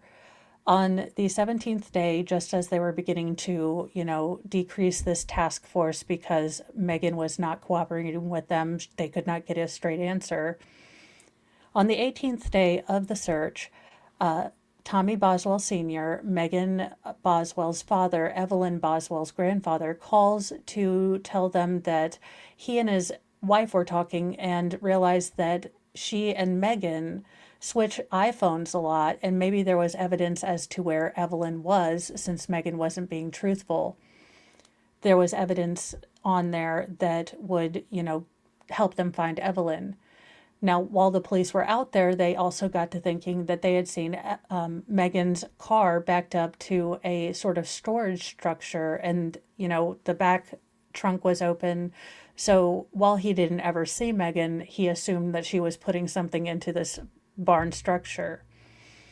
Well, when he gave the police authorities, permission to search that particular structure, cat-a-corner and very close to that is the dollhouse playhouse that eventually where Evelyn was found.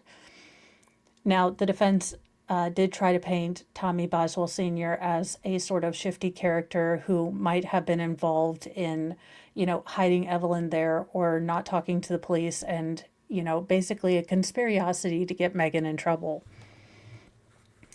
Now, Tommy Boswell, we did cover his testimony today. I think he came across as fairly genuine, rough around the edges, maybe not the person you invite to, evening tea, but a guy that's going to tell you like it is, be that in a maybe more rough around the edges way than, most people in court would tend to say something. That being said, he did come off, I think, as genuine and genuinely caring about Evelyn and her well-being, and this has genuinely been a hard thing for him. We then had, Austin, the gentleman that cleaned out the trailer for her. Basically, then this is Casey Saltz. So Megan Boswell was in foster care when she had Evelyn. She had gone into foster care, according to Tommy Boswell, and we might get a different story from this, but according to Tommy Boswell, she was placed in foster care because of truancy. And when she was in her mother's care, her mother did not make her go to school, so she was placed in foster care to get her to go to school and maybe have a more stable home environment. This Casey Saltz was Megan Boswell's foster sister and worked in a pediatrician's office around the time that Megan Boswell had Evelyn. And that's about where we are at the case today. I'm thinking it would be about 2 to 3 times within that time frame. Okay. What about from, say, 6 to 9 months? Probably just once at the end. I think by then it was like every 3 months. Okay. And same from 9 to 12 months, it would be just one Yes. visit? Okay. When a newborn and a baby in that first year, would they always, when they came to the office, would they always see the same doctor, or would they? We would try to keep them with the same doctor just for continuity of care. Okay. But if that doctor was unavailable, the other pediatrician would also see them too. Okay. And did Premier Pediatrics keep records of visits on their patients? Yes. Was that done on every patient? Yes. Including the records of Evelyn Boswell? Correct. Okay. And since you worked in the front, were you aware of whether that office did any kind of reminders for patients to remind them of appointments? Yes, they would get like an automated call the day before, Okay. and we could see if they answered or replied back to that. Okay. So you could kind of see if they said, yes, I'm coming, or no, I need to Right. reschedule, or whatever. Correct. Okay. Did your office also give appointment cards We out? did. Okay. And when would that be done? Usually when you check out for your previous appointment, we would schedule the next one and Okay. give an appointment card. Okay. And after Evelyn was born, did Megan Boswell bring her to her scheduled appointments? Yes. Your Honor, Ms. Brooks.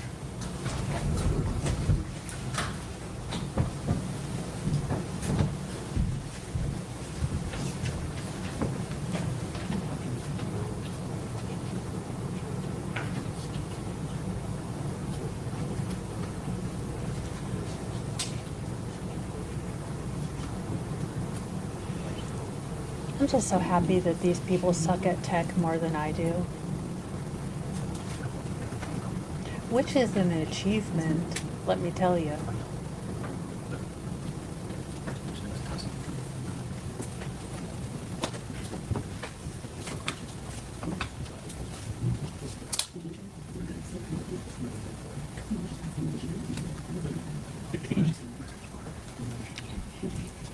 Now I'm never going to be able to unhear it, damn it. But it makes my thumbnail tomorrow pretty funny, I guess. We're just going to ask for some clarification on that. When I asked that last question, did Megan Boswell bring Evelyn, and I'll ask it in a different way maybe, did she bring Evelyn to her normal appointments for, say, the first weeks that she was supposed to bring her? Did she bring Evelyn to those appointments? Yes. Okay. And did she continue to bring her to appointments up until a certain time closer to the end of 2019? Yes. Okay. For her 12-month visit, is that something that would have been scheduled at Evelyn's last appointment, her previous appointment? You're right. Okay.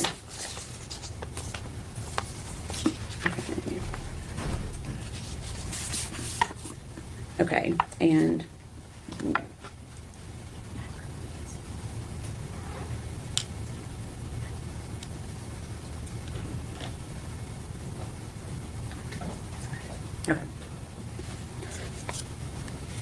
And so we asked about the appointment card. Do you recall anyone babysitting Evelyn during that same time, around early December?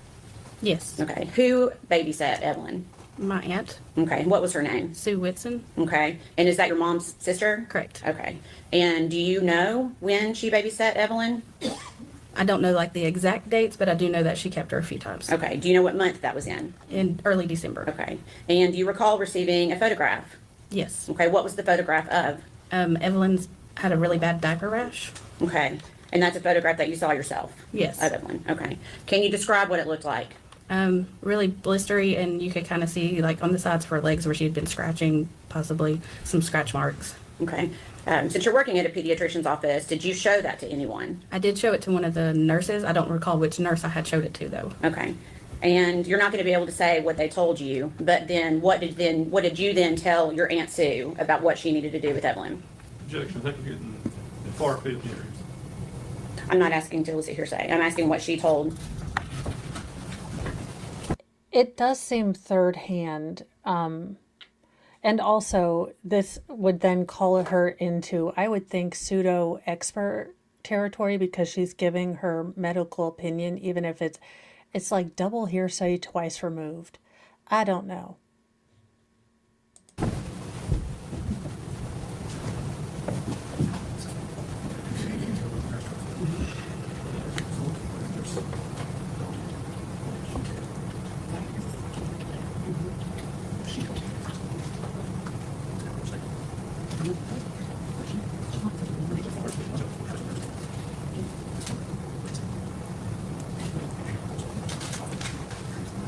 Okay, also for maybe new parents, inexperienced parents, or people that are going to be parents soon, Desitin. Desitin is your friend.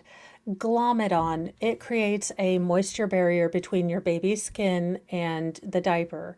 Even though diapers are fairly absorbent, should there be any time where their skin is prolonged, against a damp surface, you're going to get diaper rash.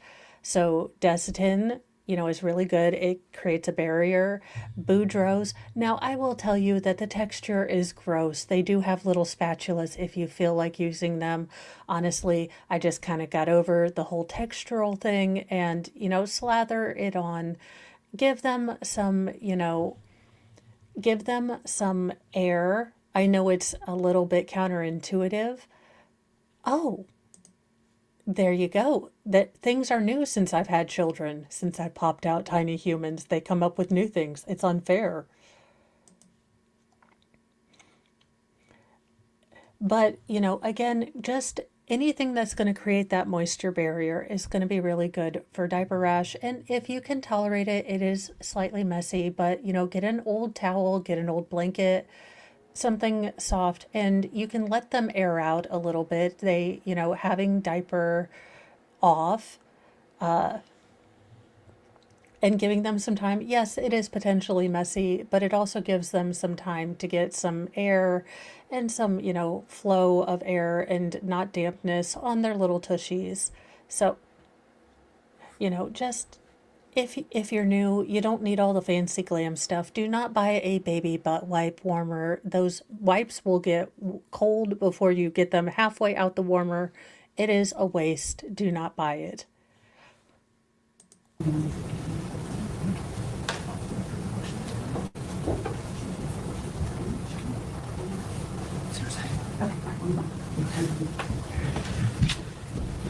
Oh, I'll keep that in mind for when I have grand ferals. Okay, so we're going to move to Evelyn's 12-month well visit. Did Megan Boswell course bring they are. Evelyn to her 12-month well visit? No.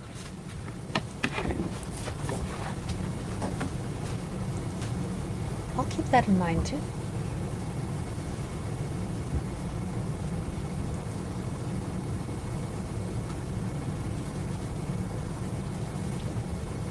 I'm going to pass you a document, see if you can identify it.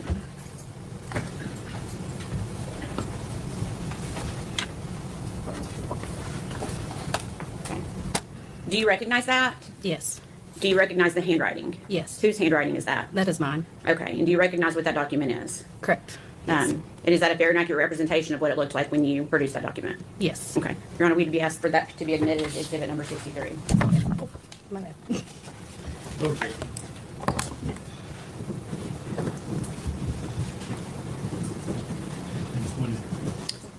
I'd have never thought of it, but it makes sense. The reminder card? Yeah. At least boys will warn you. Girls are just, Permission No to warning. publish to the jury, Your Honor.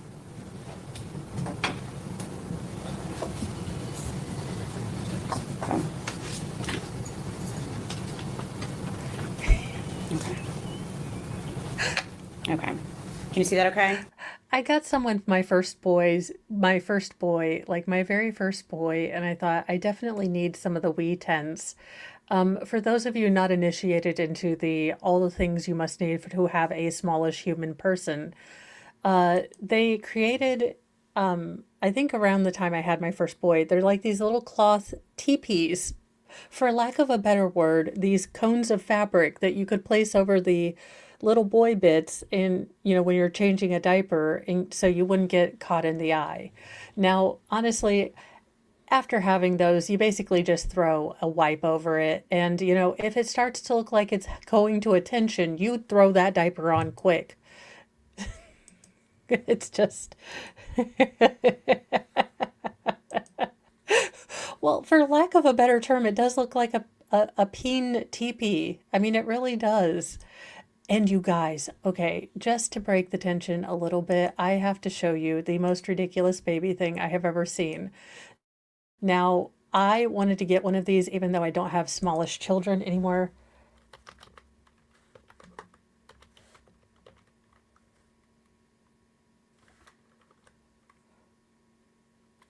Baby gas reliever. Because they have a baby butt whistle. I kid you not. I am trying to find it, or maybe they discontinued it after. Oh, here we go. Yes, it's a baby butt whistle. I kid you not. I about said shit you not. Wait, it's after 3 hours. Share this tab instead. Yes, we do in fact have a baby butt whistle. I basically. This goes in and the gas comes out. Now, this was invented by a doctor, and I need to see all of his internet history right the F now, because who the F makes a baby butt whistle? Again, in the packaging, you guys, the packaging, this baby is just sitting here waiting for this baby butt whistle, just happy. Why? Erica, you will find out that if it is weird and on Amazon, I am not effing joking. I will introduce you to all the things that I find at 3 a.m. that I'm not allowed to buy unless, sober me talks. Speaking of which, not sober me really, really wants this Lego thing, but I've been told not to buy any more Lego things at this moment. I just thought I would plead my case to the court of chat. But still, yes, baby butt whistles, this is actually a thing. I have had 6 children. I have never used a baby butt whistle. I have always just used the gas and then a gentle, and I mean very gentle, rubbing the tummy and working the feet up and down sometimes will get that gas out. Now, again, I have never been tempted to use the baby butt whistle. I don't know if they make an adult version, but I'm sure if they do, someone is hawking it for a sponsorship on YouTube. I am sure it is there and it exists. What is it, Rule 42, that if it can be made, there's a prawn about it? I don't know. Anywho, I just thought I would break up the tension just a little bit with some baby butt whistle hilarity. And again, thank you, KLF. Yes. So I am telling you as a mom of six, I don't know everything. I'm not, super mom, and I'm sure there are other moms that, maintain grace and holiness and all that other not cursing crap. But in my professional, semi-expert opinion, you do not need a baby butt whistle. Get you some gas drops and just a light little rub on the tummy. And then when they're feeding, make sure they don't gulp. Make sure they've got a good latch because, oh my gosh, I'm turning into La Leche. La Leche. Look, anyways, I've had a lot of kids. I kind of know some things, not all things. There you go.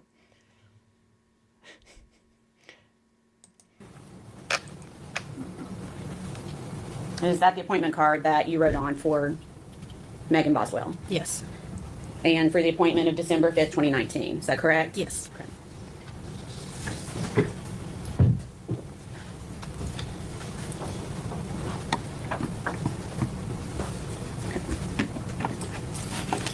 So when she did not show up for her appointment, what did you do? I texted Megan.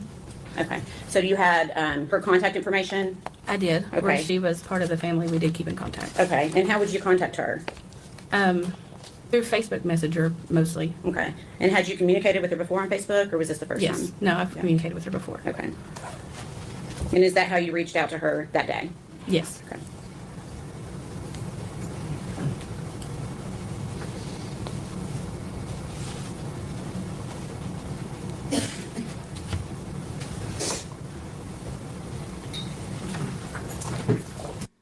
Okay, not for nothing, and not to be super political, but I was watching and I was ready to judge on the inauguration.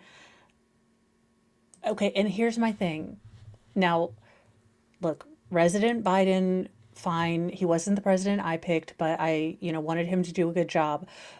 But as a mama, I never understood the moms who, when their child was showing clear discomfort with their personal space being invaded by, even if he is the president to you and me, he's still just a big giant person who's invading their personal space and they're very uncomfortable. I never understood the moms that didn't kind of turn away and say, "Look, I'm sorry. My kid doesn't they're not a people person." I never got that. And I will say JD Vance's wife, Usha, I hope I'm saying that right. She really did, as soon as they showed any sign of like, I don't, this is too much, she got them off the stage. And I thought that was very, very, I was impressed because I've noticed a lot of moms, and they have footage. And again, I'm not, it just for me, if I noticed my child was cringing away, it it would make me want to turn automatically just because my child is indicating they aren't happy with the invasion of their space. But again, personal space is a big issue for me. It might not, some people are touchy feely, so maybe that's just normal. I don't know. I'm not a touchy feely people I don't know kind of thing. So, see, JKD Buck, I almost thought that he had shaved it off because it got drowned out in the lighting today, but it is still there.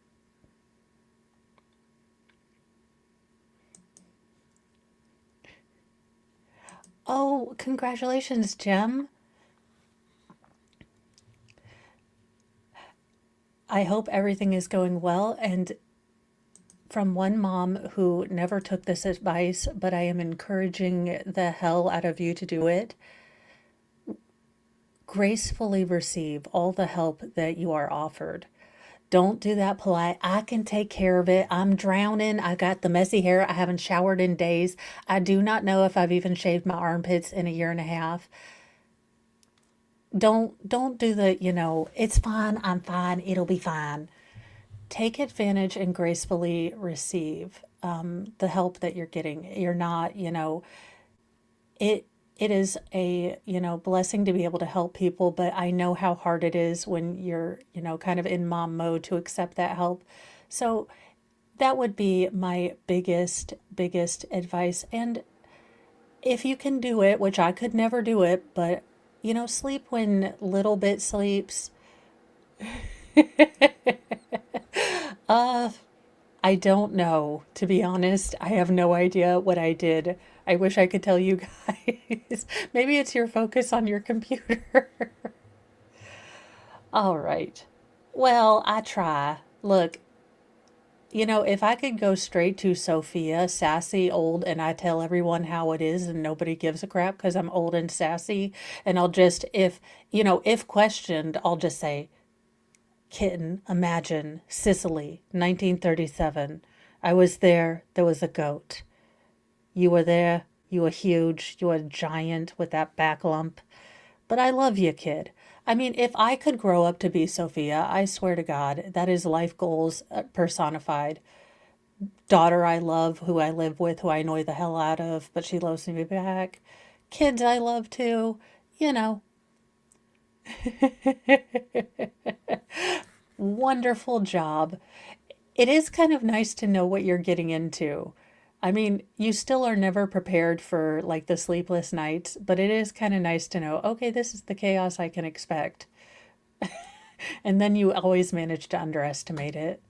But you continue to have children, so I get that. I totally get it. Believe me, been there, done that, got the t-shirt, closed the party down. I'll pass you another document.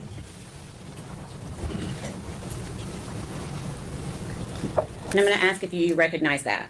Yes. Okay. Can you tell, without telling me what it says, can you tell me what it is? It's the text thread of off of Messenger where we were talking. Okay. And is that a fair and accurate representation of your conversation via Facebook Messenger with Megan Boswell? Yes. Okay. We'd ask that to be admitted as exhibit number 64, Your Honor. Any objection? No, sir. The full exhibit. I swear, even though I am the least peopleiest people, I would move to Brooklyn just to pick up the accent and then leave. I would be verklempt. I would get a bagel. I would, kibutz with some people. I'd meet some good mensch. I'd go home. It'd be great. I'd go back to Boca Raton, as per usual. Anyways, I think I'm sounding more like Jersey Shore, which scares me because I don't know that there's a fake tan made in pale, and it would just be really weird. Any hoozle. Let's get back on track. Squirrel, sorry.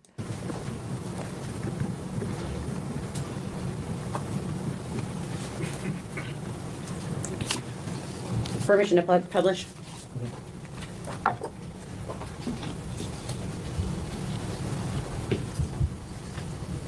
Your Honor, we've got a few more of these. Would you like for me to leave the memo up until we're done? Okay.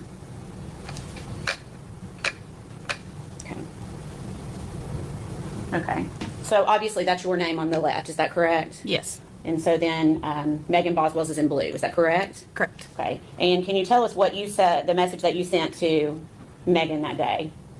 That Evelyn had an appointment today. Do you need me to reschedule it? It was for her 1-year baby check. Okay. And then what did Megan Boswell say in response?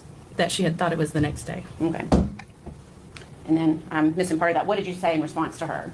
I had asked her where she was, And what was her response? that she was working. Okay.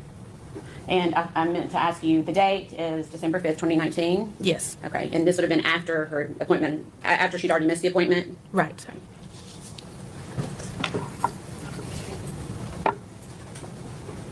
And did you reschedule her appointment? I believe so, yes. Okay. Do you recall when you rescheduled it? I don't recall the date, no. Okay. I'm going to pass you.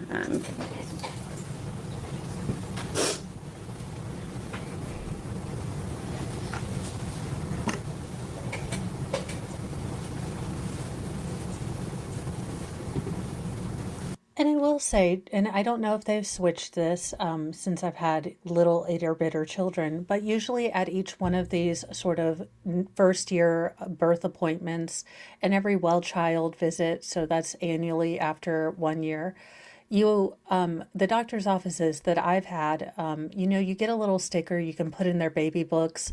Some of my children only have their stickers posted. Again, life happens. But they give you like the weight, how much they've grown. They give you the little chart and you can see how big they're getting versus everyone else. And, it's just a really cool little thing where you kind of see just how big your baby's grown all throughout the year. And they're always cute little keepsakes. And my kids look forward to them now when they have their well visit. Well, okay, not the teen ones, but the boys do. So it just, again, these are things that I can understand for getting a day, but these are sort of big things when it's your first baby. These are new experiences. You want to do this right for the most part. And, missing an appointment or not scheduling it or, not calling to reschedule and being responsible, it just kind of shows that she's not getting it still.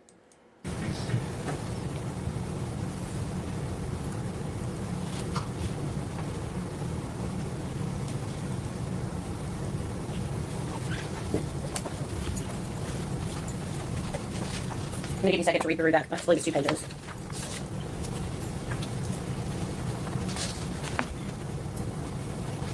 Okay. Do you recognize that? Yes.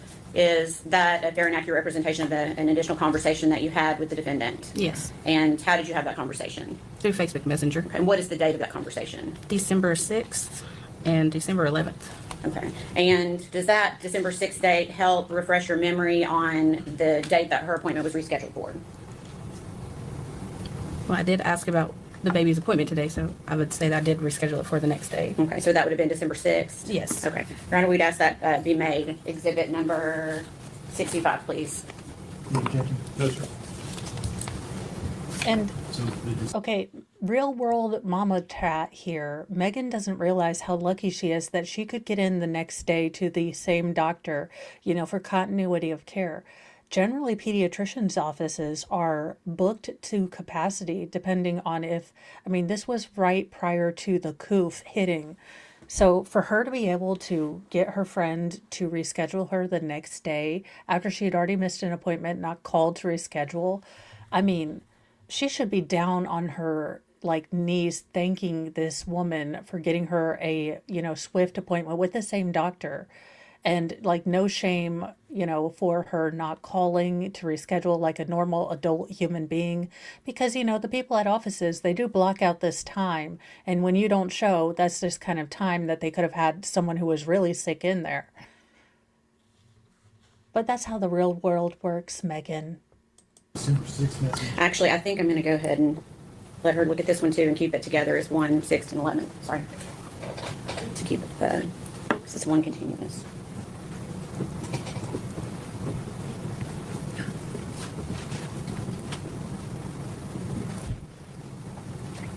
We need one additional page for that same exhibit. If you could just take a look at it, please.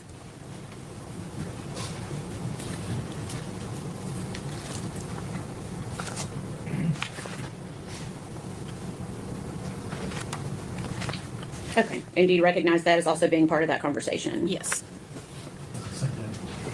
Does that go into the date of December 11th as well? Yes. Okay. But that's to be that collective exhibit number 65. You pulled exhibit 65. Yes, sir. And the fact that she continued Permission to to try to publish? get her an appointment past It's also up going to go through to one page December at a time. 11th. Yes, okay. Mm-hmm.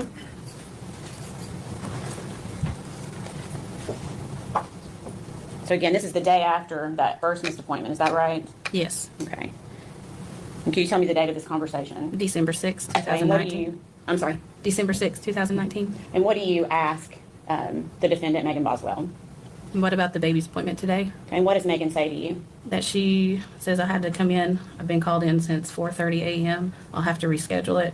And that she'd been working crazy hours. Okay, and what did you ask her? Where she was working, And what did Megan Boswell say? the chicken place. And then what did you tell her in response? To just tell me a day when she can come for sure. Okay. And then did she respond to you? Now, I'm going to call BS, possibly. Look, I have worked in commercial bakeries where you get in there at 4 and start baking the bread and start doing everything. Do you have to let the chickens rise? I mean, I'm guessing you would thaw, you would get stuff ready, but 4 a.m., I'm calling BS. I don't think you need to go out and, gather said chickens. I'm pretty sure they're frozen and, chunklated up already, in breast and, wing and drumstick. Like she has to go in at 4:30 a.m., to start plucking said chickens. Sure. Sure. Okie dokie. Yeah, she said that she'll figure it out and that she's working all day tomorrow.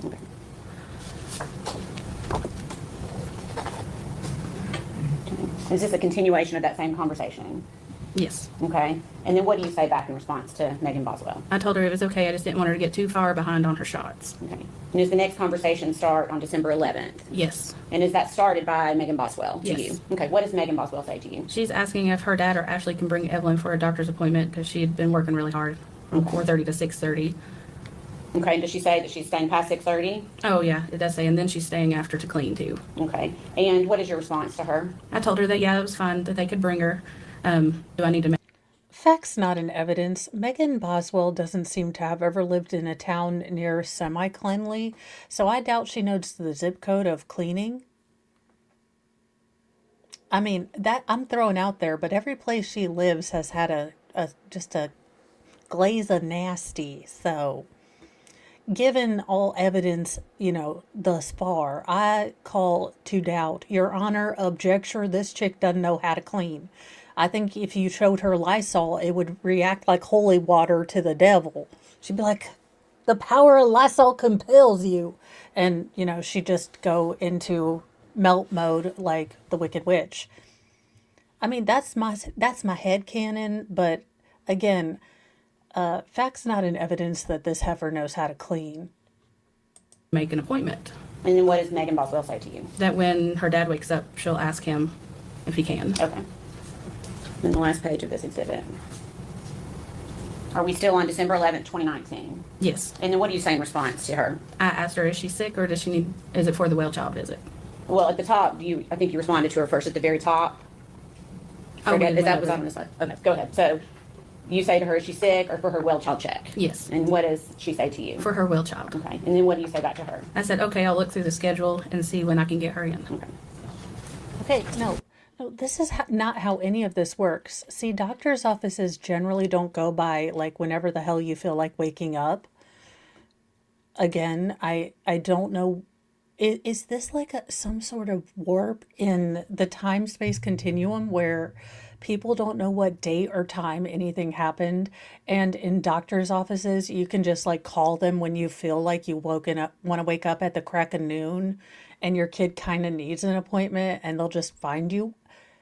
Where is this time loop? Wow.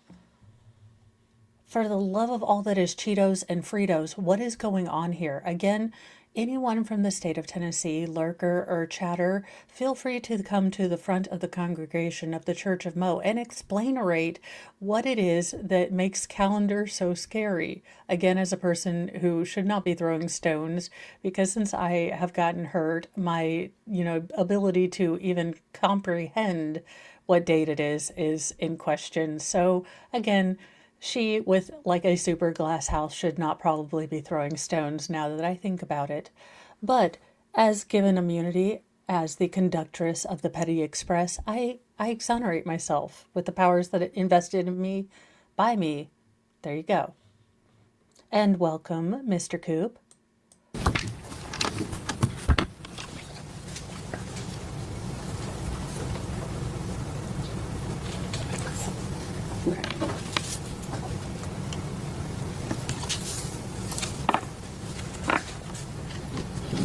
Do you recall if you rescheduled that for a date?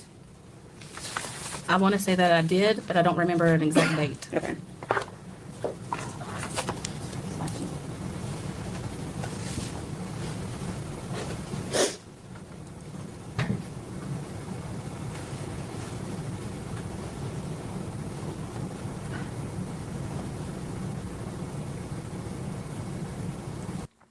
Now, this is a small observation, and it could just be the vantage point through which, and the angle through which we are looking at the witnesses.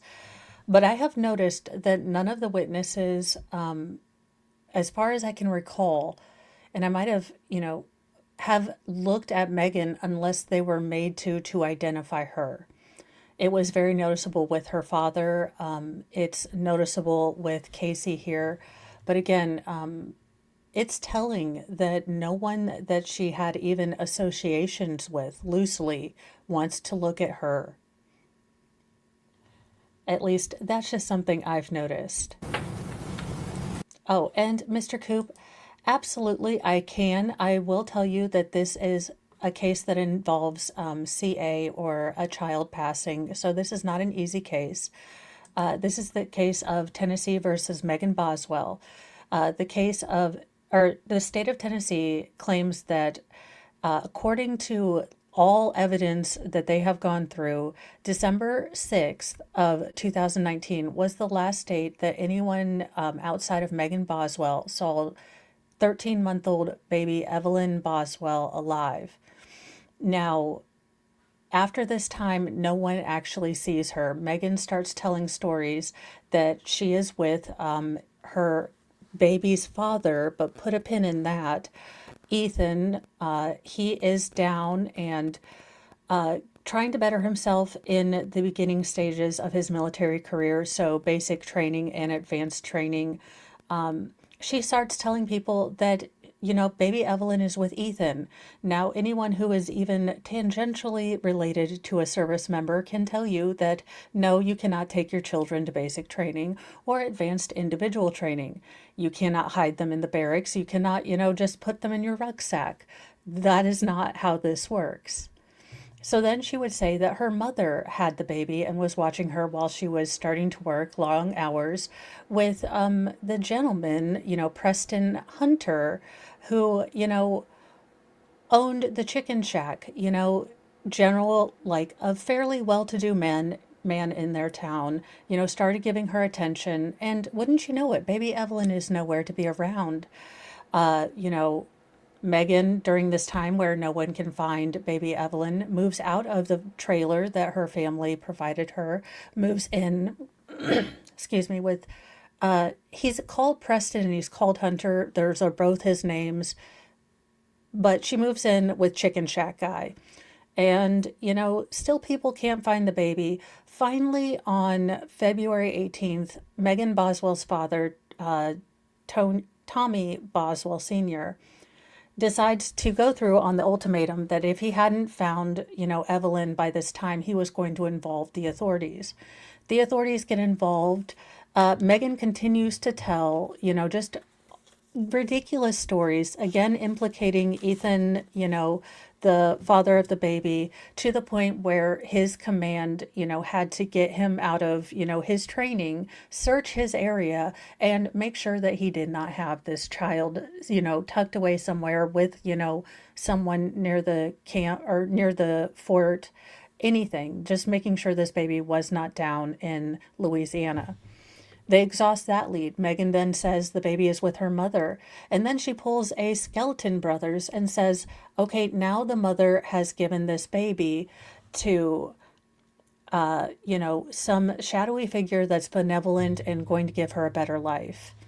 Unfortunately, I wish that any and all of these possibilities were the truth, because what happened to be the truth is that 18 days into the search, Tommy Boswell Sr. called the TBI, Tennessee's kind of internal version of, the FBI, wants them to come out because his wife and Megan would often swap iPhones, and maybe there's information about Evelyn on there, and we can get to the bottom of this. He also said that, he had seen Megan's car backed to a storage shed, and cat-a-corner to the storage shed was a dollhouse playhouse that Megan's grandfather had built for her when she was a child. It was kind of known to be exclusively for Megan's use, not really touched by other family members on this compound. And it's kind of a whole family compound. It's 11 acres. Well, TBI comes in, and unfortunately and heartbreakingly, they find that baby Evelyn was wrapped in a blanket, then wrapped in another blanket. Foil was placed over her head. A trash bag was placed in the trash can, and then another trash bag was placed on top of her with the force to basically, her head was leaned back because she was pushed down so hard. As horrifying as that is, it gets sadly worse. The state contends that they will be able to prove that baby Evelyn was alive and breathing when she was placed in that trash can. Now, I don't know how they're going to be able to prove that. Evelyn had been out there probably since the day she was last seen. She was in the same outfit, that she was last seen in. Now, that all being said, the defense claims that while Megan did, Megan or someone related to Megan did place Evelyn there, Evelyn unfortunately passed away due to, accidental, dangerous sleeping practices. So Megan, Evelyn, and Hunter were all sleeping in the same bed. Megan contends that either, Hunter or her rolled over and smothered the baby, or the baby passed from sudden infant death syndrome. Now, this all begs the question as to why Megan then didn't call for help for her baby or alert the authorities. Now, there's another hurdle there, because she then allowed, if you follow this train and you want to have sympathy for Megan and you want to feel bad because she is a single young mother who maybe had a more, challenging childhood than the rest of us, you still have to jump over the hurdle that regardless of if Evelyn was alive or had tragically passed due to an accidental, sleep thing or SIDS, what kind of mother lets their child be thrown away like trash? Because that's where you lose me. I can have sympathy up to a point for being a young mother to be presented with situations you never thought you would have. But then to go to Gatlinburg and Tennessee and Nashville and be, kikiing it up with, Hunter Preston, whatever his name is, Chicken Shack guy, all while your daughter is missing and is in a trash can, in a playhouse that was specially built for you. So not only did you desecrate and destroy the bond that is sacred of mother and child, but you desecrated the place your grandfather gave you, possibly with the hope that you would be able to give it to your grandchildren. So that being said, that is the story. I am super snarky with this one. I do not like children's trials, and I think Megan is going to have a very slippery and almost Sisyphean-like, chore to push that boulder up and try to get sympathy, only for it to roll back down, because I doubt that anyone is going to be able to shift sympathy from Evelyn to Megan. But that's just my opinion, and let's see how it goes. I'm gonna pass you one last set of photographs. I'll give you a second to read through them.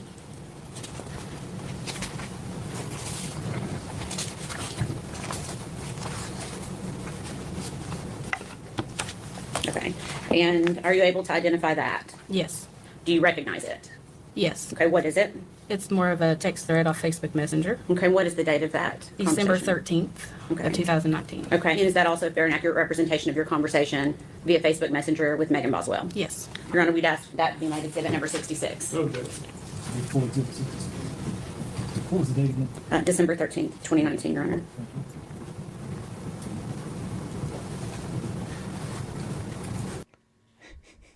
It's Schrodinger's baby. She was everywhere and nowhere all at once. She was theoretical and solid all at the same time. She was ephemeral and, solid. And sadly, she was an angel. Just absolute corroditated trash water humanity behavior from Megan, in my opinion, and this is only my opinion, again, as the conductress of the Petty Express, with the powers granted to me by sarcasm, snark, and, well, a general 90s cynicism that I've never been able to shake. That's what you get with these cases.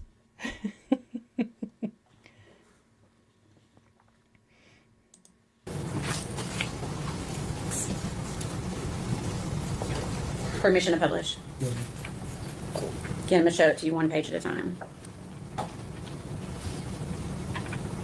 Okay, so you said the date on that was December 13th, 2019, is that right? Yes. And what do you say to Megan Boswell? Is Evelyn coming today? Okay. Is that because she had an appointment scheduled for that day? Yes. Okay. And then what did you say? I had said, Actually, I should ask you this. Did she respond to that message at all? no. Okay, so then what did you say? I said, I need to know, Dr. Pugh was asking. She's not happy about her missing these appointments. Okay, and what did Megan Boswell say in response to you? That she was going to switch her pediatrician to someone closer. Okay, and did she say anything else? That she could pay for missed appointments or whatever. Okay. And then what do you The insufferable cuntitude, the absolute entitlement to nothing that this chick shows. Ugh, I'll pay for them or whatever. Like your time is whatever. This pediatrician went to not only, college, but then doctor college, but then rounds of insanity. And then she went to her specialist rotations, whatever the hell. Look, I have not watched ER and I never got into Grey's Anatomy. So, all the doctorology stuff they have to do. And she's like, whatever. Like, she's an annoying assistant who's just bothering her. Queen Meghan is busy and doing stuff. How dare you bring these little petty, things that I have to do in real life? I'm doing stuff. She's giving off honestly, she's giving off, Meghan herself, from the gruesome twosome sort of thing here. I did not know she was related to the Sussex. Who knew? say in response? I told her no, it's okay. Dr. Pugh was just worried about y'all. She said it's not like y'all to miss appointments. That was a typo. She was asking me if I knew what was going on. Okay. All right.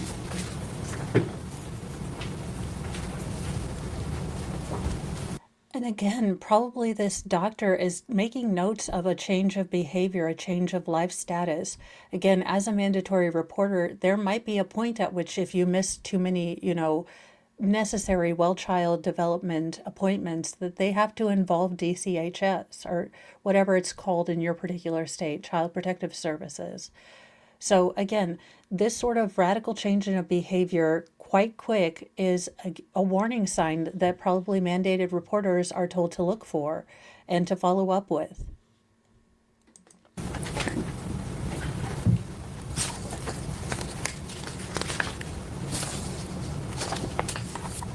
How long did you work at Premier Pediatrics?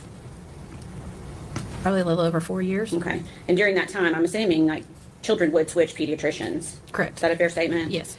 And when they did, would you get record requests from the new doctor? Yes. Okay. Did you get a record request from another pediatrician for Evelyn Boswell? Not to my knowledge. From any other doctor's office for Evelyn Boswell? No. Well, how's this for you, Zach? In a Herculean effort to continue her fallacy and farce, she fabricated or had Schrodinger's pediatrician. Did I win? Oh, I forgot. And it's Sisyphean in an attempt to try to figure out this chick's motives and or thought process, because that would imply logic and or a process. Now, is it typical, based upon the time that you were there for 4 years, typically would you get a request from another doctor to get the vaccine records, et cetera, Yes. of the child? Okay. And I'm assuming you personally, you've met Evelyn yourself, is that right? Yes. Do you recall the last time that you saw Evelyn alive? November 28th of Okay. 2019. Okay. So it had been just a little bit after she turned 1, is that right? Yes. Do you remember where you were? At my home. Okay. And do you remember why she was there? I think Megan and Evelyn were going to visit with my parents and they were busy, so she stopped by to visit with me. Okay. So she just came by to visit and Yeah. it was just Megan and Evelyn together? Yes.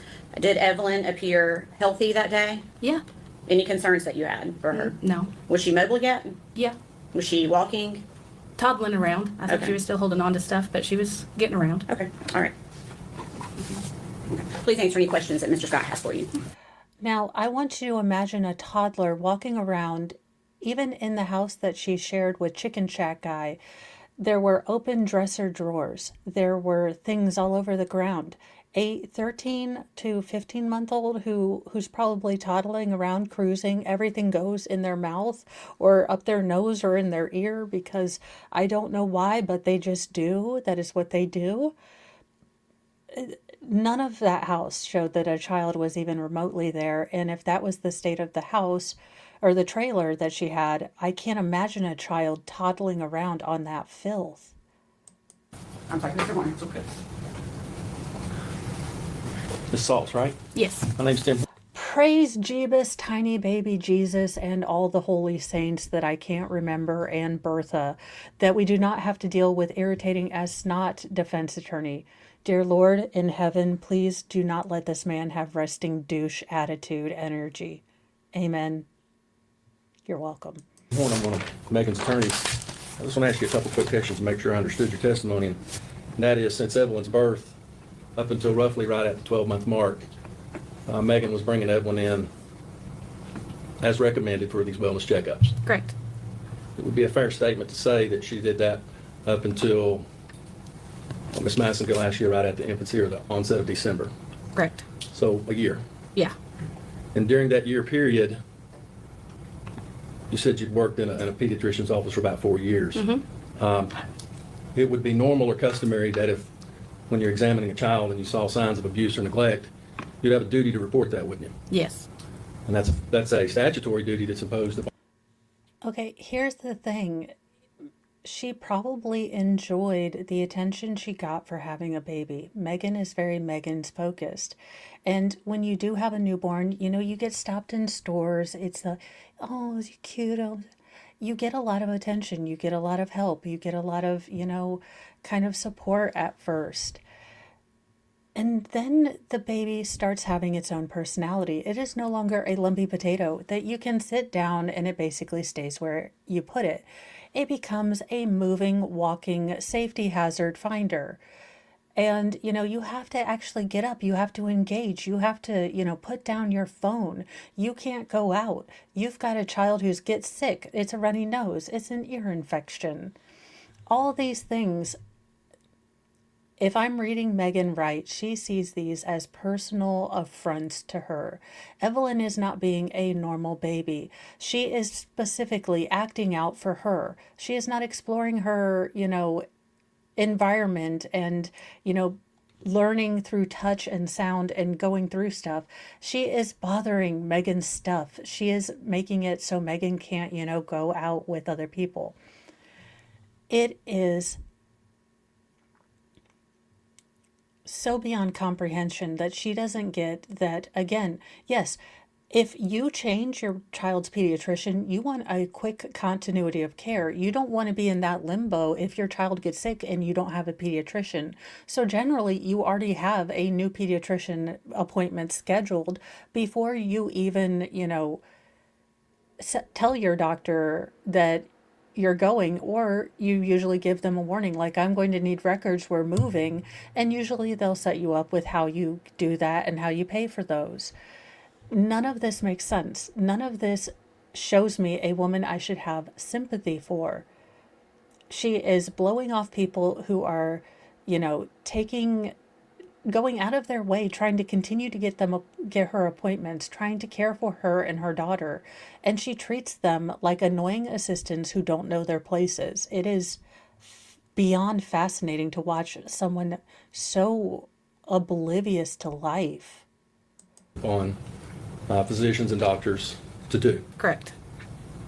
So I'm gleaning from your testimony that Megan was doing everything that a mother should, or that we would want a mother to do for this first year of this child's life. Correct. No, how the hell is a receptionist going to know that? She's not supposed to go through files. If you want to know if she was a good mom, you're going to have to bring the pediatrician in, because the receptionist's job is not to go and be a gossip mill and look through patient files and give answers. That is in fact a HIPAA violation and very serious. So how the F is this chick going to know? No offense. Honestly, receptionists at pediatrician's office, especially mine, are rock stars. They're so kind and patient and give me grace and are rock stars at, you know, getting sick kids in. So I mean absolutely no disrespect. If you want, you know, anything done, go ask a receptionist in a pediatrician's office. They are on top of it and on fire. I cannot say better things about, you know, all the receptionists and office workers that I've ever met. I don't think I've ever had a rough time with any of them. That being said, they are not going through charts and, gathering information as to what kind of parent you are. That is not their place. It This is the wrong witness to ask this question to, and the lawyer knows it because he is, again, the state should say, lacks foundation. She's not an expert in early childhood care, growth, and development. She doesn't have the medical knowledge, and she's not the expert in that particular field. I don't know if the state's going to push it. I'm going to stop yammering. I feel like I'm getting more yammery, if that is a word. And to your knowledge, there was nothing documented, or there was no concerns about Evelyn's welfare. Is that correct? As far as I know, that's correct. And so essentially, the substance of your testimony here today is that at the end of December, at the empty of December there, she just didn't show and never showed from that point on. Right. That's all the questions I have. Are you ready? No, no, no. Can she be released from the stand?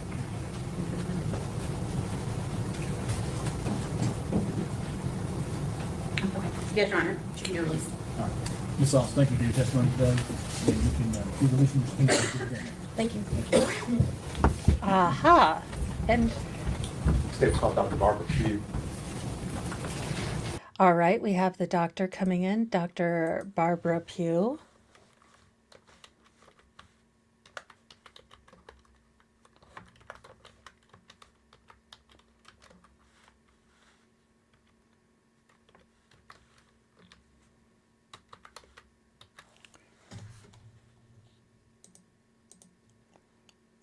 Alrighty. She's a quick witness. I am probably going to take a break and then set up a new stream to finish out today, this evening. Or maybe I'll see how far we're going. I'm feeling okay. It's kind of a iffy day with Hagatha the leg, but when isn't it an iffy day with Hagatha the leg lately? And yes, Tim Swope, the state is still presenting its case. I am way, way behind because the Petty Express, moves at its own speed. So I am desperately attempting to finish day 2. So hopefully I can do it in one stream, but if not, I will do a little turtlet stream at the end of the day to finish it up. And yes, I just did say turtlet.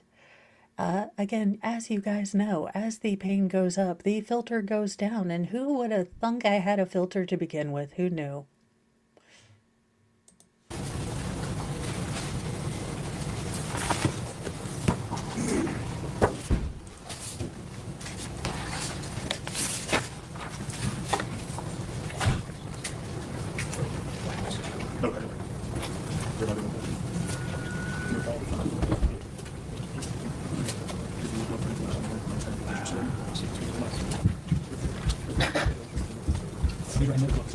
Barbara Elaine Pugh. Okay. Okay. Can we just say, what in the Barracuda heart and life goals is this outfit and this doctor? Because I am getting super heart vibes. I am like, yes, I don't want to be alone. And even that creepy song in which they had a one-night stand to have a child and then went back to their husband. And I got in trouble for singing it because I didn't realize it was about a one-night stand where you just got knocked up to go back to your husband because he's infertile. Again, who knew what these songs were about? They were just heart. Any hoozle, welcome back after that detour. Let's get into the case. Okay.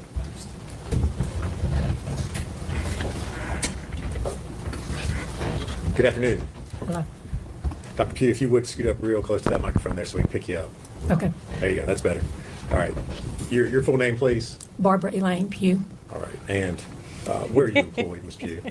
I am currently retired. I'm a pediatrician. All right. And how long were you a pediatrician? I think 37 years. All right. Mr. Mackey, we do not ask a goddess like that what her age is. How dare you? Petty pass revoked, sir. That is a petty pass, party foul right there. We just assume that she is ageless and let her pretend she's Cher. Where did you practice? I own my own practice Premier Pediatrics in Johnson City. All right. And Was that an open pediatrician's office back in 2018? Yes, I think that's right. Okay. While you were had that pediatrician's office, did you have a patient there by the name of Evelyn Boswell? I did. All right. And the mother of the child, her name was Megan Boswell? Yes. Okay. How many doctors were in the practice there? Okay, upon closer inspection, and again, as I have eyebrows that are, very close siblings, but not twins, so I kind of get it, but these are just mine darkened up a little bit. I'm going to give y'all a piece of advice, and you can follow it or not, depending on, making me your life guru, which would be a mistake. But listen to me on this one point. Do not trust a woman who shaves off and then the eyebrows that God gave them and then stamp on a completely different pair.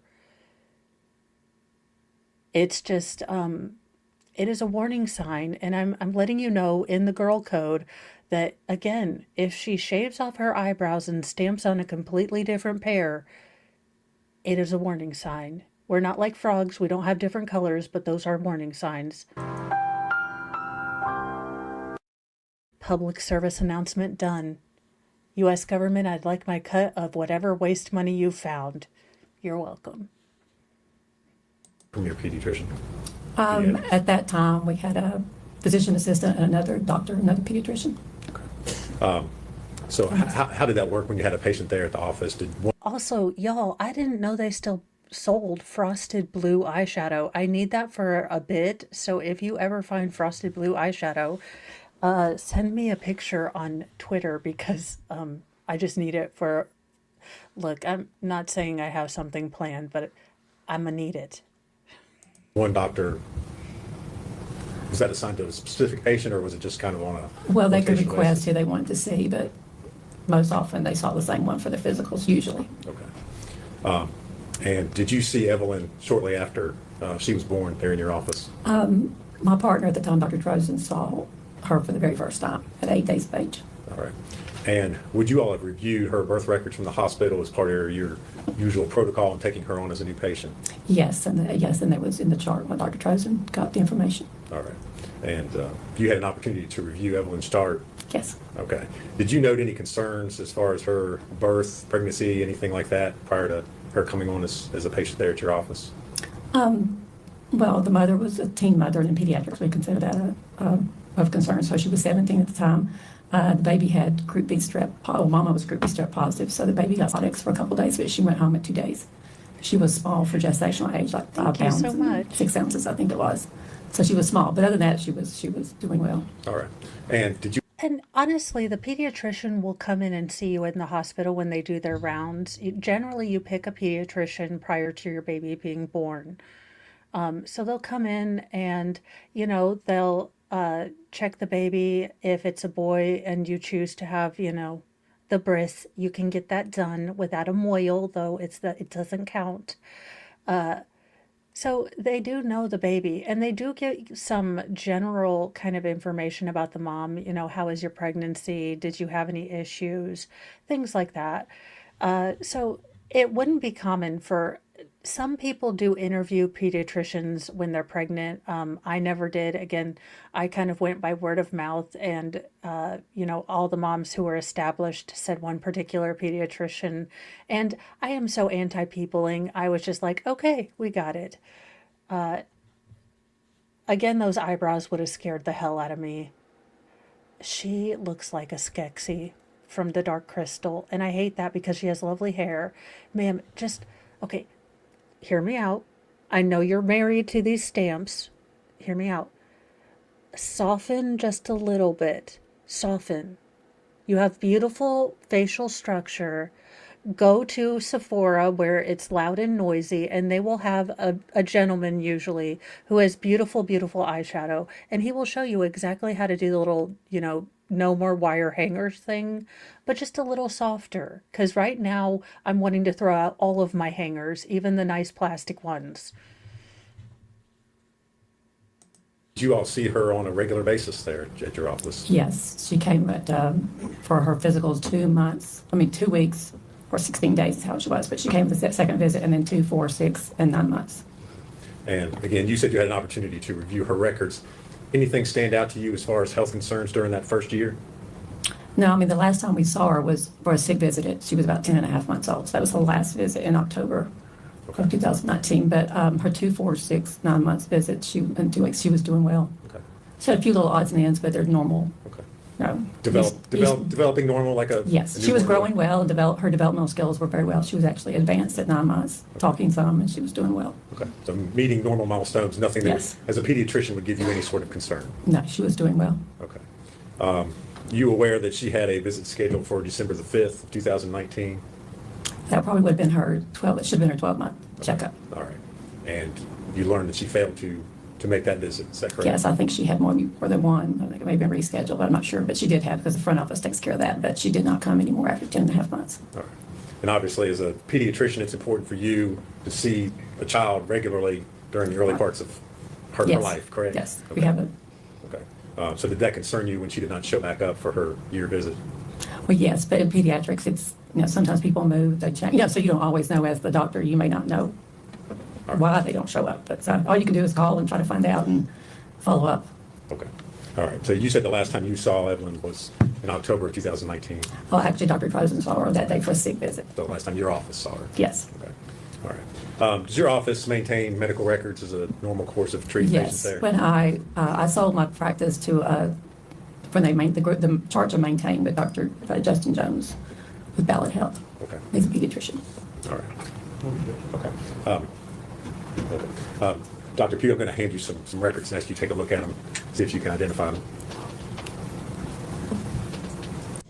And here's the scary thing and the sad thing, and why, for the love of all that is holy and unholy, take it from me as a mom of 6. It's not been my first rodeo. It only takes a minute with a small baby. If you lose your temper, if you lose control, which is what I think happened here. I do think it was just a moment of pure rage. Don't be afraid to reach out for help. Don't be afraid to call people. Parenting is incredibly hard. No one gives anyone any advice. All you see is these momfluencers who look like they have beige explosions in their house, and they're all put together and they're eating organic and they're all talking in Disney princess voices. And that's not real life. Real life is, putting your child in the bath and then, turning around again and there's a floater. Or, just using the restroom by yourself once and your child has put, in that time where you've just pottied by yourself, has taken the baby powder and just christened the entire room.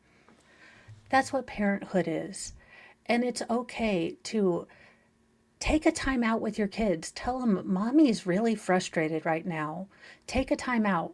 Have I always been great at doing this? Absolutely not. Do I get where the Samuel L. Jackson mommy voice comes out? Absolutely. Am I telling you that putting yourself in timeout or taking a 5-minute break is going to cure everything and your house is not still going to be a mess? No. But what I am saying is that it is not weakness to call and, say, I just need a break from my kids, just 10 minutes. If you'll come over and, just let me sit in the bathroom and cry hysterically for 5 seconds, that will be fine. And, it's okay to have these feelings. Parenting is so hard, and you're only human, and you are trying to do your best every single moment. It is. And absolutely, Tim Swope, that is a great reminder, reduce your water temp. But don't be afraid to, if your baby is, screaming, crying, you are at the end of your rope, put them in a safe place. Give yourself 5-10 minutes. Listen to a calming song. It is not weakness to ask for help. It is, in fact, so brave. And, if you know a new mom, offer help, or just do it. Because we've been taught as women that, motherhood should be natural and easy and, you'll get the maternal instinct.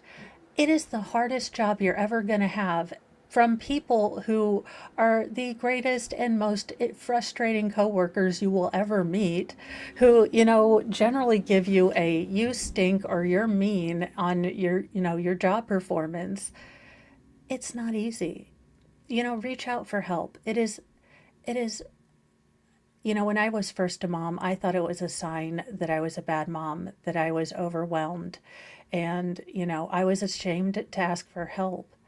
But there are so many women who have been there before, who are willing and understand exactly where you are. When you're in the store and your kids are melting down and all of them are screaming, there's I've always been that mom that goes over and says, "Hey, no judgment. Do you need any help? What can I do? You've got your hands full. Would you like me to go make the bottle? Would you like to go make the bottle? Can I help you walk to the car?" Let's foster being kind and, understanding the incredible undertaking that motherhood is. And respect that what works for your family is great for your family, but might not work for everyone else. So stop being judgmental if someone's family, goes to bed at 10 o'clock because they're late night people. Just every family is going to find their own way. Don't judge yourself. Don't compare yourself. If late nights and late mornings work for your family, work for your lifestyle, then do it. Let's stop judging everybody and support people for flip's sake. Because maybe if Megan had felt that she could reach out, baby Evelyn would still be here and she'd be a beautiful 6-year-old today. That's just my, public service announcement.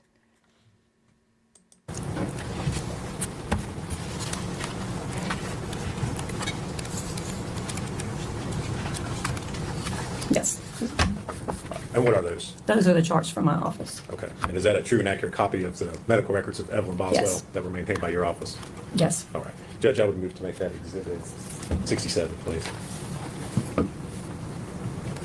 Exhibit 67.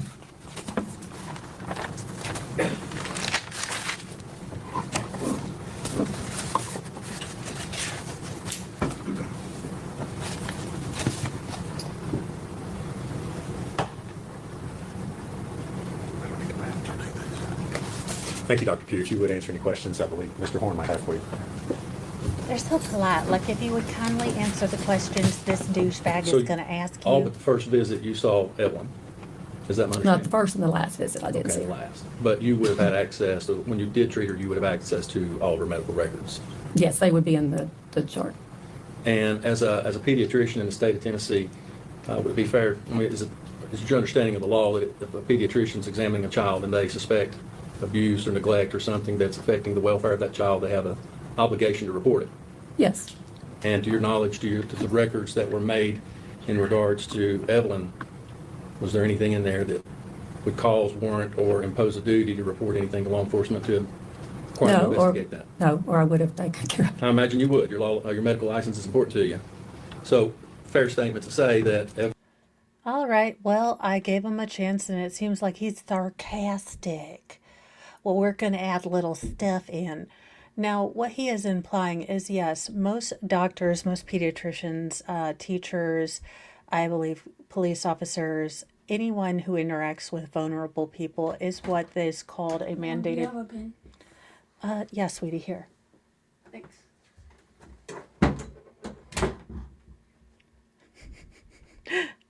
It's homework time, I think. So, yeah, they're required to show abuse. And again, like I just stated, the sad thing is it only takes one moment where you give in to that, irritation, that rage, you give in to your terrible impulses. You don't choose to walk away. You choose to continue to engage. That's the problem with the premise the defense is trying to, put out. Again, she might have been a really, okay-ish mom like the rest of us, maybe on a lesser scale because that trailer was filthy. Ew. but it only takes a moment. So the defense, I get what they're trying to push here. I get that they're trying to show a pattern of Megan being an okay-ish mom, but the problem is that with CA, with neglect, it really only takes that one horrific time where it goes too far, and it's not always caught. Evelyn was progressing the way she Yes. should progress, and that Megan was fulfilling, up until the point you last seen her, her maternal responsibilities as far as it relates to the child. Or, yes. That's all questions I have. You agree? No, Your Honor. She agreed, okay. She is. Dr. Q, thank you for your testimony. Thank You're you. released from your subpoena. You're free to go. Next. Paul Okay. Miller, solemnly swear affirm testimony about to give you the truth. We're going to get through this, and then I might I'm going to take a quick bio break while he is talking. I'll still be able to hear, but I'm going to make sure that Mr. Moe is okay with me continuing ad nauseum and doesn't need help with dinner or anything. If he does, then I will start this up probably around 4 or 5 after I make dinner for people. We are early risers and early to bedders. But if you're late, stayer uppers, that is fine too. Your family is going to find the thing that works for them. I hate people that judge people because they do things just a little different. It makes no sense to me. If it doesn't work for your family one way, why keep doing it, a way that doesn't work? Judgy Karens just bother me. There are so many mom groups I have quit because the judgy butthole people take over. Any hoozle, I'm going to go hop in and check on Mr. Moe as they are doing deconstruction and make sure no one is playing with power tools that is not supposed to. Because youngest most feral is most definitely here and not Schrodinger's youngest most feral. So I am going to go check on the power tool situation. Yes, sir.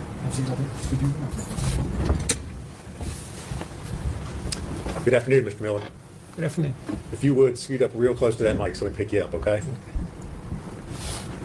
You're Paul Miller, is that right? Yes, sir. All right. And Mr. Miller, where do you live? I live in Johnson City. Okay.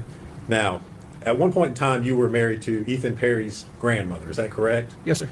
All right. So, just get this straight for everybody. You are Ethan Perry's step grandfather. Yes, sir. Is that right? Okay.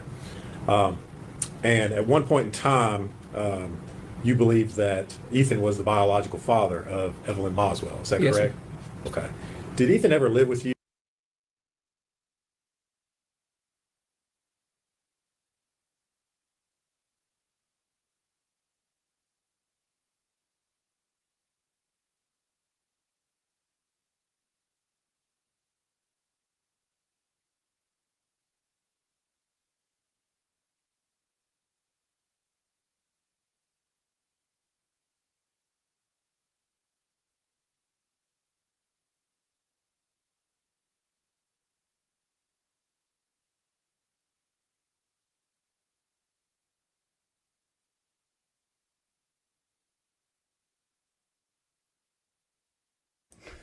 Of course, as soon as I really.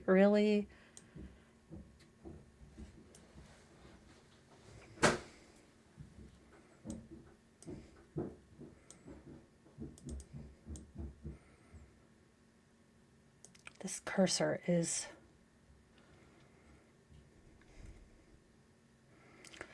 Oh, for the love of all that is Cheetos. No, I'm going back. You can't be sucktastic if I'm going back.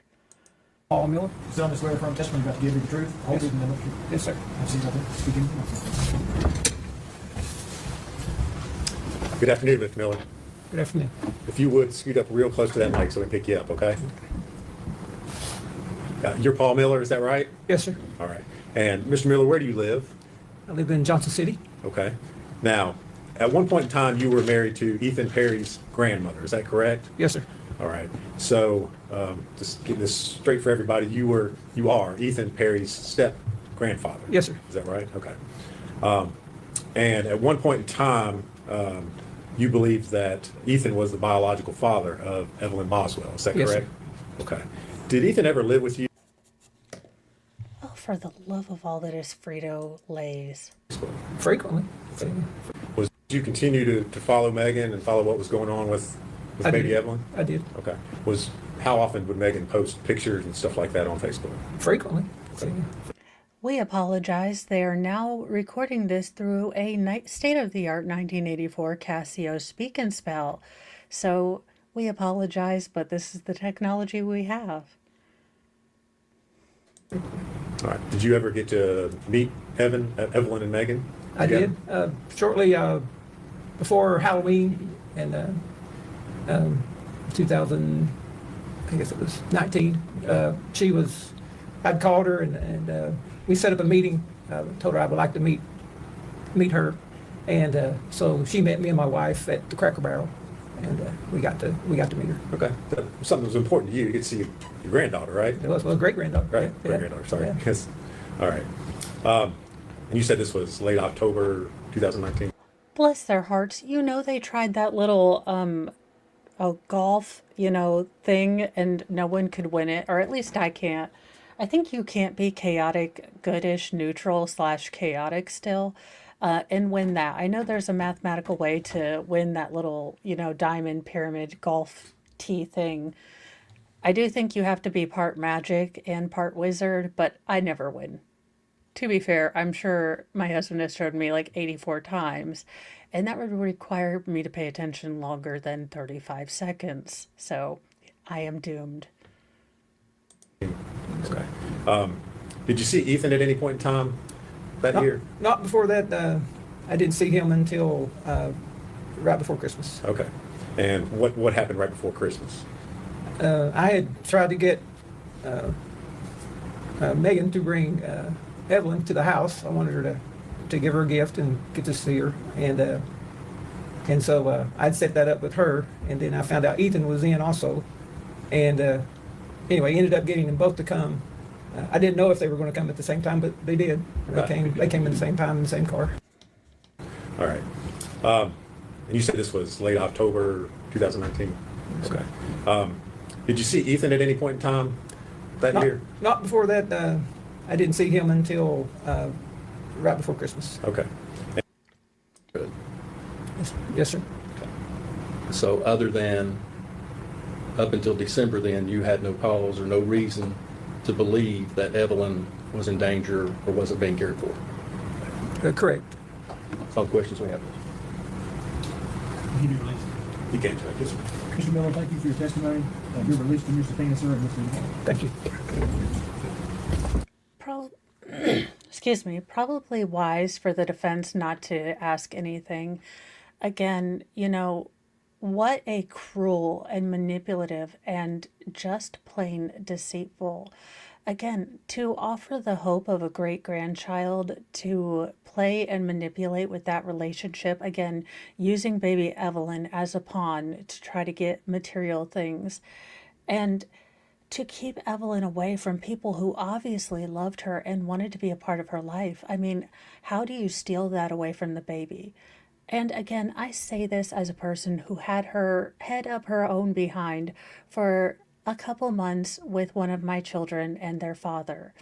He is a great father. He does have custody of her most weeks, or during the weekend. I'm the weekend dad. But, I had my head up my behind so much that I almost robbed my daughter of this wonderful man who loves her and wants to be involved with, her life. So try to love your children and accept love for them, maybe from people you don't agree with. That's my only life advice. I'm not saying it's going to be easy. Like the petty princess in you is going to want to come out at all times. You must be the bigger person. It will hurt and it will sting, and then you can come right back to Mama Mo with your big old grudginess, okay? And thank you, Heidi, for letting people know. Again, accept help and receive help gracefully. It is the biggest lesson I have learned. I still suck out loud at it some days, but I'm working at getting better. And Denise Sells, I will have to look into that. Like I said, this weekend, at least Sunday, was not a great day. I had a lot of prep I was going to do for this case, and it all kind of went out the window. So I will have to look that up. Read the question.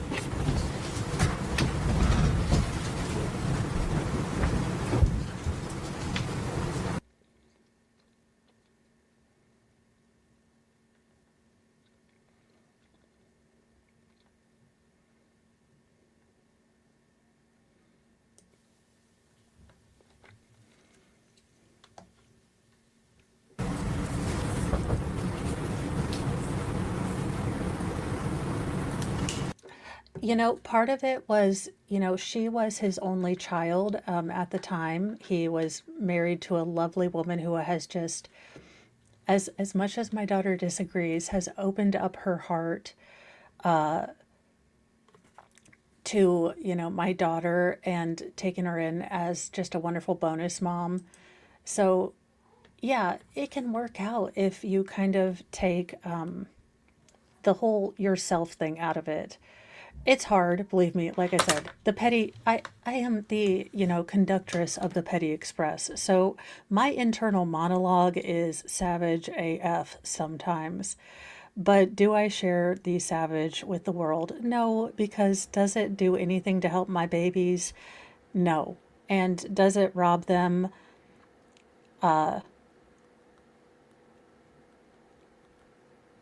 Sorry, Mr. Moas.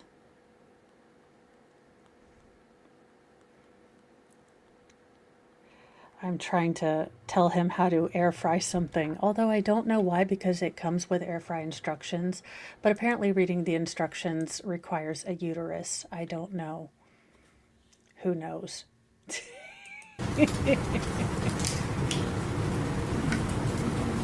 Hey Joe, if it worked out for her, she's an awesome human being, and you helped raise an awesome human being, then that's all that matters. And she's raising awesome human beings. Okay.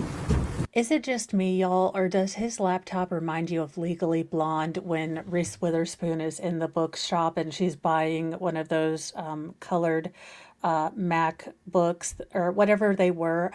I was so jealous. I hate technology, but I so wanted one of those flamboyantly covered. Maybe it was a Dell or something. I don't know. I just deeply wanted one of those laptops, but I wasn't willing to spend $1,000 for it. There you go. Now you know my pre-college, you know, technological regret. I didn't get the Reese Witherspoon Legally Blonde laptop. I was hoping it would make me smart in law too. Like just through osmosis, I just lay on it.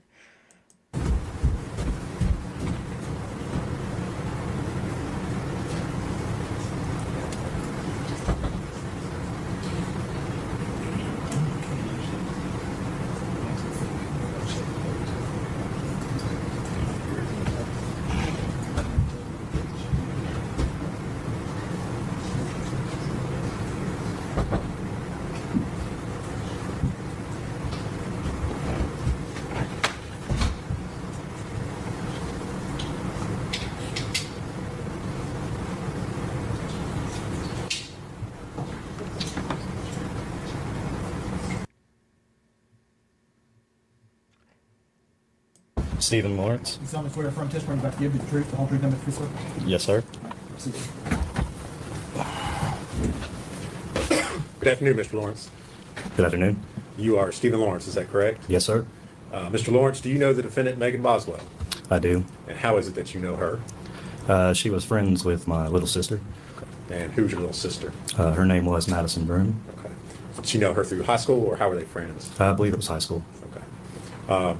Were you aware that Miss Boswell had a daughter by the name of Evelyn? I was. Okay. Did Miss Boswell come to visit you at some apartments that you were building in Johnson City back on December the 8th of 2019? I believe that was the date, yes. Okay. I didn't get a name. We're going to have to go back. Back in 8, back in 8, back in 8. Usually they've been really good about putting up the name Court TV has, but... You might be seated, thank you. State would call Stephen Lawrence. Okay, Stephen Lawrence.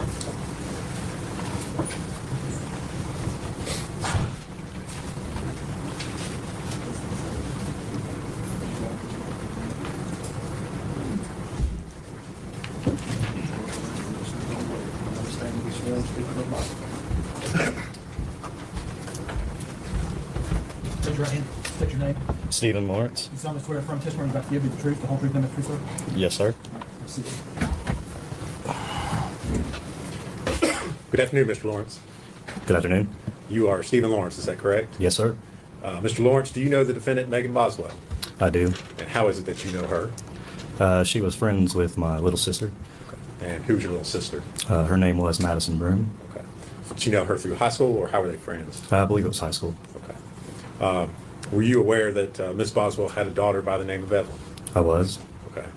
Did Miss Boswell come to visit you at some apartments that you were building in Johnson City back on December the 8th of 2019? I believe that was the date, yes. Okay. Do you know why she was there to see you? The apartment building I had. The timing of this is important because December the 8th was the last time that anyone investigating can actually place Evelyn alive and seen by someone other than Megan or Hunter Preston Chicken Shack guy. I'm just going to call him Chicken Wing. So this is important testimony, and this looks like it weighs on him. I am sure the loss of a sister is profound. I have never experienced the loss of a sibling, but I can imagine it leaves a hole in you like nothing else. So I can imagine the fact that he was the last person that saw Evelyn alive besides, whoever and whatever happened after that has to weigh on him. And these are the unnamed and unintentional victims of, Megan's irresponsibility and her just, entitlement and lack of thinking about anyone else. She doesn't realize that not only was Evelyn a victim, but her entire family were victims. The grandparents of Ethan that, she scammed Evelyn was their great grandbaby is a victim. The first responders who found baby Evelyn, after searching for her 24/7 for 17 days, those are victims. This gentleman's a victim. The people who fell in love with Evelyn through, videos about, CA in this case, everyone who wished that Evelyn was still here. And Megan is still stuck in I am the victim land. And no one is there with her, and no one is willing to get a passport to go visit this heifer, okay? My sister that I'd mentioned had passed away, and I was going to name the building after her, so she had come by to see the building. All right. Did Miss Boswell have Evelyn with her on that day? She did not. Okay. Did you inquire as to where Evelyn was? Oh. I asked about Okay. Evelyn, yes. Okay. And what did Megan tell you? She was with the father. Okay. Well, December the 8th is the last time. Let me double check said notes. Need to condense all said notes into one illegible, tablet of hieroglyphics written by someone who can't write when their hands are screwed up. December the 6th. So December the 8th would be 2 days after the last official sighting. I am sorry. I admonish myself for fake newsing you. No, you are right, KLF. I was wrong. I was sort of in the right ballpark, but not right. So wrong.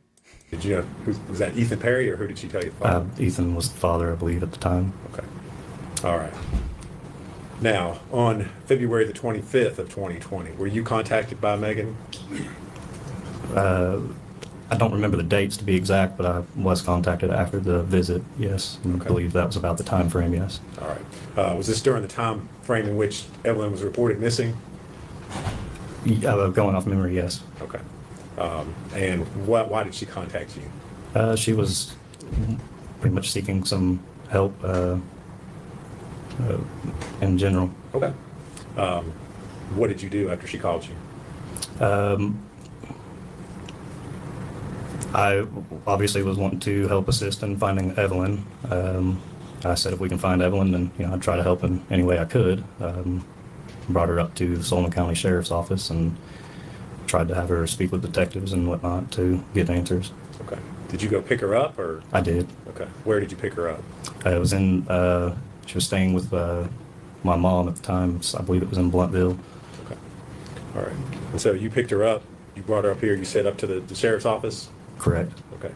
Did you stay there with her, or what did you do? I dropped her off and then I had left. Okay. After you left, did you receive any sort of communication from her after that? Yeah, she afterwards had said she was done up here, and I had come back and picked her up. Okay. And what did you do after you picked her up? We drove around for a little bit. Well, you know what, I'm not ever going to get everything right, but I do want to at least, have good information and not lead you down, rabbit holes. And I'm not saying that other creators do. I'm not even trying to bring other creators into it. I just like to, as my semi-professional, almost profitable hobby, I do want to try to do my best to, be honest with you guys, give you the facts as I know them, but not, be crazy sensationalist and make up stories. Or at least tell you if this is in my head canon and all speculation. I do need to get a tinfoil hat. If anyone happens to see one around, then I can just put that on and you guys will know I am in speculation land. I love that I need props like Carrot Top. A therapist would have a field day with me, I'm sure. And I was just kind of waiting. I had brought her up here, like I'd said, to speak to detectives and try to make more leeway on where Evelyn was. Okay. Do you have any conversations with Ms. Boswell while you all were driving around? We did. Okay. What did you talk about? I don't recall a lot with all the time that has passed. I believe I had asked her in that ride if Evelyn was missing when she had came and visited the apartments back in December, and she said that she was missing.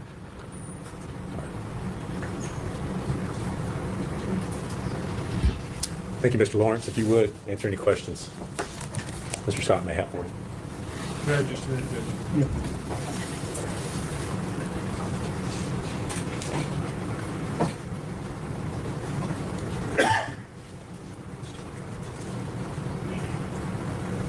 Judge, we don't have any questions for you. All right. Mr. Lawrence, thank you for your testimony. Your release from the All right.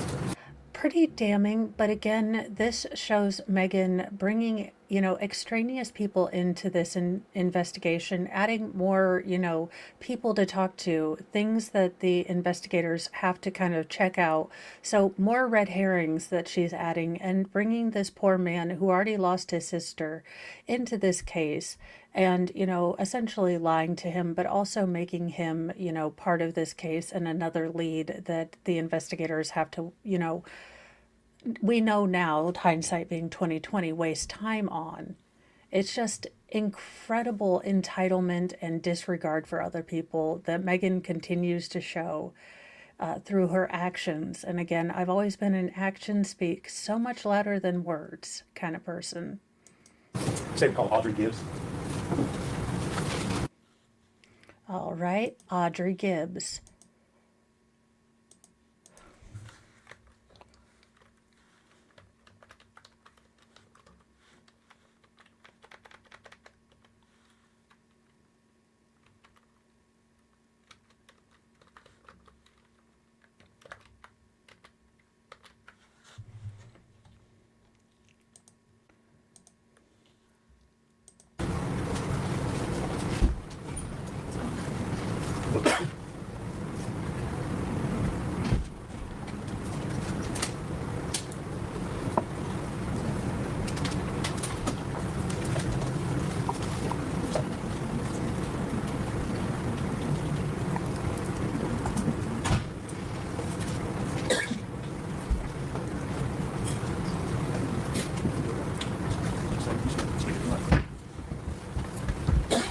Raise your hand.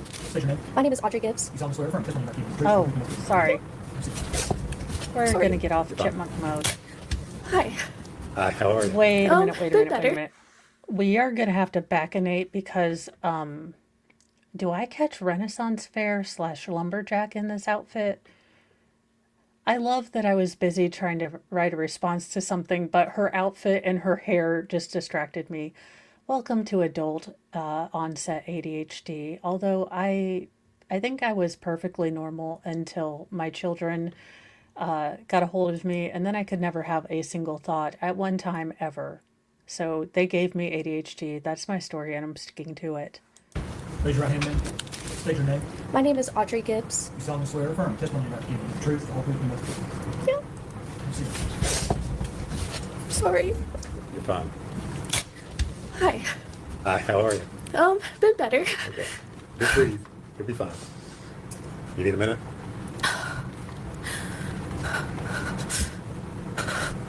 Okay, I'm fine. Okay. All right. You need to just let me know if you. I do think it might have been better if the woman prosecutor had maybe started this. She's already highly emotional, and I can't blame her. This case is heartbreaking. And I don't have the witness list in front of me, so okay. But Court TV comes in a pinch, and Audrey Gibbs was a longtime friend of the defendant. So I can't imagine the mix of emotions where you feel the betrayal that you never truly knew your friend, that they could do this. You know, what did you not see about the person they were that this could happen? I'm sure it's a mixing swirl of emotions. And again, testifying makes it a concrete thing, makes it so you have to face the reality that this happened and that this is going to be part of your life, and how do you deal with it? And I can't imagine facing that, you know, and all of this baggage as a younger, you know, person in their 20s. Take a breath, okay? Okay. All right.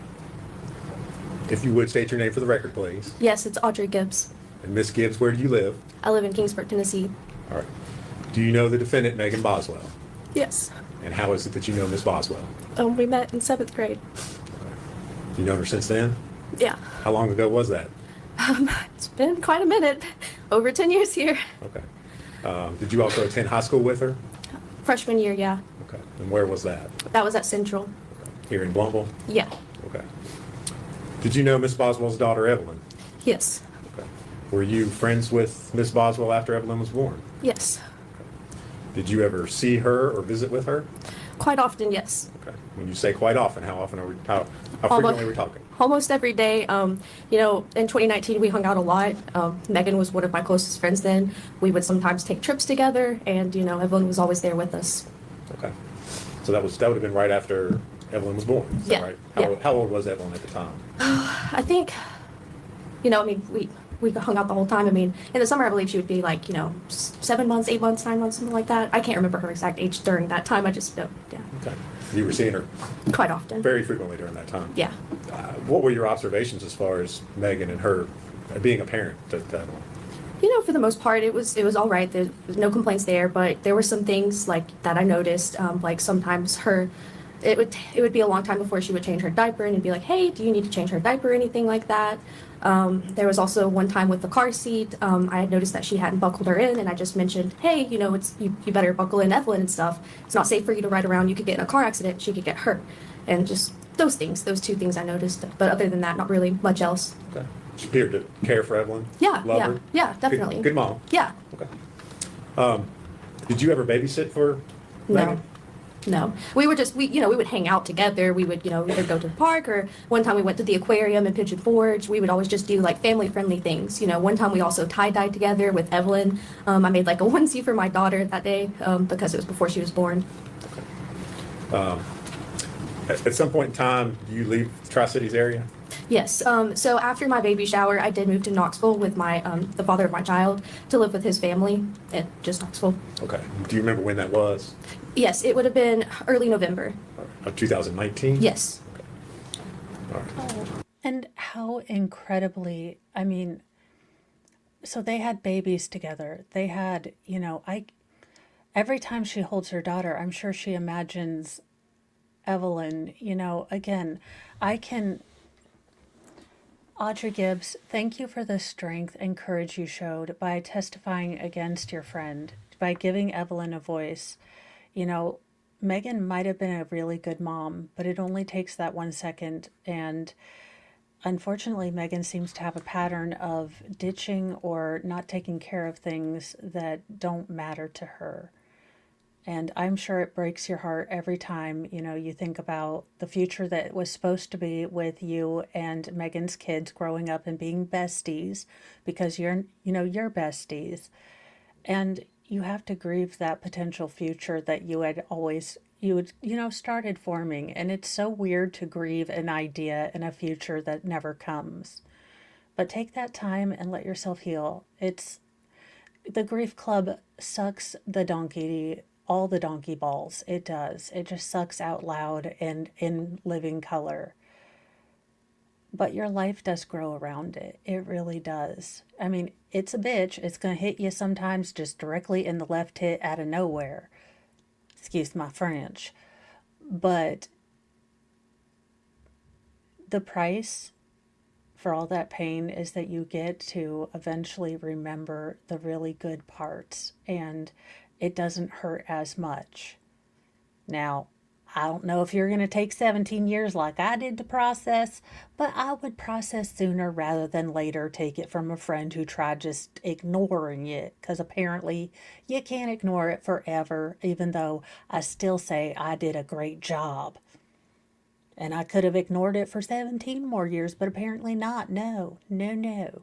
You ask God 1 year to help you with personal growth, and you're thinking abs or maybe like no more bingo arms. And he's like, how about personal, internal, emotional growth? And I was like, excuse me. I remember in the prayer I said like an ab or maybe not bingo wings. Anywhoozle.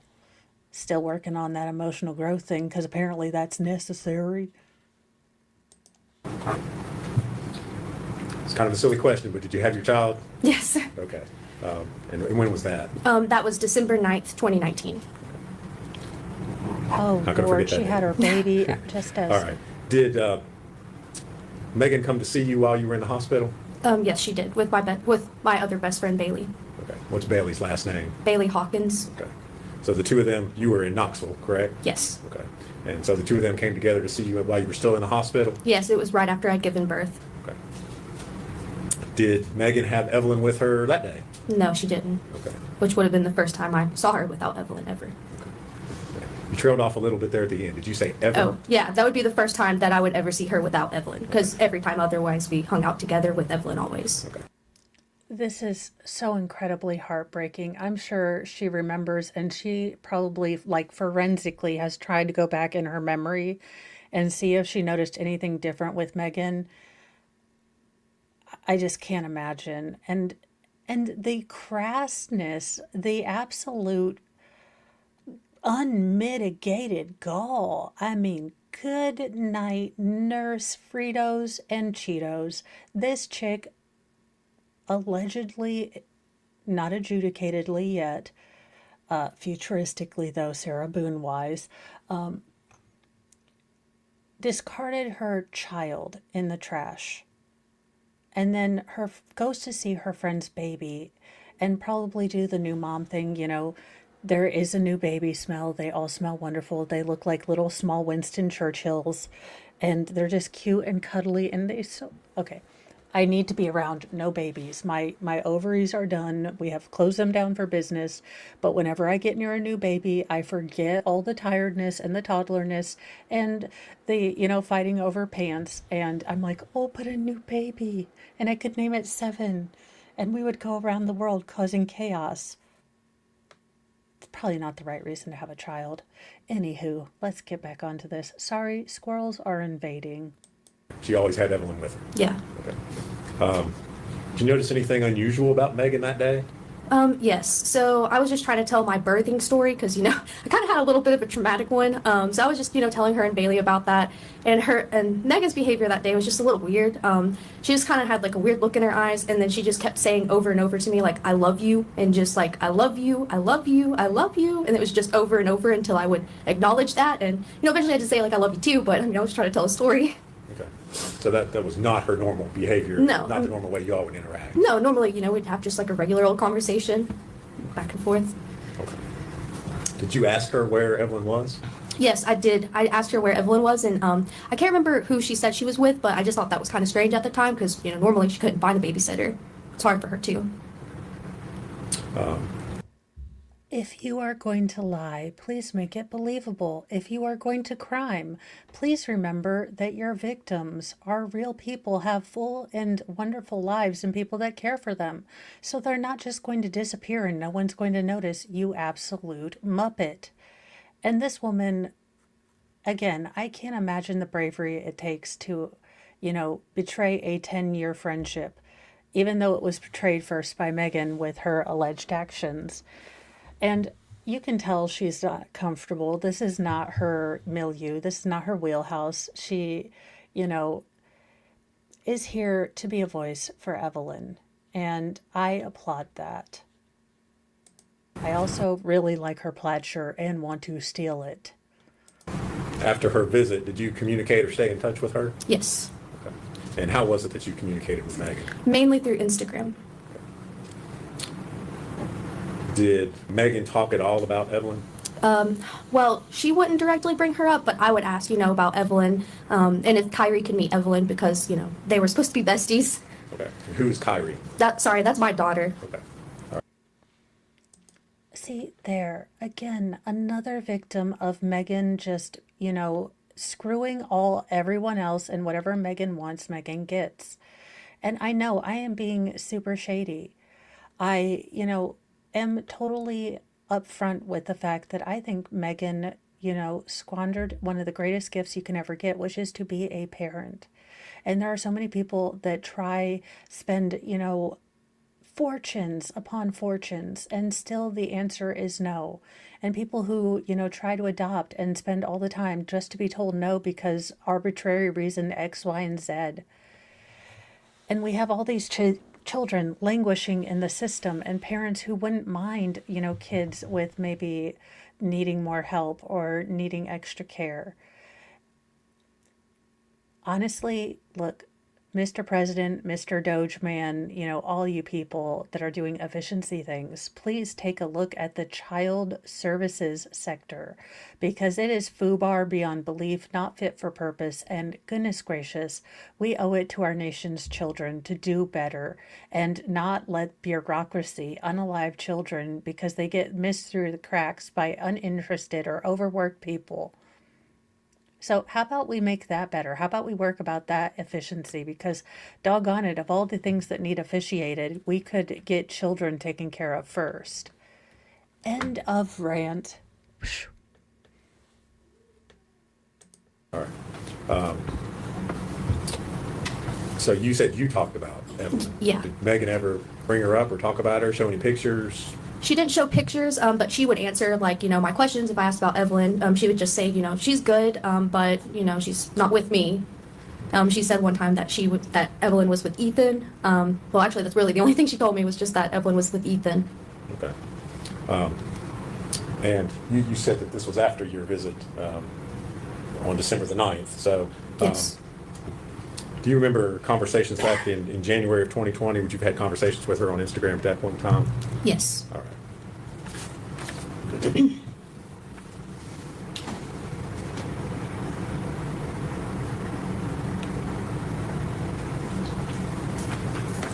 Ms. Gibbs, I'm going to hand you a document now. Okay, I know this is a boomer question, but I don't have Instagram. I'm supposed to be making one for the channel, but as I am woefully tech ignorant and Hagatha the Leg has been, just in a mood here lately. I don't know what has set her off, but she is just a bitch here lately. And a pill, which is upsetting in the greatestness. I had a thought I was going, oh, okay, yes. Is Instagram one of the ones where the messages automatically delete in such an hour so that it's kind of encrypted and all that jazz? Or is that the other ones? Y'all know I am like your Aunt Edith with a jitterbug phone. I'm like, could you come over here and work the clicker? Because I don't understand the TV no more. Oh, okay. Look, I know it's one of those things. Like I said, I am woefully, if we went back to cassette players, I would not be upset. That's how tech phobic I am. I am going to be very honest. I am Styx, Hex, and Hammer level Neo-Luddite, to be fair. ask you if you can identify what's shown in that. Yes, this is just mine and hers Instagram Oh, messages. crud. Is that a conversation that you had with her on I January the swear, 19th one of day I'm going to 2020? get Baker Yes. level All right. speed Is that a up true and ready. accurate depiction of the conversation that you had with her? Yes. Judge, I would move to make that exhibit. Sorry, on 68. You good? No, sir. Mr. Brown? It's Instagram, yes, it does.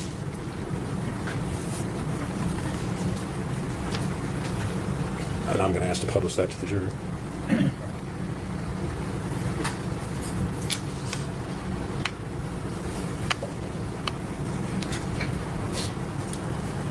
All right, Ms. Gibbs, just for clarification, I noticed at the top it says Maggie May. Is that how you had her, or is that her handle on? That was her handle on Instagram. Okay, and the tagline there, Maggie_Wood 23. Wait, sorry, that was her handle. The first part, that was just like her name, how it's shown on Instagram, but the under part's the Okay, handle. Okay. Sorry. So that's how her name displays as Maggie Minute. Yes. And I'm already lost. And so, her part of the conversation there is on the left, yours is on the right, is that correct? Okay.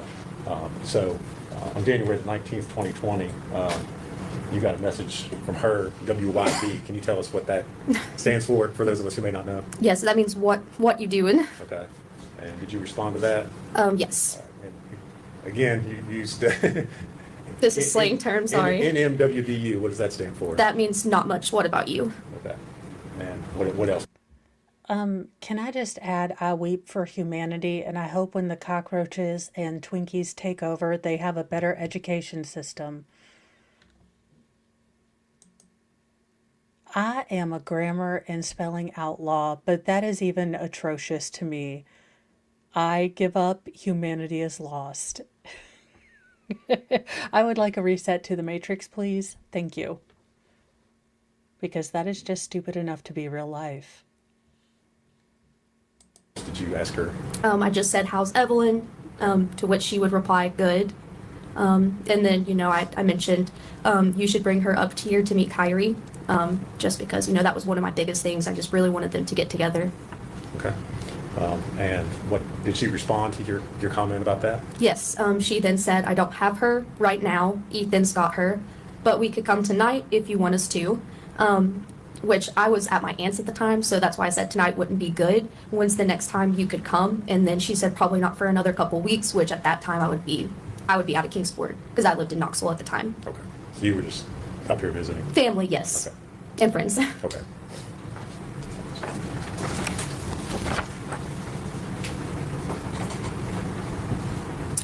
All right.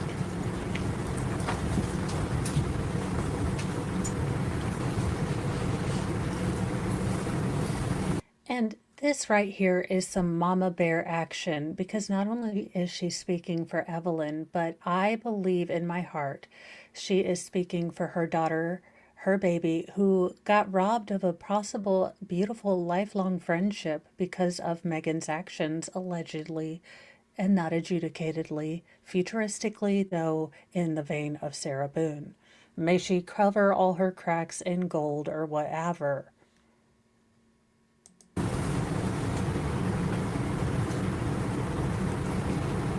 Sometimes you need those 80s Music Man OG. This is a rough trial, which is why I sometimes tangent. Because I can do mad, I can do sassy, but sad and heartbreak is not easy for me. So I tend to go snark.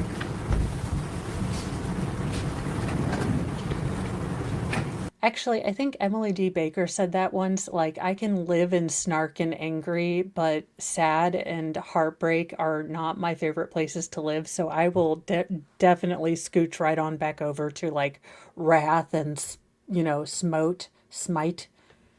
Again, I'm a fan of table flipping Jesus, if that tells you anything.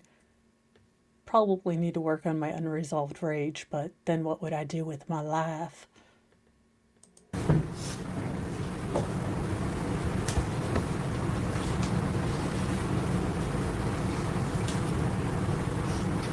Okay, come on, get better at this. We can speed it up while they are tech ridiculous.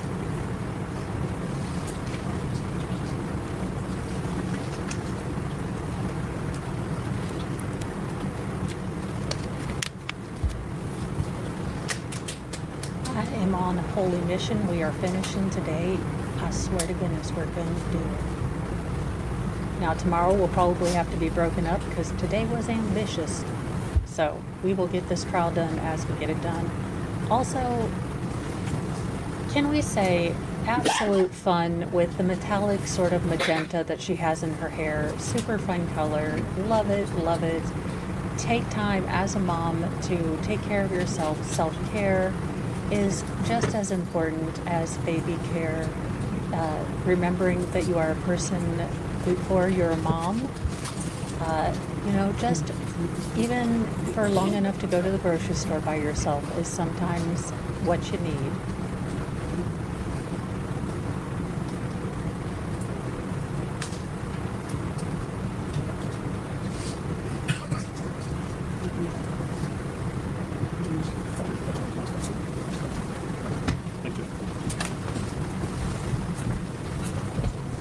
Again, all this courtroom needs is some child with tech skills willing to work for Hot Pockets, like myself.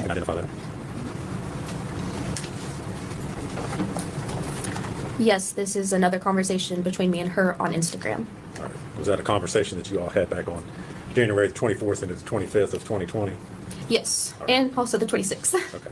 And was that is that a true and accurate copy of the conversation that you all had there on Instagram? Yeah. All right. Judge, I would move to make that Exhibit 69. Okay, wait, y'all.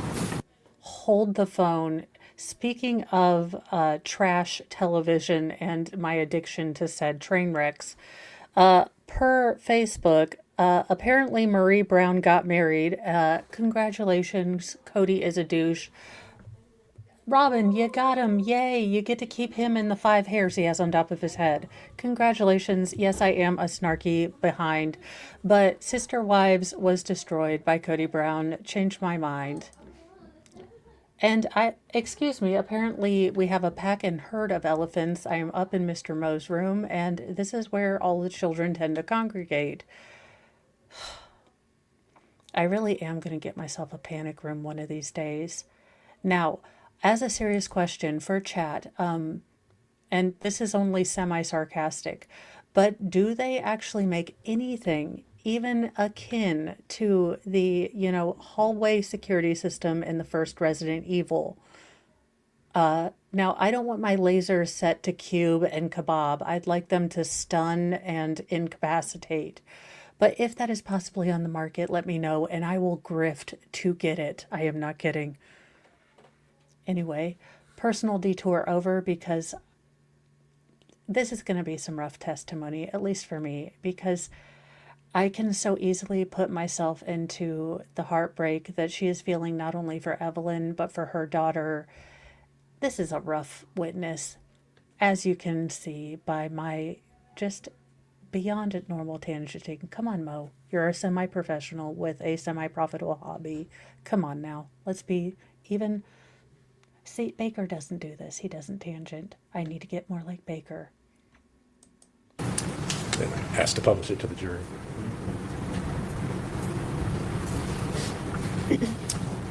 All right, Ms. Gibbs. So again, Ms. Boswell's portion of the conversation is as we look at on the left part of the screen here on the right side. Is that correct? Yes, that's correct. Okay. So you want to interpret for us again? Yeah. Okay, so starting off, she says, "What are you doing?" And then I just said, "Nothing much. What about you?" And then she said, "I'm impregnated." And then, am I allowed to use profanity? Okay. I said, Do what now? Okay, now, I know this is going to be shocking to you, but with 6 children, I've had 6 opportunities to tell people I am knocked up on the nest. Let's see. I've never used impregnated. That is one I've never used. What is it? Rusted tin roof as per, oh gosh, the Love Shack. I mean, I can honestly say that I have never ever uttered that word, impregnated. I mean, unless I was talking about aliens, and can we all be very, very honest with ourselves? that the final alien with Sigourney Weaver and the pregnant, impregnated slash queen weird human amalgamation of whatever the hell that was nightmare fuel and the weirdest thing I have ever seen in my entire life. And I think it was directed by a Frenchman, which kind of makes sense. Any hoozle, there you go. For movie reviews, apropos of absolutely effing nothing other than for the love of all that is holy, aliens. Again, don't understand it. This Megan, what is wrong? Did you eat lead paint as a child? Was there asbestos? Were you on top of a, I don't know, pet cemetery? What is wrong with you? Oh shit, for real? And she said yes. And then I said, that's awesome. Evelyn's gonna have a sibling. And then she said yes. Okay. All right.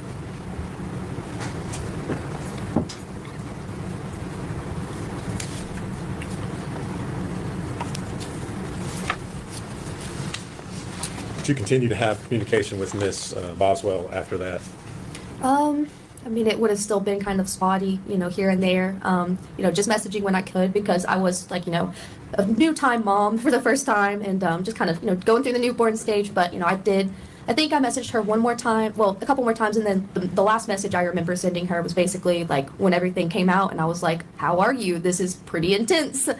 But that was like one of my last messages to her. All right. Did she ever respond to you? This is Audrey Gibbs. She's been a longtime friend of Megan's for 10 years. Basically, she was pregnant and had her baby 2 or 3 days after the last time anyone saw Evelyn alive. They were such best friends that they talked about when they had children, their children would be besties. And she talks about how Megan's demeanor was really odd and out of character at her when she went to visit her in the hospital after she just had her daughter. How, she was evasive, talking about Evelyn, how visiting her at the hospital, Megan, that was the first time she'd ever seen Megan without Evelyn. So again, a big change in character. She talked about how she was very odd and, kind of not with the conversation, not paying attention to the birth story that apparently was a bit traumatic.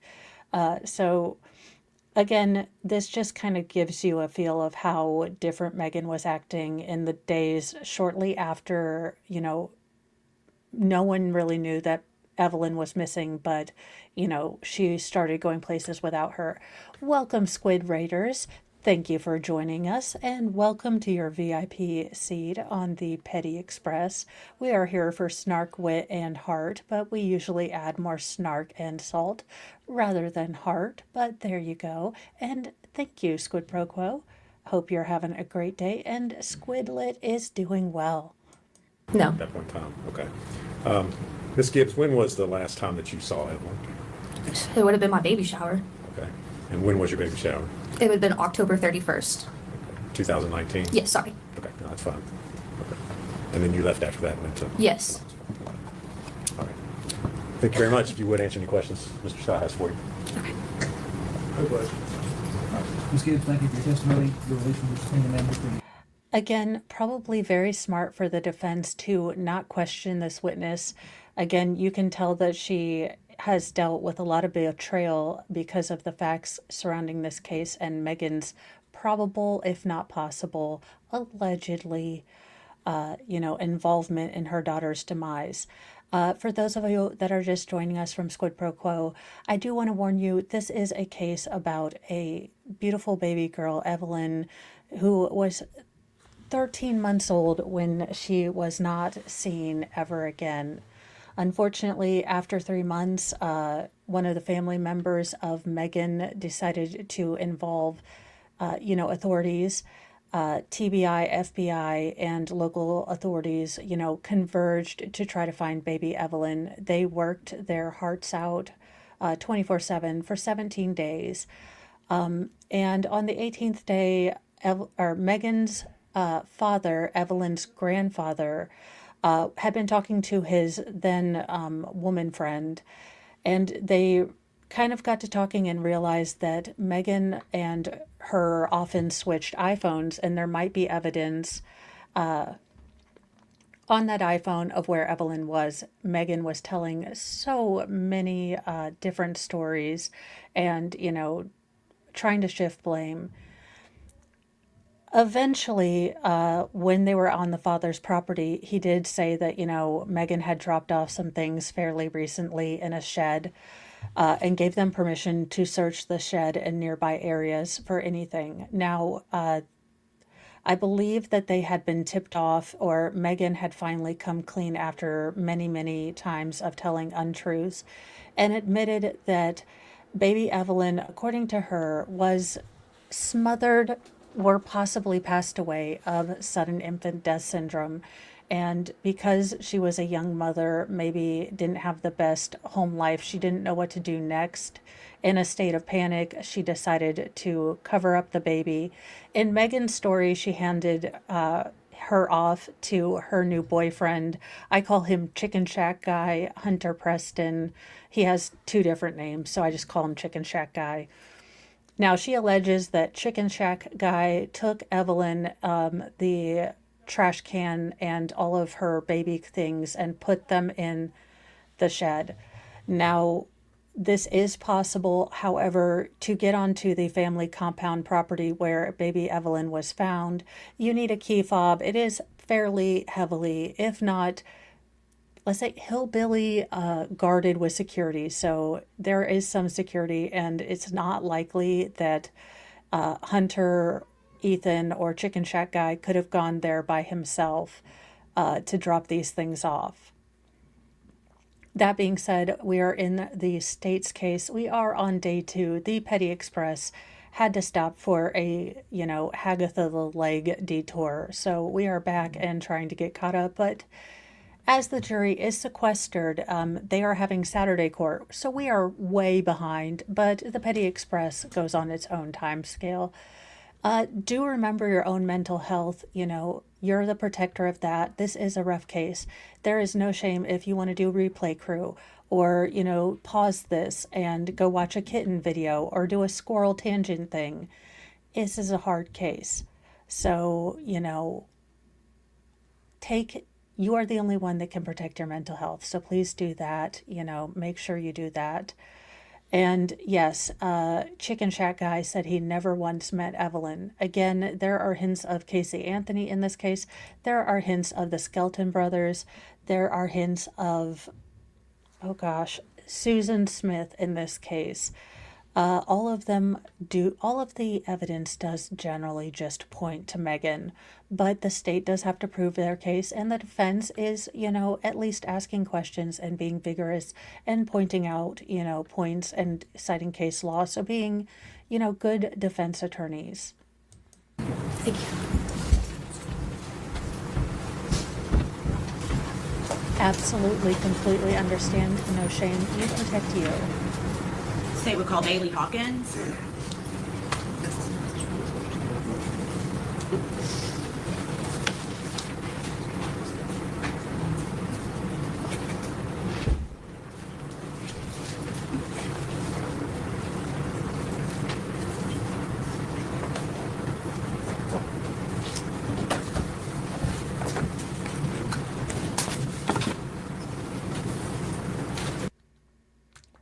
Trying to get the name. I know it's Hawkins.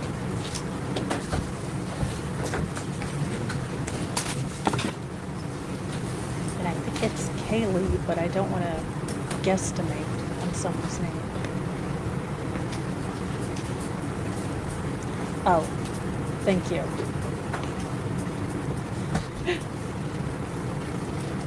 I should have just watched this and wrote a list of all the people that are going to be on, but that would have been, smart and planning of me.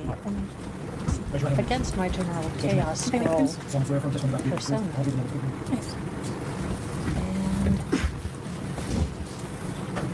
And Bailey, how are you today? I'm here. Can you tell us your name? Bailey Hawkins. Okay. Can you tell us where you live? What city do you live in? Bumble, Tennessee. And how long have you lived in Tennessee? I moved to Tennessee in 5th grade, so about a little over 10 years. Okay. And when you moved to Tennessee, what school did you go to? I went to Holston Elementary School. Okay. And do you know the defendant, Megan Boswell? Yes. How do you know her? We went to school together when I moved to Tennessee. She was like basically the first friend that I made in elementary school. Okay, so would that have been around 5th grade? Yeah. Okay. And did you maintain that friendship from 5th grade on? Yeah, we pretty much stayed in contact because we had like classes together and everything, and we're in school together. She moved around a lot, so we would fall in and out of contact here and there, but we pretty much stayed friends the entire time. Okay. Do you recall when Megan was pregnant with Evelyn? Yes. Were you still friends during that time? She invited me over to Evelyn's baby shower, so we were friends, and then she invited me to her baby shower. Okay. And were you able to go to the baby shower? No. Okay. Did you continue to maintain that friendship after Evelyn was born? Yeah, that's pretty much when we became in contact more and started like seeing each other more. Okay. Can you tell us when you say seeing each other more, how often do you think you were seeing Megan and Evelyn? It was pretty regularly. I'd say once or twice a week, probably. Okay. And when you saw Megan, would she always have Evelyn with her? Yes. Okay. Did you ever, and I'm going to give you a time frame from Thanksgiving of 2019, prior to that time, did you ever see Megan without Evelyn? No. Okay. Did you ever know for Megan to leave Evelyn with anyone else before Thanksgiving of 2019? Every now and again she'd talk about leaving her with the grandma, but every time we hung out, she would always have Evelyn. Okay. And do you remember the last time that you saw Evelyn yourself in person? I can't remember exact dates because we hung out so often, but the last time that I recall is when we went to Speedway and Lights. Okay. And did Evelyn go with you? Yes. Okay.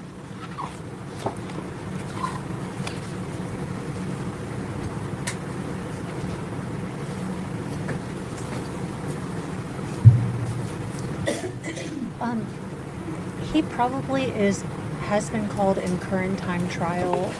In our trial, not yet.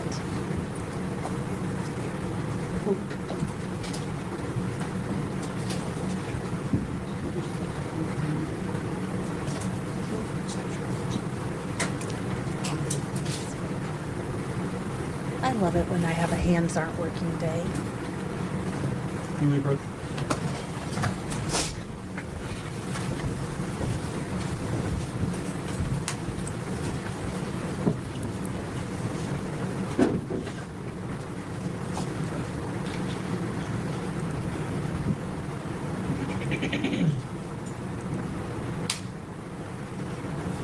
Also, all you budding crimers out there, do not TikTok, do not Snapchat unless you assume it will be read in court and it will, convict you. It's not a good idea. Do not Snapchat, incriminating things. Public service announcement for all future crimers. Just don't.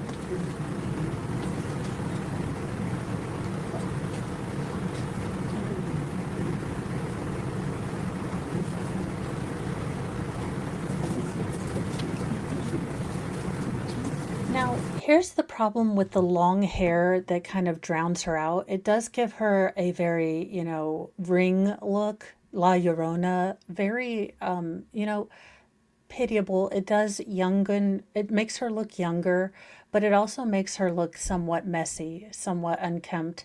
And we've seen the pictures of the trailer. You might want to have her more structured. Again, there are so many catch-22s when you are a defendant, especially in a child case. Everything is going to be scrutinized. So I understand that whatever they do is going to be seen as a misstep by someone. But I will say her little kikiing and kind of joking and interplay with the lawyers is not a great look. Other than that, she's pretty okay, but just meh.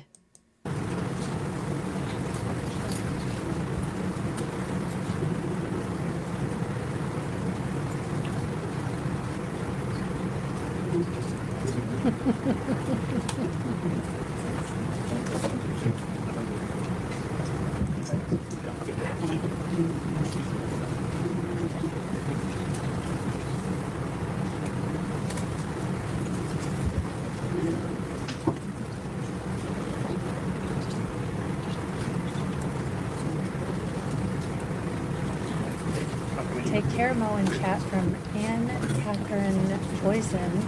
Even if there is a herd of elephants walking around, sometimes they just want to play, even with your nerves. Give yourselves wings, swing it with healthy. Good night from Germany. Well, good night, and I hope you have sweet dreams. Decompress and watch some happy videos after this day. For the love of Cheetos, how long is this freaking sidebar?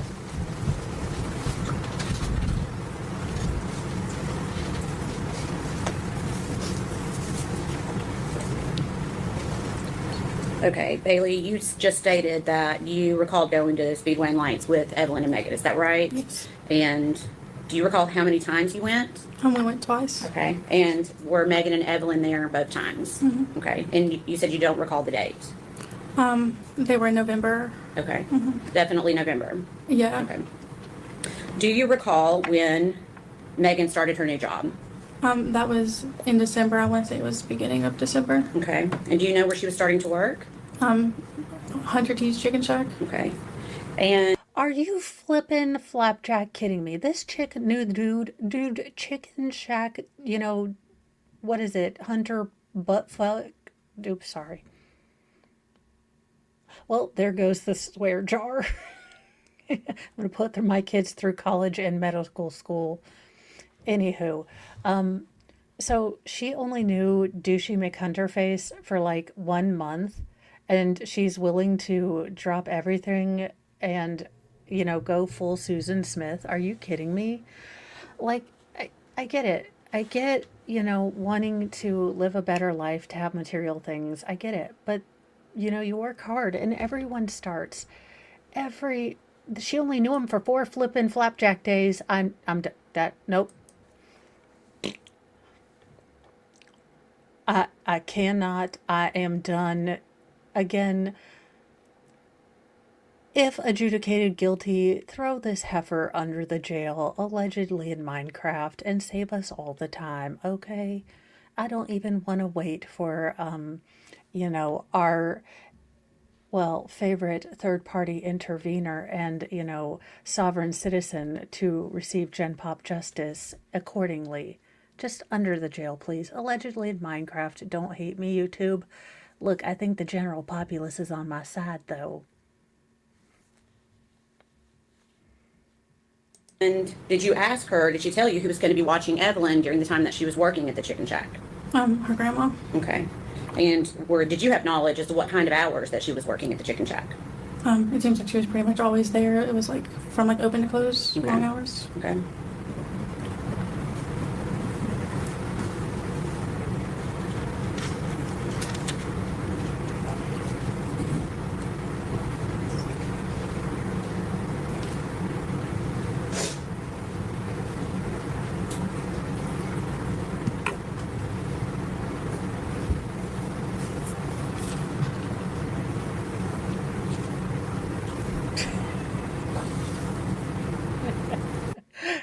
JK Debug, to be fair, she took his whistle and let him freeze, even though there was plenty of room on that damn door. She loved him so much, she's like, no, Jack, let go. She had like a claw hammer and was prying his fingers off even before. He's like, I still love you. And she's like, get the F off of my door. I have, you know, the heart of the ocean or whatever the hell that jewel is. I gots to go. She's like, also let me have your whistle. And then I'll always love you. I'll play Celine Dion very much a lot. Oh God, Celine Dion. If you are a kid in the 90s, try this with your mother. Turn on It's All Coming Back to Me Now by Celine Dion and watch your mom get transported and become Celine Dion for a couple minutes. It's very disorienting, but it's fun to do sometimes. I love you, Mom. I never do this to you.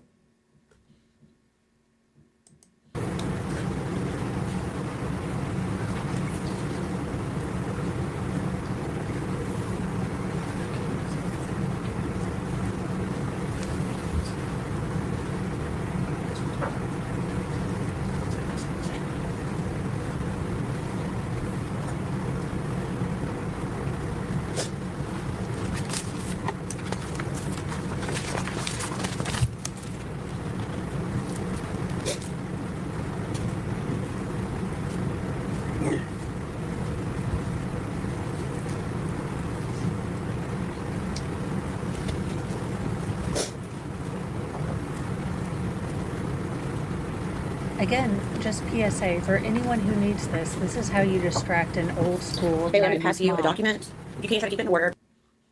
I must impart this wisdom. Turn on Dr. Quinn, Medicine Woman, followed by Touched by an Angel with, Roma Downey and Della Reese. And you will have lost your mother for like 3 hours. And you are free to do whatever the heck you want because she's busy and Sully's on. So be quiet. You're welcome. If you ever need to tell your mother something dire, just turn on, Touched by an Angel and she'll be distracted. And then you can tell her with, full knowledge that she's not taking anything in. Again, I have not used this, I promise. But just look through it and see if you recognize it.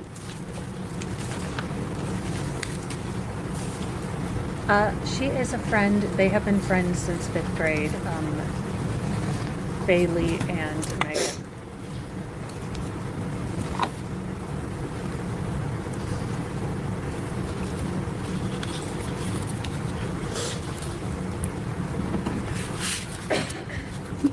Yeah, I do recognize You them. do recognize that? Can you tell me, without going into what the context is, can you tell me what that is? It's text messages between me and Megan. Okay, and for what date? December 5th, Of what year? 2019. Okay, and is that a fair and accurate depiction of your conversation with Megan Boswell on December 5th, 2019?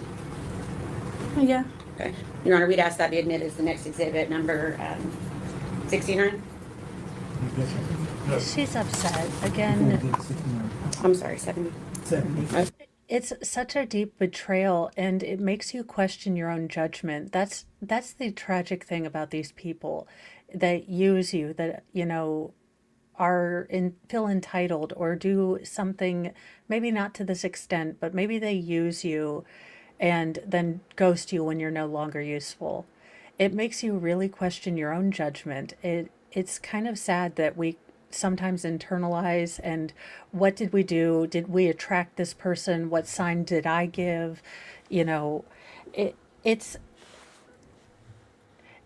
definitely, I'm sure, eating her up. And it's such a terrible thing to have to deal with, again, in your mid to early 20s. 20s are such a growth year. You're such a kid old. And I mean that with kindness. You just don't have the experience. And I wish I still had the confidence that I knew what life was about that I had when I was 20. I thought I had things figured out. I was, a full-blown daggone adult and I knew everything. And then life, kicks you in the boob and takes the rug out of you and doesn't care whatever day it is. So it's such a tumultuous time. It really is. And to have to deal with this isn't something I would wish on anyone. So she is doing remarkably well. Again, Megan probably made her question her judgment, sanity, discernment, and people like this just wear masks and you can't, you don't figure them out until you figure them out. And unfortunately, if you're smart, once you figure them out, you leave them the heck alone. They are like, those tree frogs that get you all high. Fun for a little bit, but draining and ridiculous and poisonous for long things. I'm sorry. What's 69?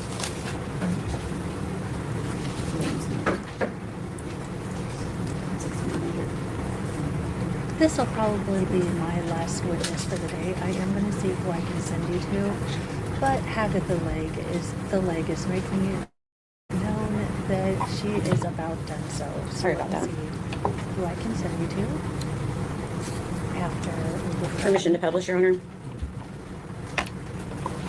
Bailey, I'm going to show you each one page by page, okay? We're just going to go in order. Okay. This first message, who is the first individual to speak on this message? Megan. Okay, what does she say to you? Hey, I'm still at the chicken shack. Okay, and what time of day was that message? Did that message come through to you? 9:39 or 32 p.m. Okay. And when you ask her what she's doing, what does she respond? I'm actually just hanging out. Okay. And when you ask her if she's having fun, what does she say to you? Yeah, I just hang out with Hunter. We're done now. And what time did she send that message? 9:51 p.m.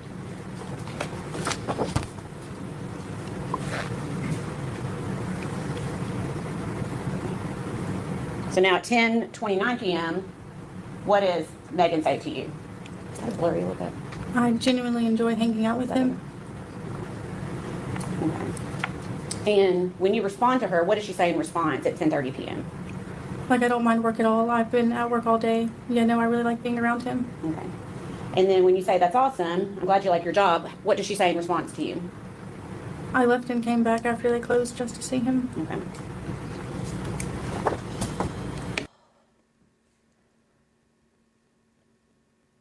Okay, thirsty much first. Also, no, this is not how a healthy relationship works.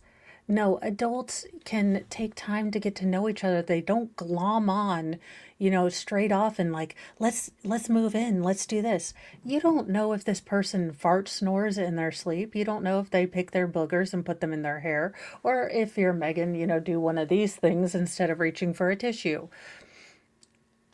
That is not how adult emotionally mature relationships work. You do not just go in and shack up with people after meeting them for like 4 days. I feel like this shouldn't have to be a public service warning, but I am flabbergasted, but there you go. A relationship advice from Mo. Don't move in on the second date. You're welcome.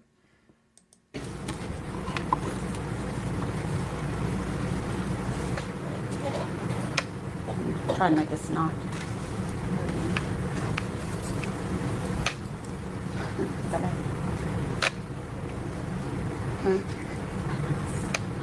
Okay, I don't know if I can make. No, what they would do for me would be put Futurama or South Park on. I am not allured by Hallmark movies Touched by an Angel or Dr. Quinn Medicine Woman. I was inoculated by 90s cynicism and Claire Danes in my so-called life. So I was fully cynical and, nihilistic in my teens. So I am inoculated to the Dr. Quinn Medicine Woman wholesomeness that has captured many a mom and the Hallmark Channel, because it's basically the same damn movie told 575 ways. And oh my gosh, how can you watch the same damn movie all the time? My mother and I have this conversation every time. I'm like, Mom, please explainate this to me. It's always a single mom with, a struggling bakery, and she's, the heart of the town, the soul. And, she didn't divorce her husband. He died of, some sort of cancer leukemia. And, she battled cancer leukemia herself. And this mean, evil, businessman who's forgotten joy and having a heart comes to town to foreclose on their bakery. But through, laughter and quirky, neighbors and situations, he ends up falling in love, and his heart goes 5 sizes, and then Tim doesn't die. I don't know how my mom can watch this in nauseating, like just variations. Now I get it. It's nice to have a movie that you know exactly how it's going to end, but I don't get it. I really, really don't. I've tried. I have, but all I want to do is watch murder documentaries, and no one wants to watch them with me, and I find this offensive somehow. Yes, this is my current dramatic stress. I'm telling you all, Mr. Mo does not like to watch, Detective Hunter and all of the fun shows, because who wants to watch about dead bodies? And I'm like, moi. But apparently, no. Feel my sadness. Make it better than that. Can you see that okay? Yeah. Okay. So at this point, we're at around 10:40 p.m. and you're asking if it was just Hunter.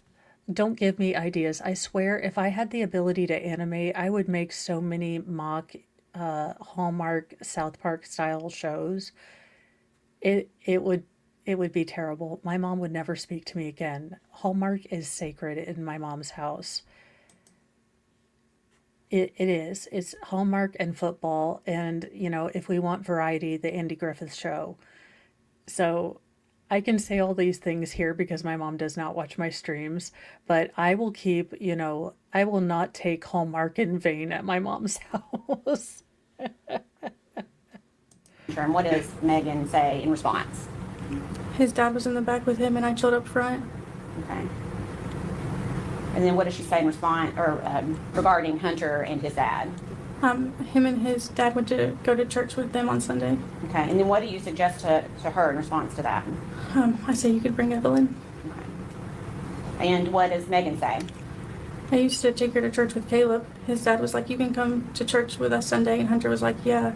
And we'd go to that barbecue place you like and get food after. I feel kind of bad. He's not a bad guy. And I was like, he's so weird.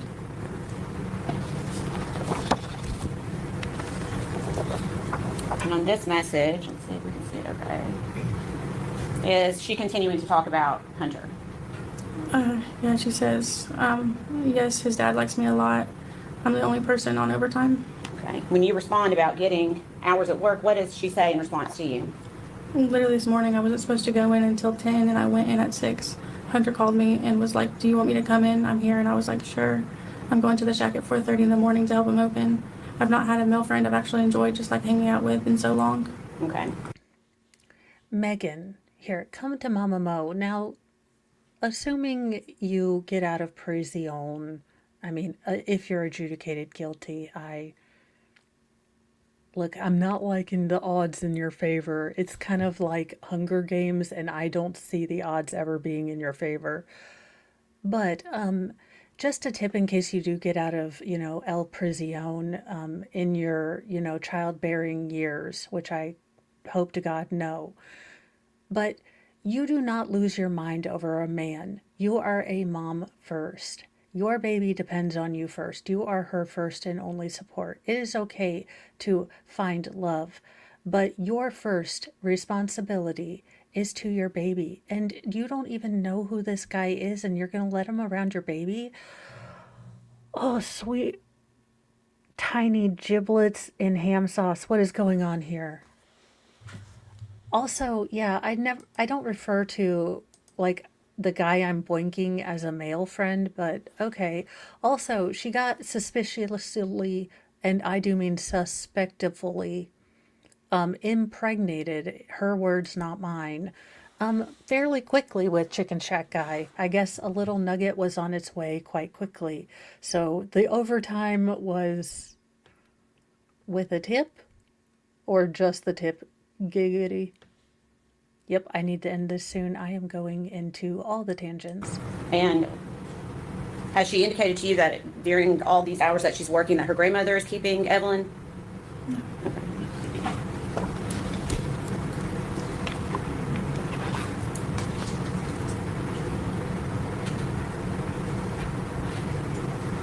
Okay, so when you say that's so early, does Megan respond to you?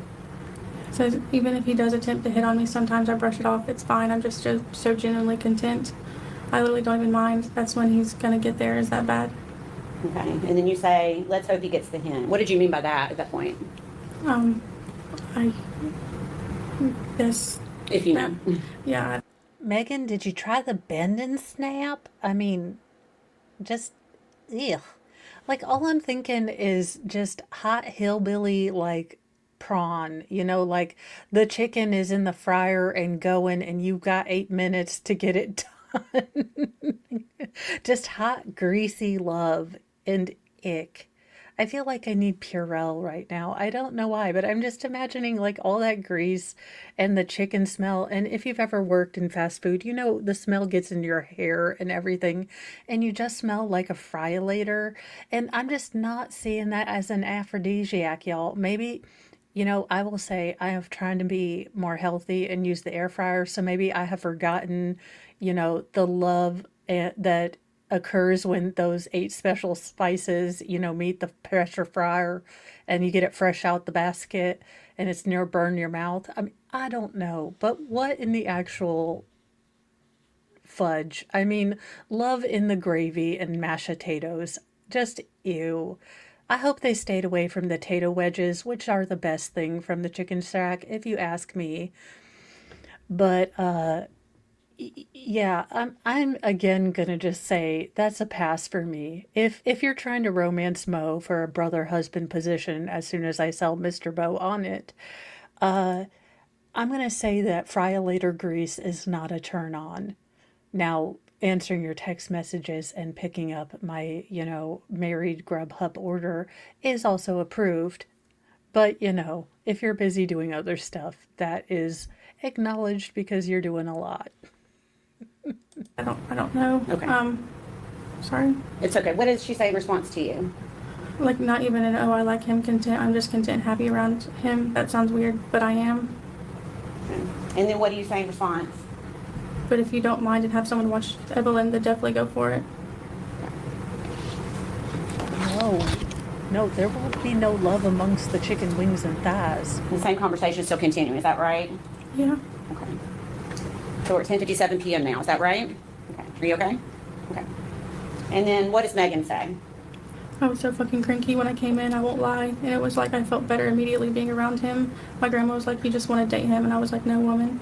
Okay, and you responded to her that he seems like a nice Southern guy. And what did Megan say in response to you? My grandma's keeping her overnight for two nights and all day. He's a pretty good guy. Like I said, I'm just so content around him. Okay. And then when you say that's good, how does Megan respond to you? Like I worked from 6 a.m. to 6 p.m. and came back at 7 to 9:30. I literally just didn't mind. I washed dishes and helped him clean for a little bit. And the only time I left was to go get him.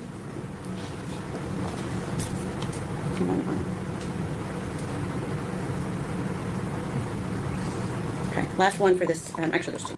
Okay, y'all, maybe I am just not a peoply person, but this is too much togetherness for me. Like, I get the whole, I really like you, but I'm much more of a texter. Like, if you're in my workplace and we are spending 100 gazillion hours together, I don't want to see you at the end of the day. I need at least a good hour of non-peopling, to decompress. I am not going to lie, even after the stream, I will probably go down with my family and, have to take a couple minutes to kind of get out of stream mode.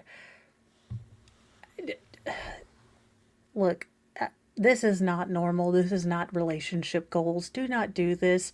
And do not do anything that would cause the health board to close down your chicken shack, because I'm imagining, this is pure speculation, but there was love amongst the mashed potatoes. That's my, just blech.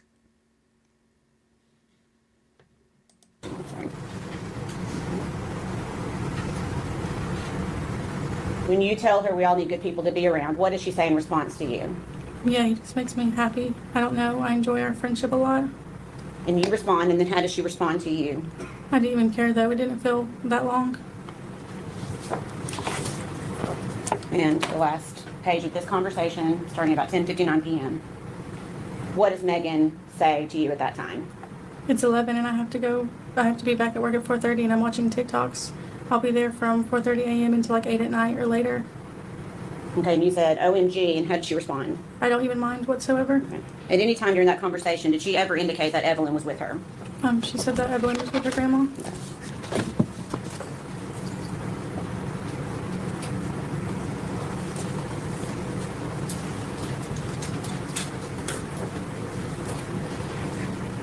All right.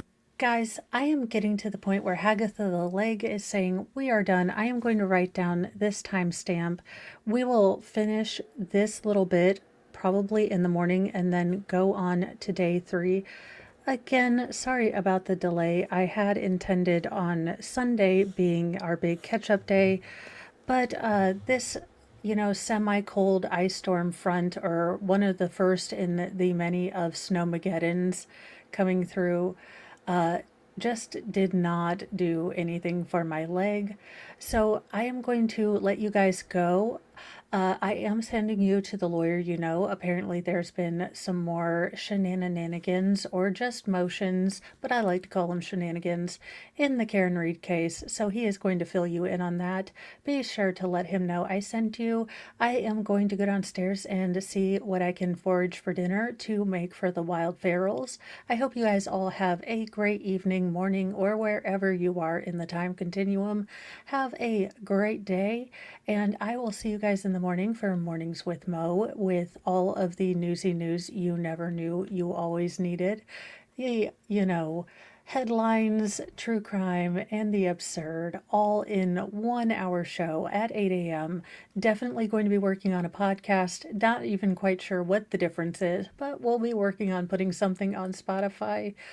as soon as my new studio slash office slash handy capable room is ready. So thank you guys for staying with me during this heartbreaking trial, enjoying the snark and the heart. I will see you guys tomorrow.